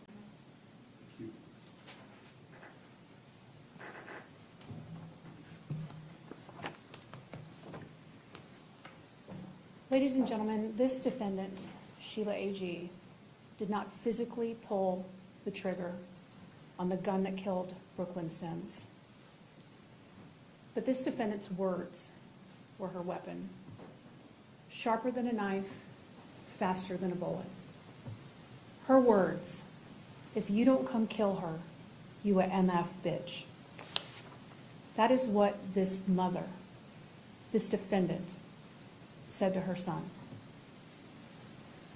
Her words were her weapon that assisted and aided and encouraged and incited her son to murder the mother of his child. And her actions were her weapon. She changed the whole path of this crime. She changed the whole direction of her homicidal son's mission to kill Brooklyn Sims. He was initially talking about killing her in Alabama, which is not okay. He wanted to shoot Brooklyn when they got back from Pensacola and got to Alabama and Citronelle. And what did this defendant do? She brought him to Pensacola and said, do it there instead. Ladies and gentlemen, she guided her son like a missile to its target. He had no idea where they were on August 11th, 2023, until his mother, his principal to this crime, directed him to that Home Depot on Davis Highway. But it's not only her words, and it's not only her actions, but it's her inactions. Her inactions were also her weapon that aided in killing Brooklyn Sims. Ladies and gentlemen, this defendant did nothing to save Brooklyn. She knew Keith was coming to Pensacola. He told her over and over again. She sent him the address. Come get her here. He said he was coming to kill Brooklyn over and over again, and she did nothing. He gave her a countdown. You have the text messages. He said, I'm on my way. I'm coming through Movico. I'm getting on the interstate. 45 minutes away. Stay out of my way. And she did nothing. She didn't call 911. She didn't get Brooklyn out of that store. She didn't get her out of harm's way. She didn't take her somewhere. Lock her in the back somewhere. Get her out of there. She did nothing. She didn't even put Brooklyn on notice, that Keith was threatening to come kill her. Now, she testified today and said that she did give Brooklyn information while they were at lunch. But you heard from the two young ladies that were on the aisle that day when Brooklyn got murdered. And they were asked how Brooklyn acted that day. And they said she was her normal, happy self. She wasn't concerned. She wasn't nervous. She wasn't worried. Because she had no idea that she was going to lose her life that day on aisle 52 in Home Depot. Because this defendant did nothing. At 11:28, this defendant, Sheila A.G., sent the text message to Keith for her to come do it in Pensacola. 26 seconds later, this defendant said, "I'm on the way, send it." Keith A.G. showed up less than 2 hours later and riddled Brooklyn Sims with bullet holes. Ladies and gentlemen, Sheila A.G. set Brooklyn up to get murdered. She knew it was going to happen. She intended for it to happen. And it happened through her words, her actions, and her inactions. The text messages don't lie. I know that you have seen so many of them over the past couple of days, and I know you're probably tired of looking at them. But I want to put some up now that Sheila A.G. has had a chance to put her self-serving spin on those text messages.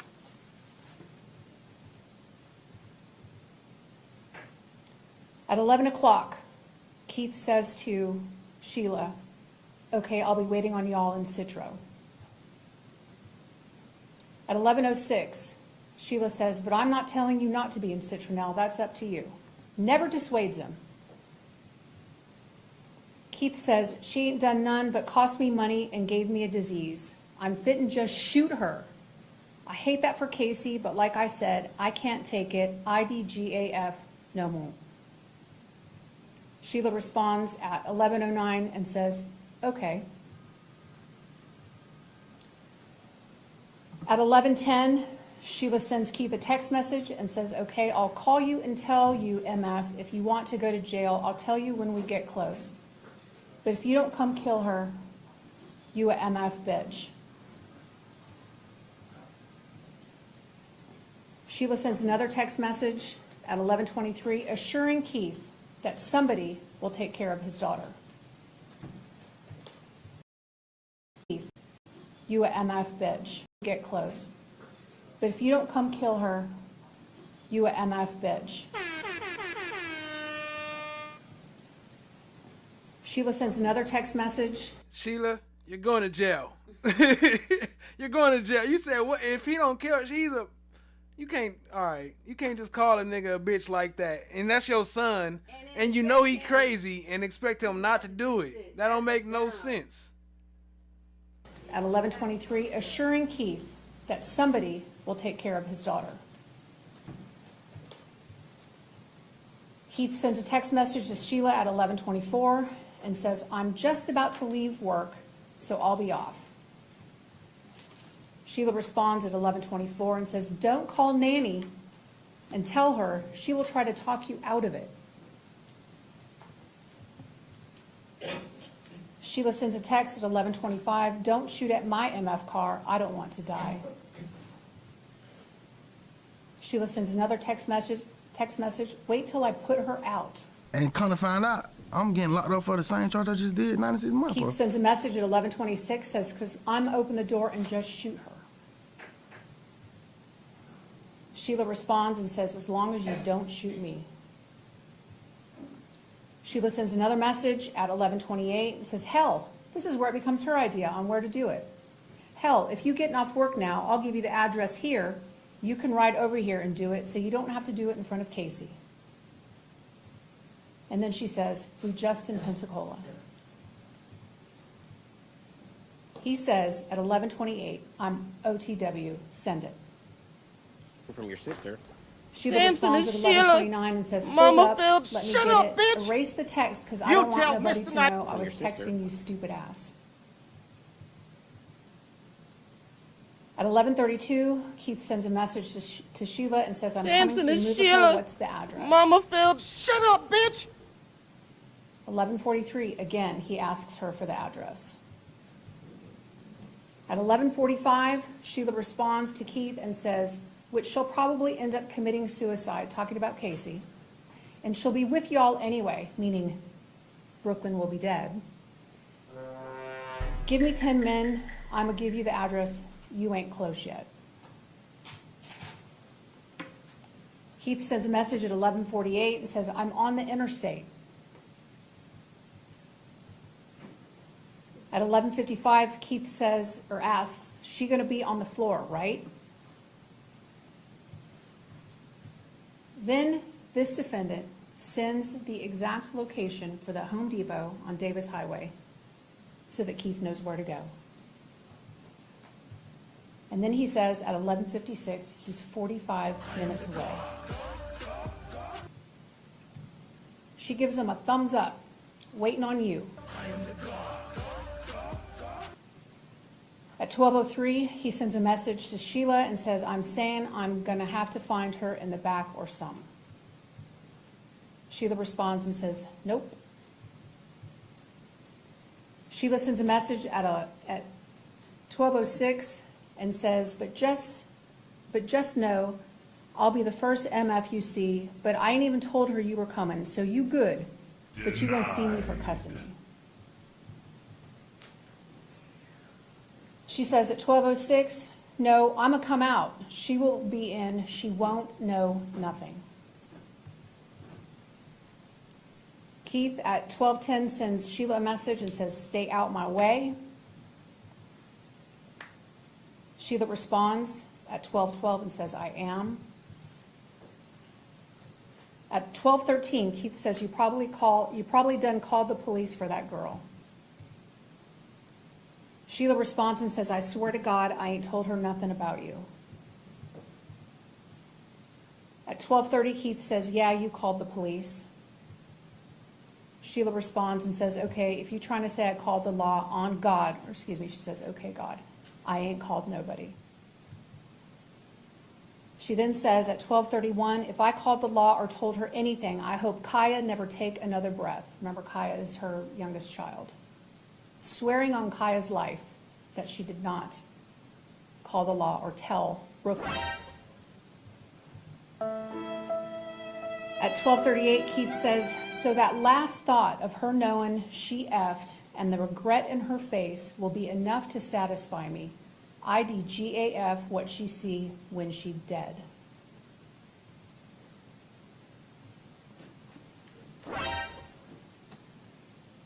So a lot of time was spent, obviously, during the course of the state's case talking about Keith. And that's because, as Mr. Myers explained to you in his opening statement, the state first has to prove that there was a premeditated killing of Brooklyn Sims for us to then prove that this defendant, Sheila A.G., was a principal to that homicide. You've heard the facts and the evidence, so let's take a look at the law. And the judge is going to give you a set of instructions, and she's going to read it to you. To prove the crime of first-degree premeditated murder, the state must prove the following 3 elements beyond a reasonable doubt. Number 1, Brooklyn Sims is dead. Number 2, the death was caused by the criminal act of Sheila A.G. or her accomplice, Keith A.G. There was a premeditated killing of Brooklyn Sims. Lady Justice is blind. Killing with premeditation is killing after consciously deciding to do so. The decision must be present in the mind at the time of the killing. The law does not fix the exact period of time that must pass between the formation of the premeditated intent to kill and the killing. The period of time must be long enough to allow for reflection. The premeditated intent to kill must be formed before the killing.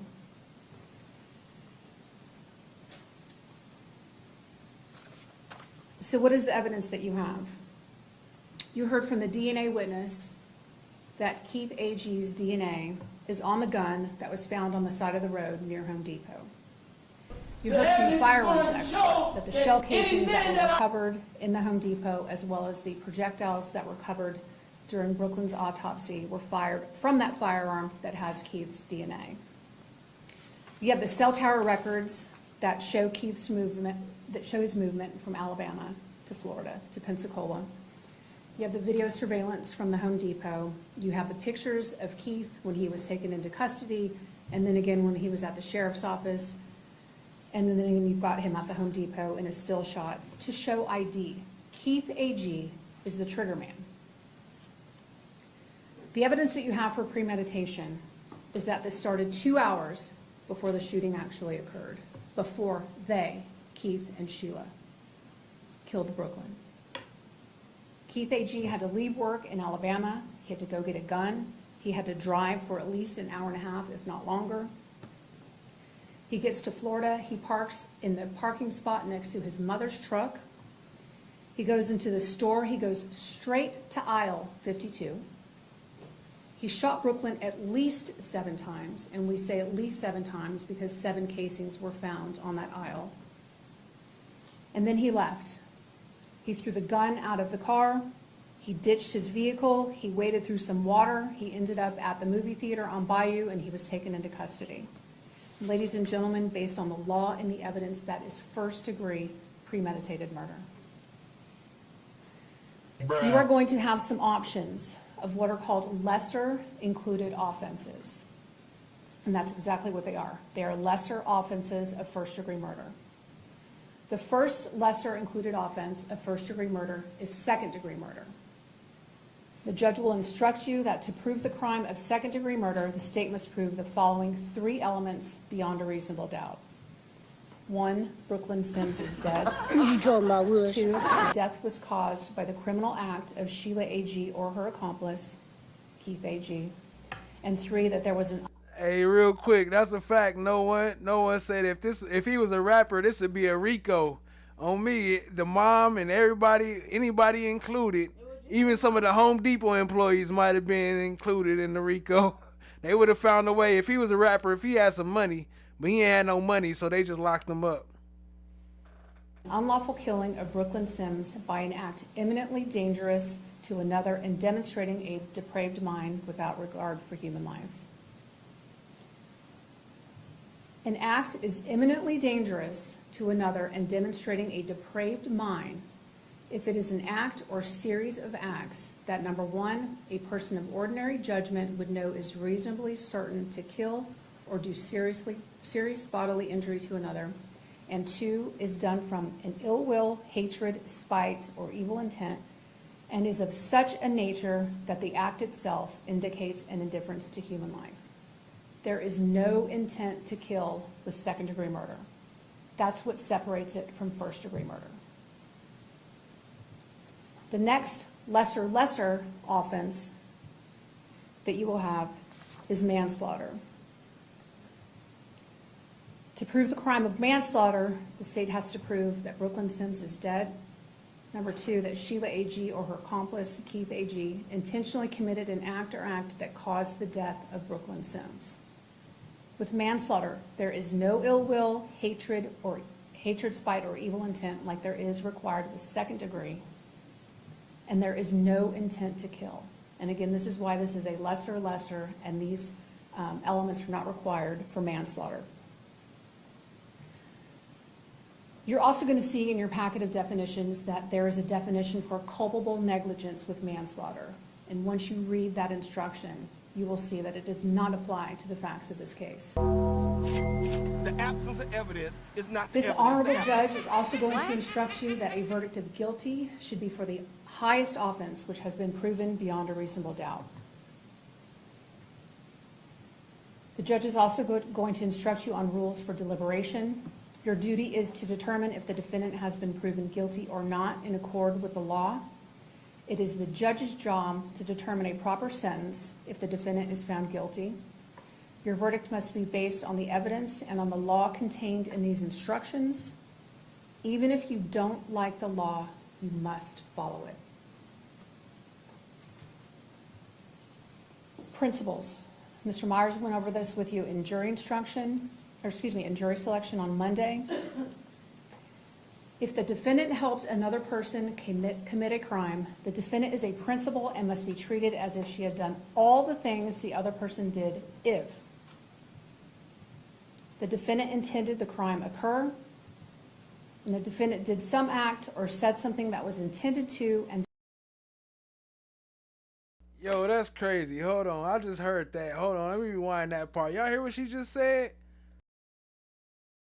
Did defendant is a jury instruction principles. Mr. Myers went over this with you in jury instruction, or excuse me, in jury selection on Monday. And that is what she got charged with. Principal to the murder. If the defendant helped another person commit a crime, the defendant is a principal and must be treated as if she had done all the things the other person did if the defendant intended the crime occur, and the defendant did some act or said something that was intended to and did incite, cause, encourage, assist, or advise the other person to actually commit the crime. To be a principal, the defendant does not have to be present when the crime is committed.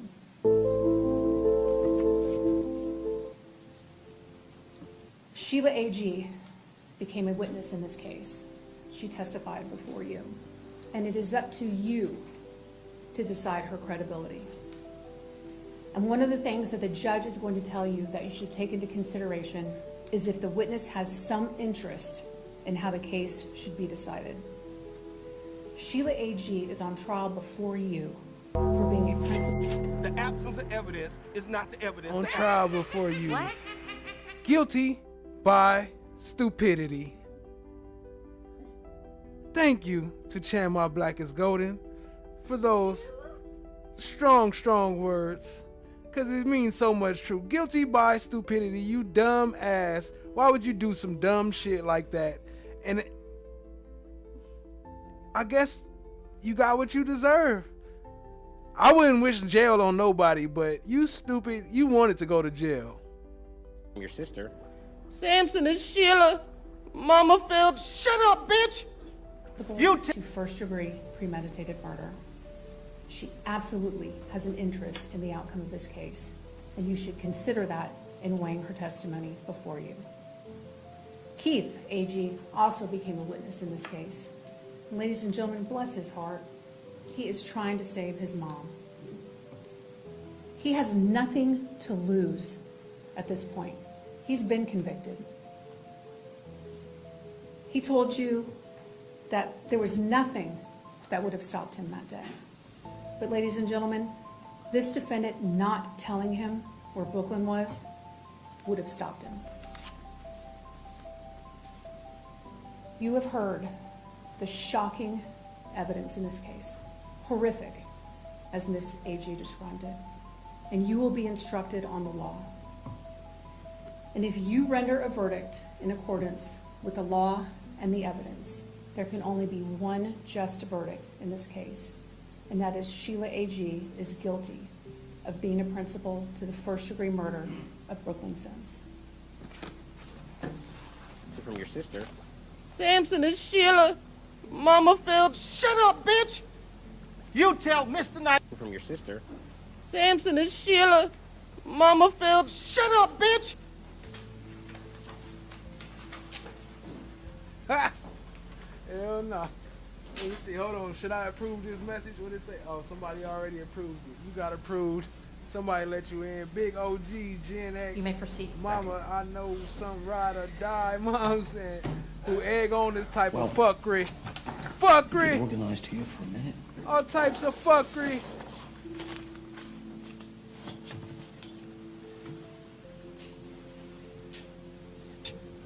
You tell Mr. Knight. From your sister. The state Samson and is, I Sheila, think, successful Mama felt. Shut up, bitch. in convincing you that Keith A.G. obviously committed first-degree murder. There is no doubt here what he did, as we've all said, horrific, horrendous. He caused such harm to so many people. Nigga, like this is how you start? This is how you open as the defense? What the hell is going on? What the hell, Bobby? No, that's ineffective assistance of counsel. You need to fire this nigga on the spot right now. Expire this nigga right now. That's ineffective. Do not ever start my defensive statement like that. Don't you ever in your life. What the hell was that? He's an ex-judge. What the hell was that? Hold on, we gotta start that. We gotta run that one back. What the hell was that? Watch. because Watch. Let me show you. Look.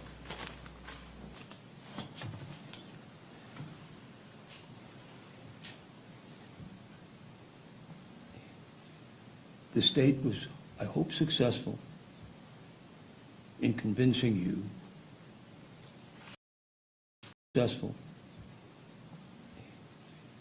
the state was, I hope, successful. The state was, I hope, successful. The state was, I hope, successful in convincing you that Keith A.G. obviously committed first-degree murder. There is no doubt here what he did, as we've all said, horrific, horrendous. He caused such harm to so many people. You'll note, it's interesting to me, when Sheila was testifying, she was talking about the harm he did to the Sims family. And again, no one's making a hero out of Sheila. She did what she did, she said what she said, and we'll get that in a minute. But if you come into this case believing she's innocent, which was such a big thing we talked about in jury selection, if you came in totally clean, and you left your minds open, and you weren't going to be impressed enough by the first thing you heard that you were going to judge everything by it, then there's also other people that were hurt too. She was hurt tremendously. She lost her son. She lost her new daughter. She lost her grandchild. She lost her piece of life. She's going about her business. She's got a great job. She's working. She's doing her best to get through life. She's got a son that is, you saw him, you heard him, you heard about him, and you've seen the text. But she's living a life, and this catastrophe happens, okay? So let's back up. No. No, he's sleeping. The state's proven that Keith did this. They do the same thing in their closing, and they're gonna have a chance to come back, and after I've said everything, they're gonna reiterate it and exploit what I've said. So I ask you again, till the very, very end. No. Keep your minds without a decision. Okay? No, he's So sleeping. Keith so said, so I ask you again, and exploit what I've said. So I ask you again, till the very, very end. Keep your minds without a decision. No, he's sleeping. So Keith tells Mom, I'm going to do this terrible thing, and then you've heard the testimony. He said it numerous times. He's threatened to kill his father. He's threatened to kill everybody. He's going to do this. He's going to do that. But he never did. There was that talk about when he was a teenager and he had a thing with another teenager, etc. That's not relevant to you. It may say, well, she should have known he had a propensity and all that. That's history. Remember, every time you think about things here, every text, everything she's doing is to stop this from happening. Again, she doesn't believe he's coming. He's the kind of guy that says these things constantly. He puffs up things that he blisters and... Ineffective assistance of counsel. I want to retrial. I want to mistrial. Run that back. I want to run it again because I don't know what the hell this nigga doing. I'm on the mic.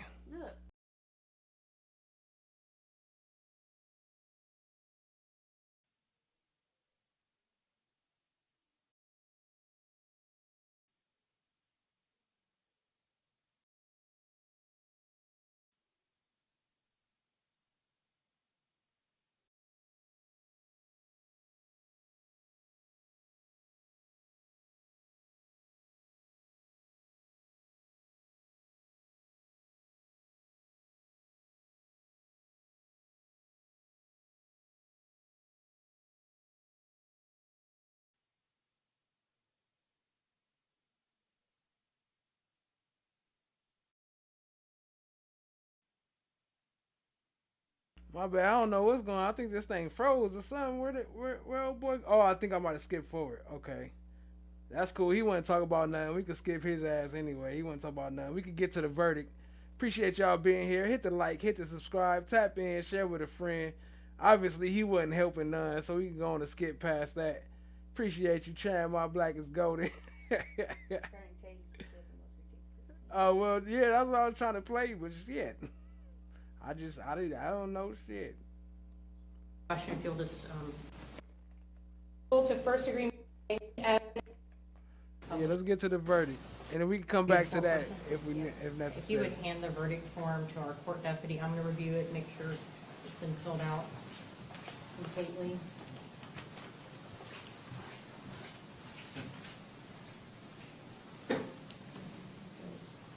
Believed to be in proper order, and I'll have Madam Clerk publish the verdict. Ms. Agee, you please rise to accept the jury's verdict.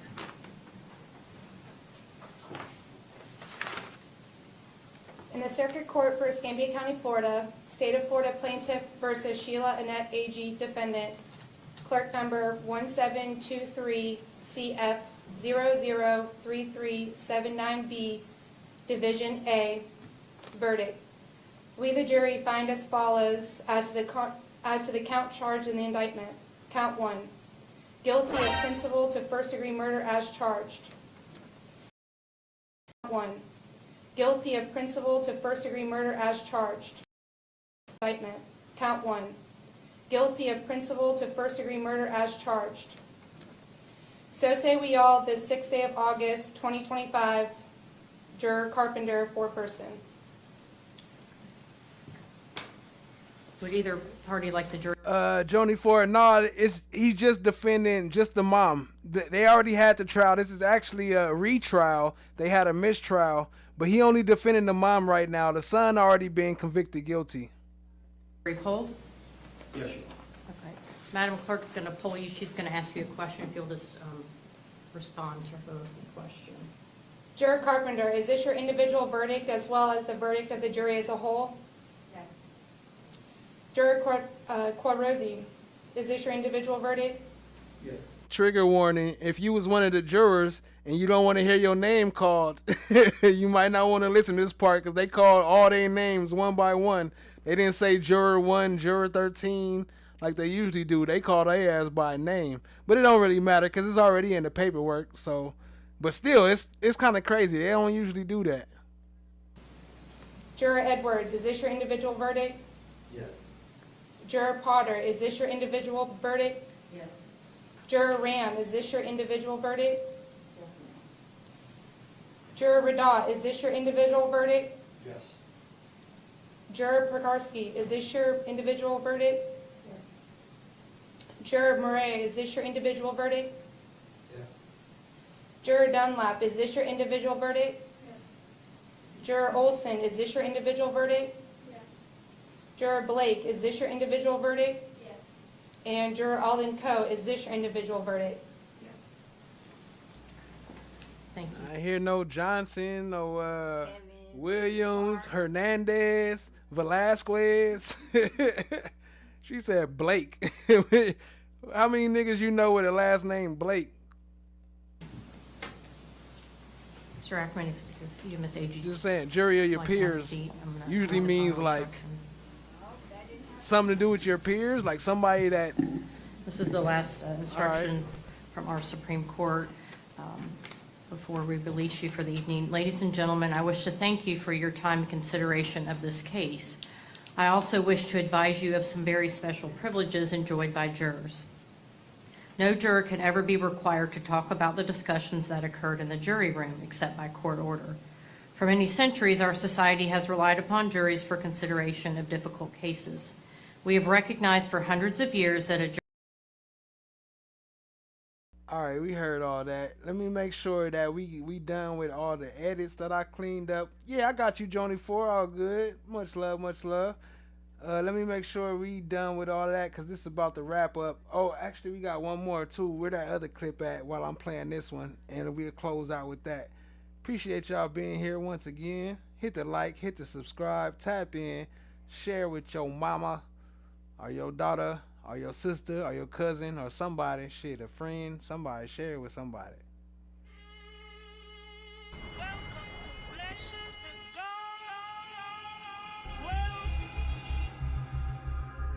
Well, isn't this a nice surprise?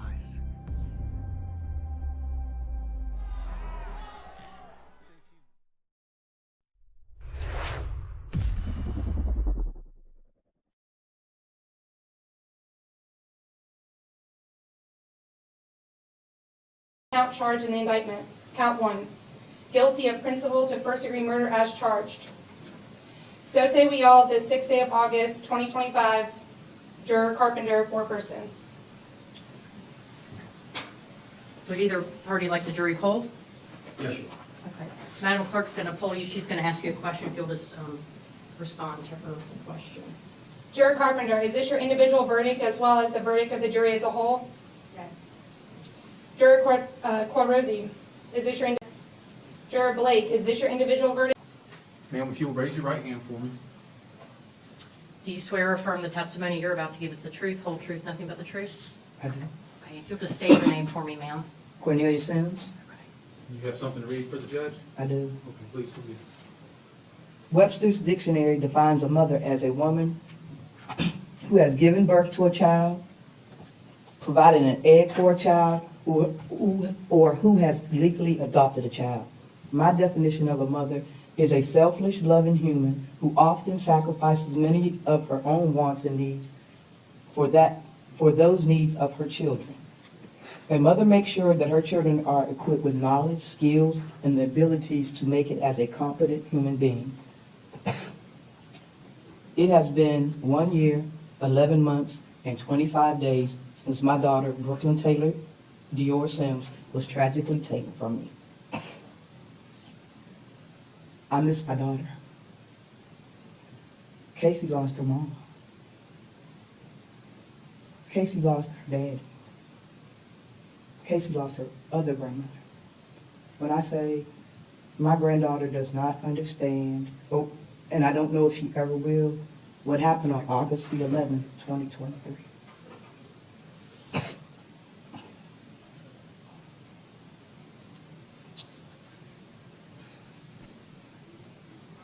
When I say this, I'll never be the same. Try to go on for Casey's sake, but I'll never be the same. I want to thank you, Trey, Ms. Bridget. Thank the jurors.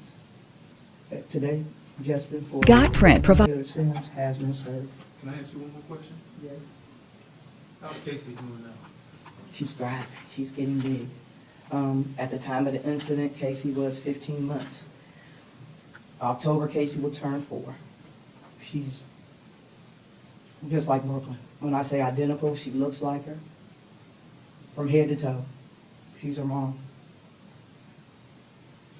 Thank you. You're welcome. Your Honor, Anybody else that wanted to be heard? I don't believe so, Your Honor. Based on the jury's verdict, though, there's only one lawful sentence, Your Honor, and that's adjudication of guilt, life in state prison without the possibility of parole. I believe the court costs are $518, and that's all the state has, Your Honor. I believe her credit was 722 days. Judge, may I apply for that, sir? Yes, sir. Just 1 second.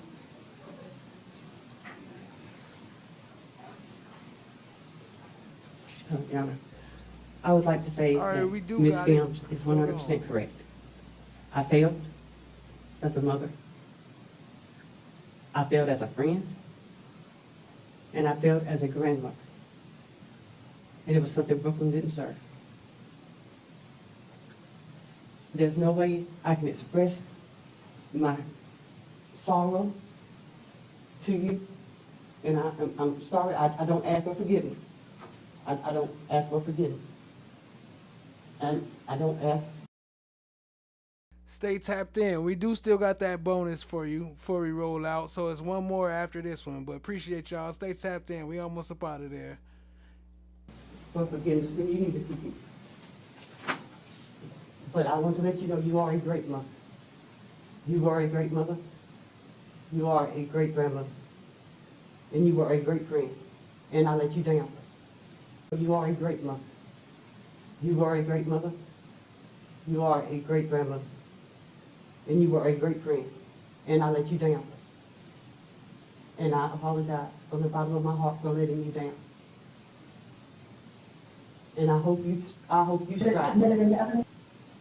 And I hope Casey strives. And Kiki, I hope you and Ada strive. And I'm sorry from the bottom of my heart. And thank you, Ms. Jefferson. And thank you, Mr. Trump. And thank you, Mr. David. And I am so sorry to my family. I love y'all. Your Honor, I apologize to you as well. Thank you. Thank you, Ms. Agee.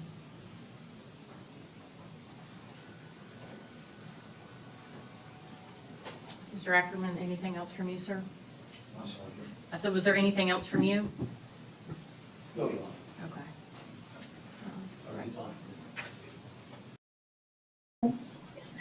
Judge, that's on the state rest. Okay. Ladies and gentlemen, the state's rested their case, so there's some matters I need to take up with the attorney, so I'm going to have you step back into the jury room again. Again, with your notepads, go ahead and flip them over to that first page. If you'd like to go outside, just let the court deputy know, but that same instruction continues to apply, that you cannot yet discuss the facts of the case, okay? Thank you.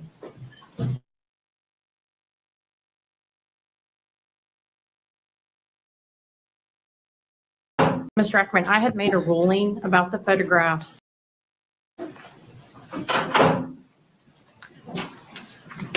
One thing I do want to address briefly, Mr. Ackerman, I had made a ruling about the photographs.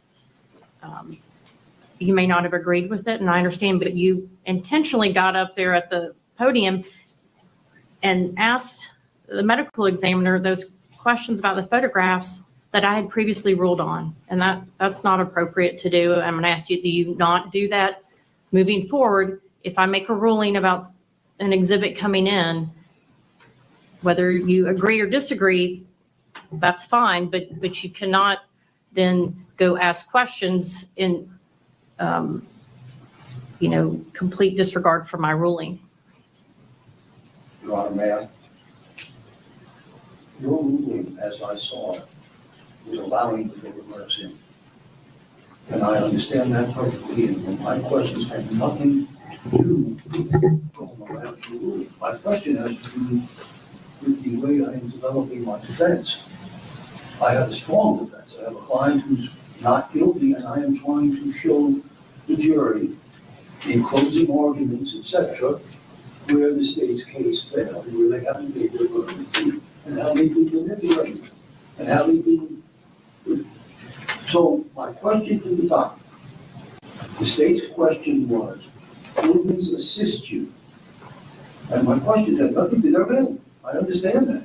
I'm not saying, all I'm asking her is, would you read those photographs to articulate what you did, how you testified to the jury about thinking? And then I can make a comment on it in closing argument. Because to me, they were totally unnecessary. That doesn't mean you let them in. Because the case law supports them coming in, and I made the ruling, Ms. Jensen's question to her was, will these assist you in explaining to the jury? And her answer was yes. And my question was... Okay, Mr. Ackerman, I've made my point. We don't need any further discussion on this issue. Well, let me ask this then. No, sir, I'm going to ask that you have a seat.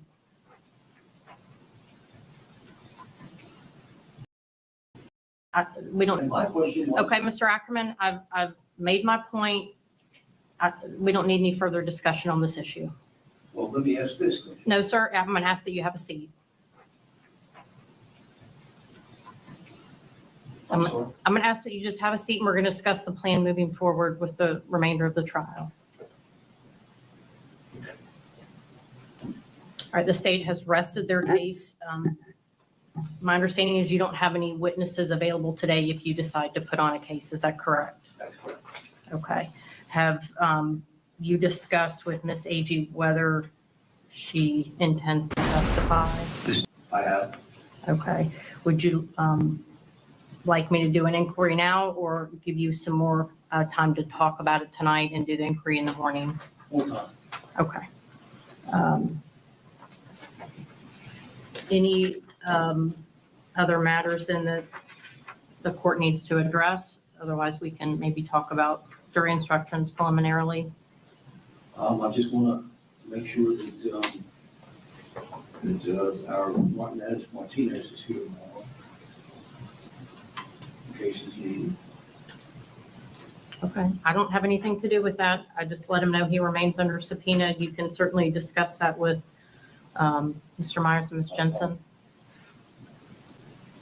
But I hope you understand, I know you asked him a question about could he do particular research. That doesn't mean he has to or is going to go do that research tonight. I assume you are aware of that.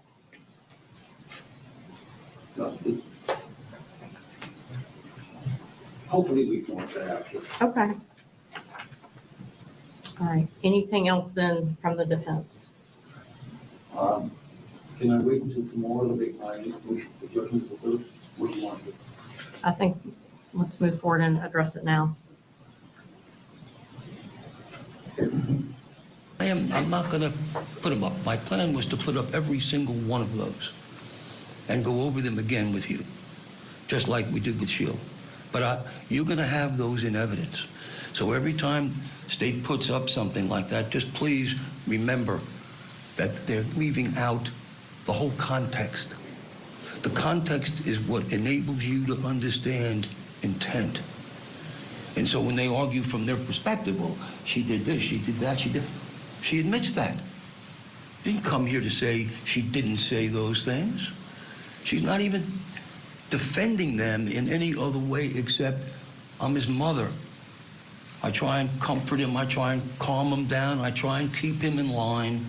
That's what mothers do. They don't always do it right. Remember when we talked about, I asked you some questions in voir dire, and what I was trying to get you to respond to was, are we all perfect? Do we all respond to situations perfectly? Do we all deal with stress, nonsense, all this stuff? How do we deal with it differently? And we deal with it differently on different days. So there's mom at work, taking care of business, gets the text. Thank you so much to Marie Pereira for joining us. All right, folks, stick around. Coming up, more of the defense's closing argument in the revenge mom murder trial for Sheila Agee. Keep it here on Court TV, your front row seat to justice.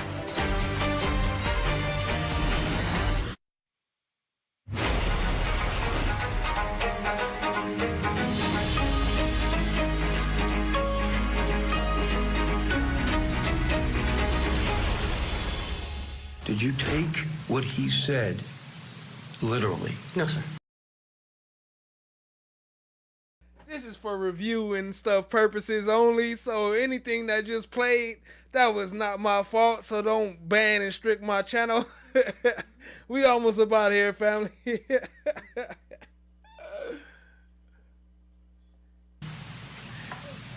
He said he was coming. Yes, sir. Did you think he was coming? No, sir. Welcome back to Court TV Live. Yeah, that's enough of all that. Hold on, there's one more for y'all before we get up out of here. I got hit with the sidebar right there. I don't know what happened. I had to use the bathroom. My bad, family. But I'm back.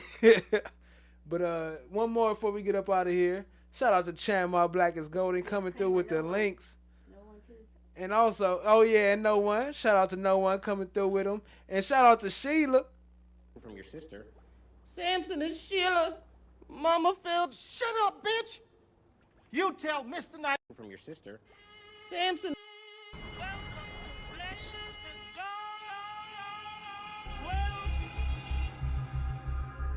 Well, isn't this a nice surprise?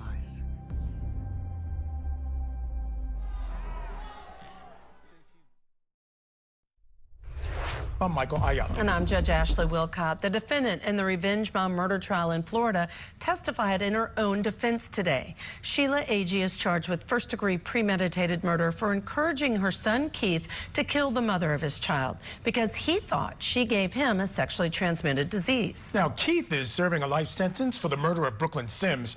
He went to her job at Home Depot, where Sheila Agee worked as well, and shot her multiple times. Today, he was called to testify on his mother's behalf, and he told the jury she had nothing to do with the murder, and she did everything to stop him. When Sheila took the stand, she testified she didn't know what her son intended to do, and she was trying to steer him away from focusing on Brooklyn and threatening to kill her. Right now, defense attorney David Ackerman is continuing with his closing argument. Let's get back inside that courtroom. It was over. Now, you had a chance, and if you'll recall, the state was very content, as they are in closing, to just include that 2 hours of tapes without giving you any insight or feel for what was going on before that. So we have Mom at work, dealing with stuff, dealing with what she's been through the last week. Thank goodness from the 8th to the 11th, it's over. He's apologizing, he's saying this. He's all over the place. How do you deal with someone like that? How do you figure? Do you know what they're gonna do, even if they say it? So he says this, she says that. Everything she says to him, and please look at the tapes again, the text again, I keep saying that, and understand the context. She is trying to calm him down. This is all Keith. He's not calming. But you never know. The ceiling could fall down. He could come. Because anybody who's rational and intelligent thinks, I don't think this is going to happen in a million years, but maybe. So the conversation goes on, and she's back and forth. I mean, for you to think, in the context of those conversations, that when she said, don't shoot at the car, you might hit me, you've watched her, heard her. Is she serious? The state wants you to think that was, hey man, kill her, but don't kill me. I'm your mother. I'm the grandmother of your kid. I mean, it's insane. And then pulling her out of, he's saying, I'm gonna have to pull you out of the car. Can you imagine how stupid and crazy that sounds? Well, yeah, pull me, don't hit me. You don't wanna do this up there where your child is. She's trying to just stop the nonsense. I mean, how in the world would she, where's the plan? So we have all the week before, with the text back and forth, not one word about from Sheila, not one word that she's terrible, that this, that, and the other. He's trying to keep him level. And so all of a sudden, now there's a plan. There's no plan, there's no motive. Why in the world would she want favorite kid dead? That's how her life is. The grandchild now, and the mother of the child. And why in the world? Oh, because she told Keith, I like her, but I love you, Keith. And I'm gonna help you do this because you're my son. My murder? You from that woman who's telling him all those things about how the lovely life he has, what got a child, he's got a future, and she's telling him, yeah, go kill her. I'm gonna step aside here. The state says she guided him like a bullet. All that stuff to get your juices flowing. If you listen to what was said, that's the opposite of what she wants. We've all been sarcastic. There are different words to describe it. We don't always say exactly what we mean because we want someone to be. We're all trying to get someone to go to our side and manipulate them to stop being fools. Give up your life, son. Shoot somebody. Come on down here. Shoot somebody right in the middle of the day, in the middle of the store, with cameras and everything else. Yeah, do that. I'll be waiting for you. Because I want to watch. Where's the motive? What is this? What are they trying to say? Here's what they're trying to say. We've got these texts. And remember, that's all they had for a moment, whatever. So if you take those texts out of context, and you don't know anything about anything else, then yeah, that's a mother who thinks her son's been wronged, and she's gonna go after this person who wronged her. She doesn't think her son was wrong. She thinks he's ridiculous. I mean, it's difficult to make. Some of us see things from different perspectives, and that's human nature, and that's what we're talking about here. To me, the case for Sheila was proven more so than the case against Sheila. Why would she want him to do this? And even if you say, well, she was just stepping aside, as the statement said, where does that come from? 50 times? 40 times? What are you doing, son? What are you doing? She's a good mother. She's a good person. And you're here making all of these ridiculous statements and allegations. One minute she's terrible. Next minute she's great. I want to have a relationship with Casey, so I'm going to be a good boy. I'm putting this all past me. You'll see that in the text. Please, if you still have questions after this, when you go back to that your room, study those texts. They are not from somebody. All right. That's enough of that, man. We've been going for almost 5 hours, and I think we pretty much covered everything. And if y'all think I missed something, let me know when we come back for a part 2. This is called part 1, but we damn near covered everything, so I might not do a part 2. But if you feel I missed something, let me know, and we will do a part 2. But outside of that, on the way out, I got one more thing that I would like to introduce y'all to. Last time I introduced y'all to the 5Q from FOGs, and this time for all those who need some power, need some motivation, need some inspiration, need some giddy up, I got y'all. This is it right here on FOGs Unplugged, and we out. Appreciate y'all once again for tapping in. Much love, much love. Let's get it. And I'll do my outro after this, and shout out to everybody that's in the chat after we play this. Appreciate y'all. Let's go, family. I have the power, potency, I have might, capacity, strength, ability, capability, I am efficacy, energy, effectiveness, dominion, I'm sovereign, self-control, am ascendancy, influence, supreme, potency, dominance, I have the power, capacity, potency, I have my ability, capacity, momentum, ability, strength, ability, efficacy, capability, force, effectiveness, efficacy, I command, effectiveness, I'm sovereign, dominion, reign, I'm sovereign, ascendancy, reign, self-control, supreme, ascendancy, I have the power, influence, supreme, leverage, dominance, impact, capacity, I have the momentum, ability, I have might, momentum, ability, efficacy, effectiveness, force, I command, energy, sovereign, reign, dominion, ascendancy, authority, supreme, self-control, dominance, leverage, impact, potency, momentum, capacity, I am ability, capability.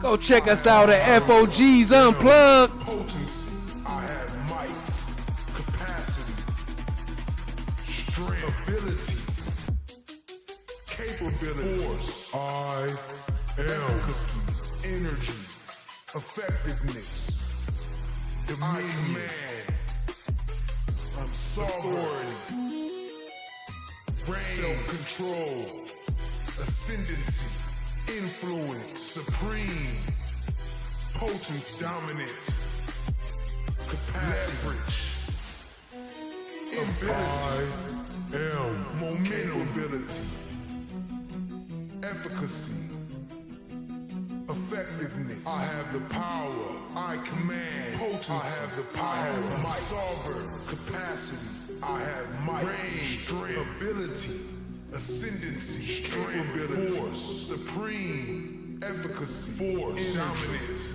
effectiveness, leverage, dominion, impact, absorber, momentum, reign, self-control, ascendant, self-power, influence, supreme, influence, dominance, capacity, I have the power, ability, I have might, momentum, ability, efficacy, effectiveness, force, I command, energy, solver,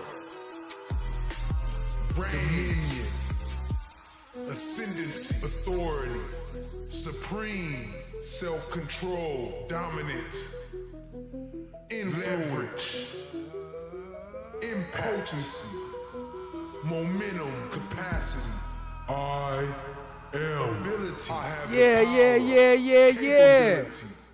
Yeah, that fire. Y'all go check that out at FOG's Unplugged. Also the 5Qs as well. We got videos to the 5Qs too. Let me mute that. But yeah, y'all go check that out at FOG's Unplugged. Let me send a quick shout out to everybody in the chat room.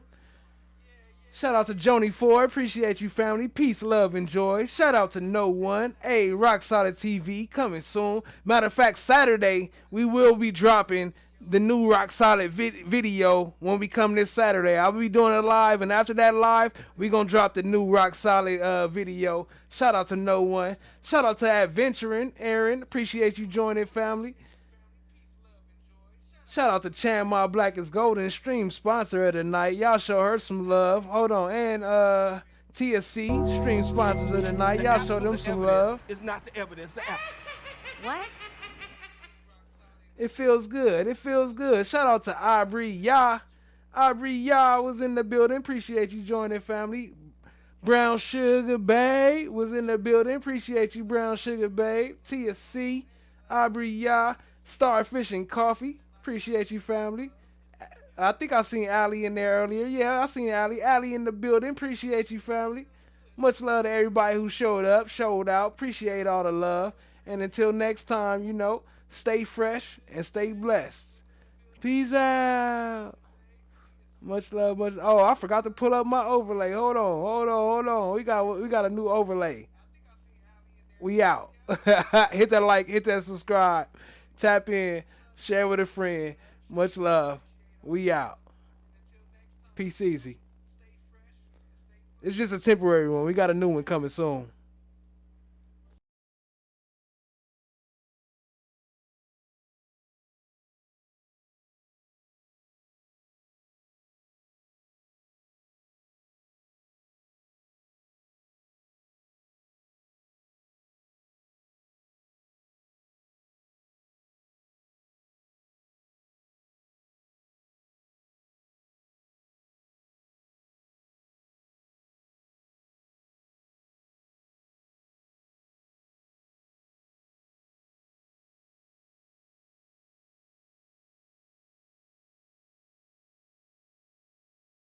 Had to do something first. Okay, now we out for real. Stay fresh, stay blessed. Peace out. Peace, love, and joy, family. Stay easy. We gone.